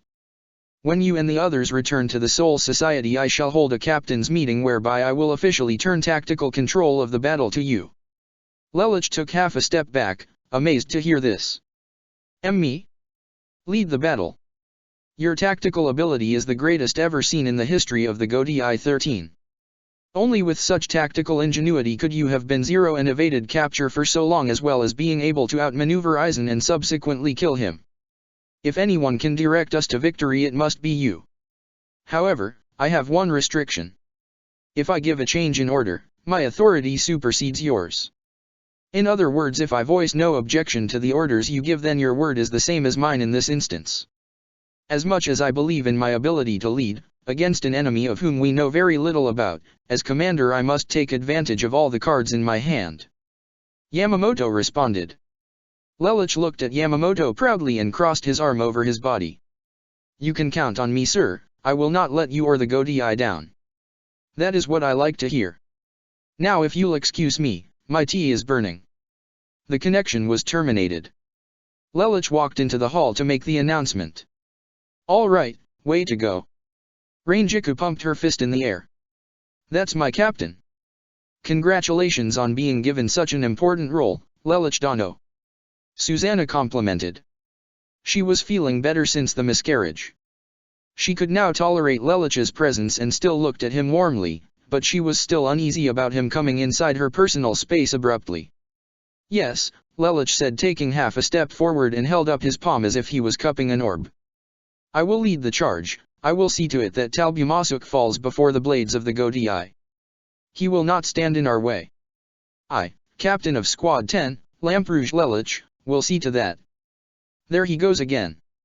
Rangiku and Susanna thought to themselves with kind smiles on their faces. Now then, if you'll excuse me, I need to meet Ichigo at Matsukura Hospital again, but first I'm going to spread the word to the others. Lelich said and left. Don't catch cold. Rangiku bade him goodbye. Lelich nodded to her, waved goodbye, shut the door and headed off. After school, Rukia returned home to the scent of hot cocoa that Hisuna had prepared while she was home alone in the Kurosaki household. Yuzo, while she tried her best to hide it, was starting to feel as if Hisuna was taking over her position in the household. Hisuna, after properly learning how to use the vacuum, did all the cleaning. She was a very good cook, and pretty much assumed a maternal role in the house. Hisuna lied, not that Yuzo could have known, it was because she had always acted as such with Rukia, so it was a natural thing for her to do. In reality it was because these were things Hisuna didn't mind doing, as she always cooked for herself and kept her office neat and tidy and her laundry done long before she and Byakuya got engaged. Karen, coincidentally, thought Hisuna was a much better parent than her bumbling father. Of course, Hisuna only ever really exhibited her parenting on Rukia and just did a lot of the chores since she felt like pulling her own weight around the household and felt she had nothing better to do while everyone was gone. Karen had even said at dinner once that maybe Hisuna should assume the maternal role of the house since Ishine was so incompetent. She of course meant that quite literally. Hey! I'm an excellent parent. Ishine barked. Yeah, this household fell apart after Mom died. You should be thankful Yuzu and I were potty trained by then, you would have been so lost. Karen snarked. But I can do everything myself. This house isn't falling apart. Yuzu complained. She secretly wanted nothing more than for Hisuna to stop taking care of everything in the house. That was her job. Hisuna wanted to take a compliment, but at the same time she couldn't let it slip about her true origins, her cover would have been completely blown. Ishine was going to act oblivious. Ichigo just tried to act like he wasn't going to get involved. Rukia too was unsure of what to say. She was very connected to her Nasan, but she really couldn't see her with anyone other than Byakuya. She did however, think of the perfect lie. Thank you very much Yuzo, but I think my Nasan's a little young for your dad. Really? Karen looked at Hisuna who looked at Rukia who winked. Hisuna understood what Rukia's plan was. She stood up and pushed her chair back and bowed. Ah, yes, you see Ichigo and I are about 15 years apart. So if I married your father then? You're only in your early 30s. Karen and Yuzo looked at Hisuna with bugged out eyes. Around that area. Hisuna said, though she was so much older than that. That was Tuesday of course, today was Friday. Yuzo and Karen had yet to get home. Rukia having gotten back first, so she and Hisuna were in the house alone. Rukia sipped her cocoa, thanking her sister while Hisuna continued to prepare tonight's meal, brighten and broil. She was experimenting with more traditionally Western dishes and wanted to see how the family would take it. She hadn't cooked for herself in a little more than half a century, so she was enjoying the experience of getting to do it again. The dish would come with a mixture of string beans, carrots, and corn served over rice with soy sauce. Still, as she checked on the food to make sure it was ready for dinner, she decided that she had to talk to Rukia about something that had been on her mind ever since Lelich had come by earlier to tell her what was going on. So long as Yuzu and Karen were out, she had this opportunity. We need to talk, Hisuna said out of the blue, facing away from Rukia. What about? Rukia asked, putting down her cocoa. I don't want you out in the battle when it happens. I want you to stay in the Soul Society where it's safe. Hisuna said solemnly. I won't do that, Rukia said, standing up, abruptly. She began to shout at her sister. I thought we settled this. You can't just tell me to stay out of danger. If you're so worried about me, then why not have me cease being a Soul Reaper? Because it's impossible, Hisuna said. She put down the knife she had been using to cut the vegetables and stared down at the cutting board. I always hoped that you would stay low in the ranks. I didn't want you to grow in rank, because the stronger you got the more dangerous your missions became. That's why I pulled strings to keep you from becoming a senior officer. You did what? Rukia shouted. Rukia, you don't understand what I went through. To me, I thought I killed you when I left you crying in the alleyway like I did. I thought for sure you would die. I couldn't take care of us both. Conditions forced me to abandon you. Hisuna slid away from the cutting board. In case she started to cry, she didn't want her tears getting into the food. I spent years trying to find you. I never was successful. I looked down every alley of Rukonga, but I never found you, but I guess, you didn't want to be found. I thought that in my selfishness that I had killed you. That's why I won't make a decision that I know could cost you your life. You've been hurt by the espada very badly now, twice. I won't watch you die on that battlefield. I won't. Rukia could see her Naisan's pain. It was Byakuya who helped Rukia, in the brief time she was in Soul Society before she came back to the world of the living, Hisuna's pain and the suffering she went through during her time as a Soul Reaper. To console her big sister, Rukia walked up to Hisuna and tugged at her sister's sleeve, putting her head against her sister's back. I won't go anywhere, Naisan, I promise you. It's just, Ichigo and the others need me out there. I've been involved in this escapade since the beginning, so I have a right to see it through. I know you're scared of losing me and I know you don't want me to die, but I won't die, because I know I have you to protect me. You, and Kai and Dano, and Nii-sama, and Ichigo, you all fight to protect me, but you give everything you can for me. Rukia hugged her sister from behind. So stop acting as if I'm helpless. I'm a tough girl, I can take care of myself, but I can act tough because I know that if I get hurt, or something I can't handle comes along, that I have you to look out for me. Hisuna turned around and put her arms around Rukia, crossing them over her younger sister's back and holding her left fingers with her right hand. Something wet splashed Rukia's head. Hisuna was crying. I will, try. Hisuna said, inhaling irregularly as she paused. Byakuya-sama was right, I'm scared to let go. I'm afraid I might lose you. I just want to always have you at my side. You're the only thing I've ever had in this world besides Byakuya-sama. I know, Naisan, I know. Rukia said with a sympathetic gaze. It's okay to let go now. I won't leave you alone, I promise you. I'll always be with you. You're my sister. Hisuna pulled Rukia as close to her as possible, making it hard for Rukia to breathe, but it was brief, about 10 seconds before Hisuna let go of Rukia and held her out at an arm's length. I promise, I won't shelter you anymore, but, I will always look out for you, that will never change. Hisuna told Rukia. Rukia smiled and then slowly Hisuna let go of her sister's shoulders and dropped her hands at her sides. She took a deep breath and let herself calm down, mentally trying to cross this huge milestone. It would take time, but Hisuna knew she could do it. Suddenly an upbeat techno dance ringtone began sounding and Hisuna realized her soul pager was going off. The caller ID was Byakuya's. Ah. Hisuna promptly hit the answer button. Hi. Hisuna answered promptly. Hisuna, I was just momentarily dismissed from the joint Shiba/Kukaki meeting discussing the marriage of Rukia and Kaien-san. There is something that needs to be addressed. Byakuya responded. Ah, what is it? Hisuna asked. The Central 46 denied the motion to merge, so a solution was proposed, but it cannot be completed without your consent. Byakuya stated. What's the proposal? Hisuna asked. I believe I already know your answer, but just to be certain I wanted to check with you. The council wants to transfer Rukia from being a Kukaki to being a Shiba. Byakuya said. I see. Hisuna said. Could you hold for a minute? Of course. Byakuya said. Hisuna hit the hold button and turned back towards the kitchen counter and put the phone face down. This was a milestone. If she said yes to this, it meant that she would no longer see Rukia every morning at breakfast.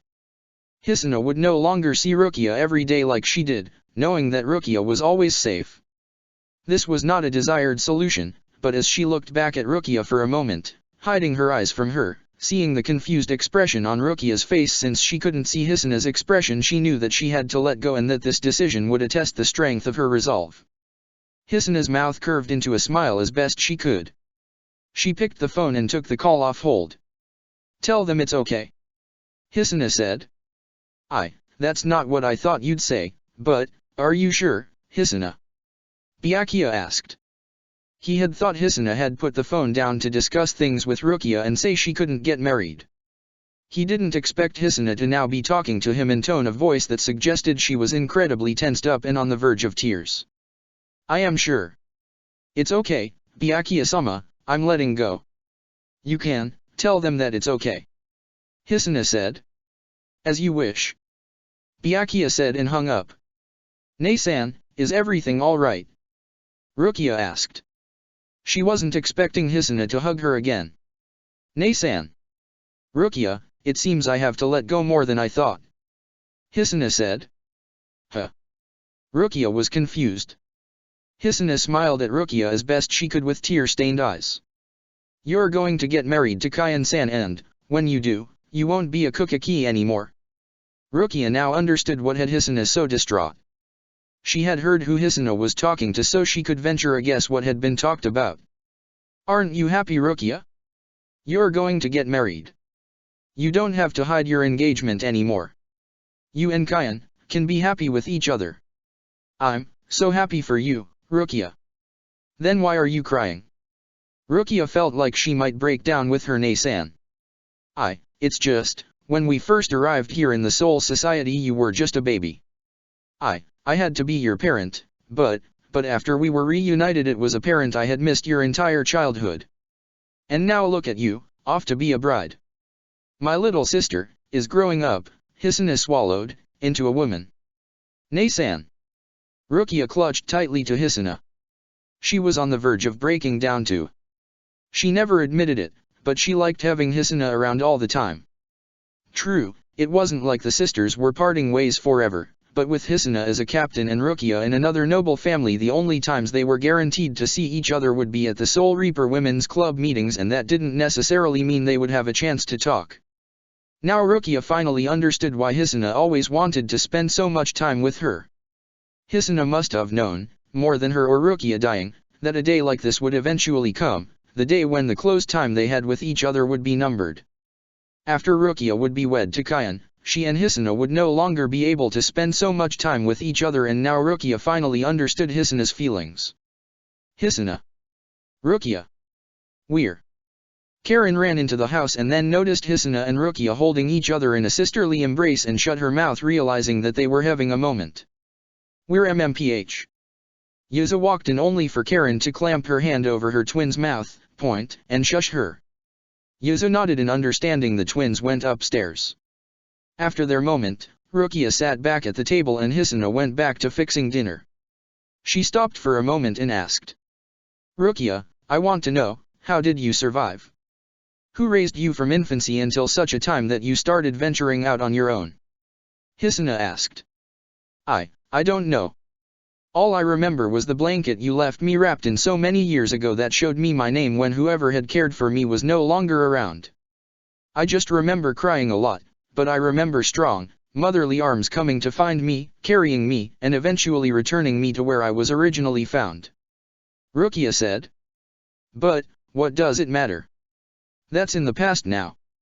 It's just, whoever it was, I would want a chance to thank that person. I want to thank them because they were able to do what I was not. 113 years ago. In Zuri. In an alleyway, all alone, the infantile Sayuri Rukia was crying. Her cries were ignored by all the people around her. The citizens of Inzuri were too poor to bring a child so young into their families. Children her age could not work or produce income. The crying had gone on for so long, and one of the villagers was about to show the child mercy by putting her out of her misery. He took a knife and was going to stab the child's head, but he was stopped. As he lifted up the knife, an arm reached out and grabbed him. A dark black sleeve followed. I was unaware murdering children in the street was acknowledged in Inzuri. It was a woman's voice. Rukia could not see the woman because of the sun glare, but the voice sounded calming. Rukia calmed down on the fact that she was at least having someone pay attention to her. I was showing this poor child mercy. Children her age cannot survive in Inzuri for long. That girl has been here for 3 years and no one has claimed her. The poor thing should be lucky it can't starve to death. In actuality, Rukia did have spiritual power, even as an infant, but it was so small that deprivation of food would not kill her, especially since sleeping was a useful alternative. If no one will care for this child, the woman picked Rukia up, then I shall. The man tossed the knife to the ground. Well, that's your business, Soul Reaper. He walked away. Rukia tilted her head to see the woman, a very young woman at that, holding her. She saw pine green hair and red eyes as the woman smiled down at her. Aren't you the cutest thing? The young woman smiled at Rukia. Did you come here by yourself? Rukia seemed to become sad again. She started to cry. Bana. Bana. She wailed. She was trying to say Hisana, but of course was unable to. Her memory told her that calling out that name would help her, but it hadn't worked in so long. The young woman of course had no idea of this. Oh, there, don't cry. She said, wiping a tear from Rukia's eye with her sleeve. She then noticed a tag sticking out of the back of the blanket. She read the kanji. Sayuri Rukia. The woman sounded out. Rukia, huh? That's a nice name. Whoever left you behind must have left you with this. Lieutenant. A voice called out. The young woman turned her head to see a member of the Onmitsukido coming up to her. The young woman sighed. How many times must I tell you? I'm not a lieutenant anymore. If you must refer to me so formally, then call me Homura-sama or Homura-senpai. Alright, my apologies. The Onmitsukido member replied. What do you have for me? Homura asked. We've detected traces of Hashima's Ryatsu along a river nearby here. He was definitely here recently. The member replied. I see, Homura said. What is that? The Onmitsukido asked Homura. This is a child. What does it look like? Homura asked back. I know that, but why are you holding it? The soldier asked. Whoever was the original parent or guardian of this child is no longer here. This child has been abandoned and I am going to ascertain status as its guardian. Homura said. But Homura gave a glare. But Homura-senpai, you can't do that. How do you expect to care for it on this mission? I can and I will. Homura said. Mari-sama would have never abandoned a crying child, so neither will I now. She looked down at Rukia. Besides, this child has the same hair and eye color as Lelich. I can pretend for a little while. I will take the child with us. She shall see the world and I shall bring it back to the Soul Society when things are over. But Homura-senpai, the Onmitsukido protested. My decision is final. Besides, I am simply a voluntary extra hand with little to no connection back to the Godai. You cannot command me. Homura said. Yes, I understand. Homura raised Rukia as if she were her own, but, ultimately, like Hisana was forced to give her up. 27 years later. 84 years before the present day. For reasons unknown to Rukia, she was coming back to Inzuri. The person that had been taking care of her, unbeknownst to Rukia, was about to undergo Bankai training and could not subject Rukia to that kind of overwhelming spiritual power. She decided she would leave Rukia here and go train. It was the middle of the night. Yuna walked through the village of Inzuri looking for a family that would be willing to take Rukia in. She found none. She had no other choice though. It was best to leave Rukia at her roots. If the person looking for her were still alive, then they might come looking for Rukia now that she was older. Rukia might not be able to take care of herself all that well, but at least she could walk and talk. She could figure the rest on her own. Yuna knew that many could. The silver-haired girl she told to go to the Siridi had also been a fighter, as was Yuna herself. She put Rukia down and knelt in front of her. I have to go now, Rukia. Yuna said to her. I'll be back though. Yuna shed a few tears. Okay, so don't go anywhere, got it? Yuna ran away crying. It was hard for her to leave Rukia alone like that. Though possible, it was highly improbable that Rukia could make it out by herself. Yuna did not know that by leaving that day she would never see Rukia again. Nor did she know that when she ran into Hisana, 6 years before the soon-to-be captain's death, that they were looking for the same person. The next time Rukia woke up, she cried again, feeling alone. Eventually, as her cognitive memory began to work, she realized her tears would get her nothing. She stopped. Eventually Rukia had no tears left and she began to hate Inzuri from that day forward, realizing that the world was not a kind place. She had no idea that she had been abandoned twice before, and the babble talk of Bana no longer resonated through her head. Rukia now had to raise herself. It was a challenge, but the young child was sure that she could get through it. End of chapter 70. Check the description for the links to the author.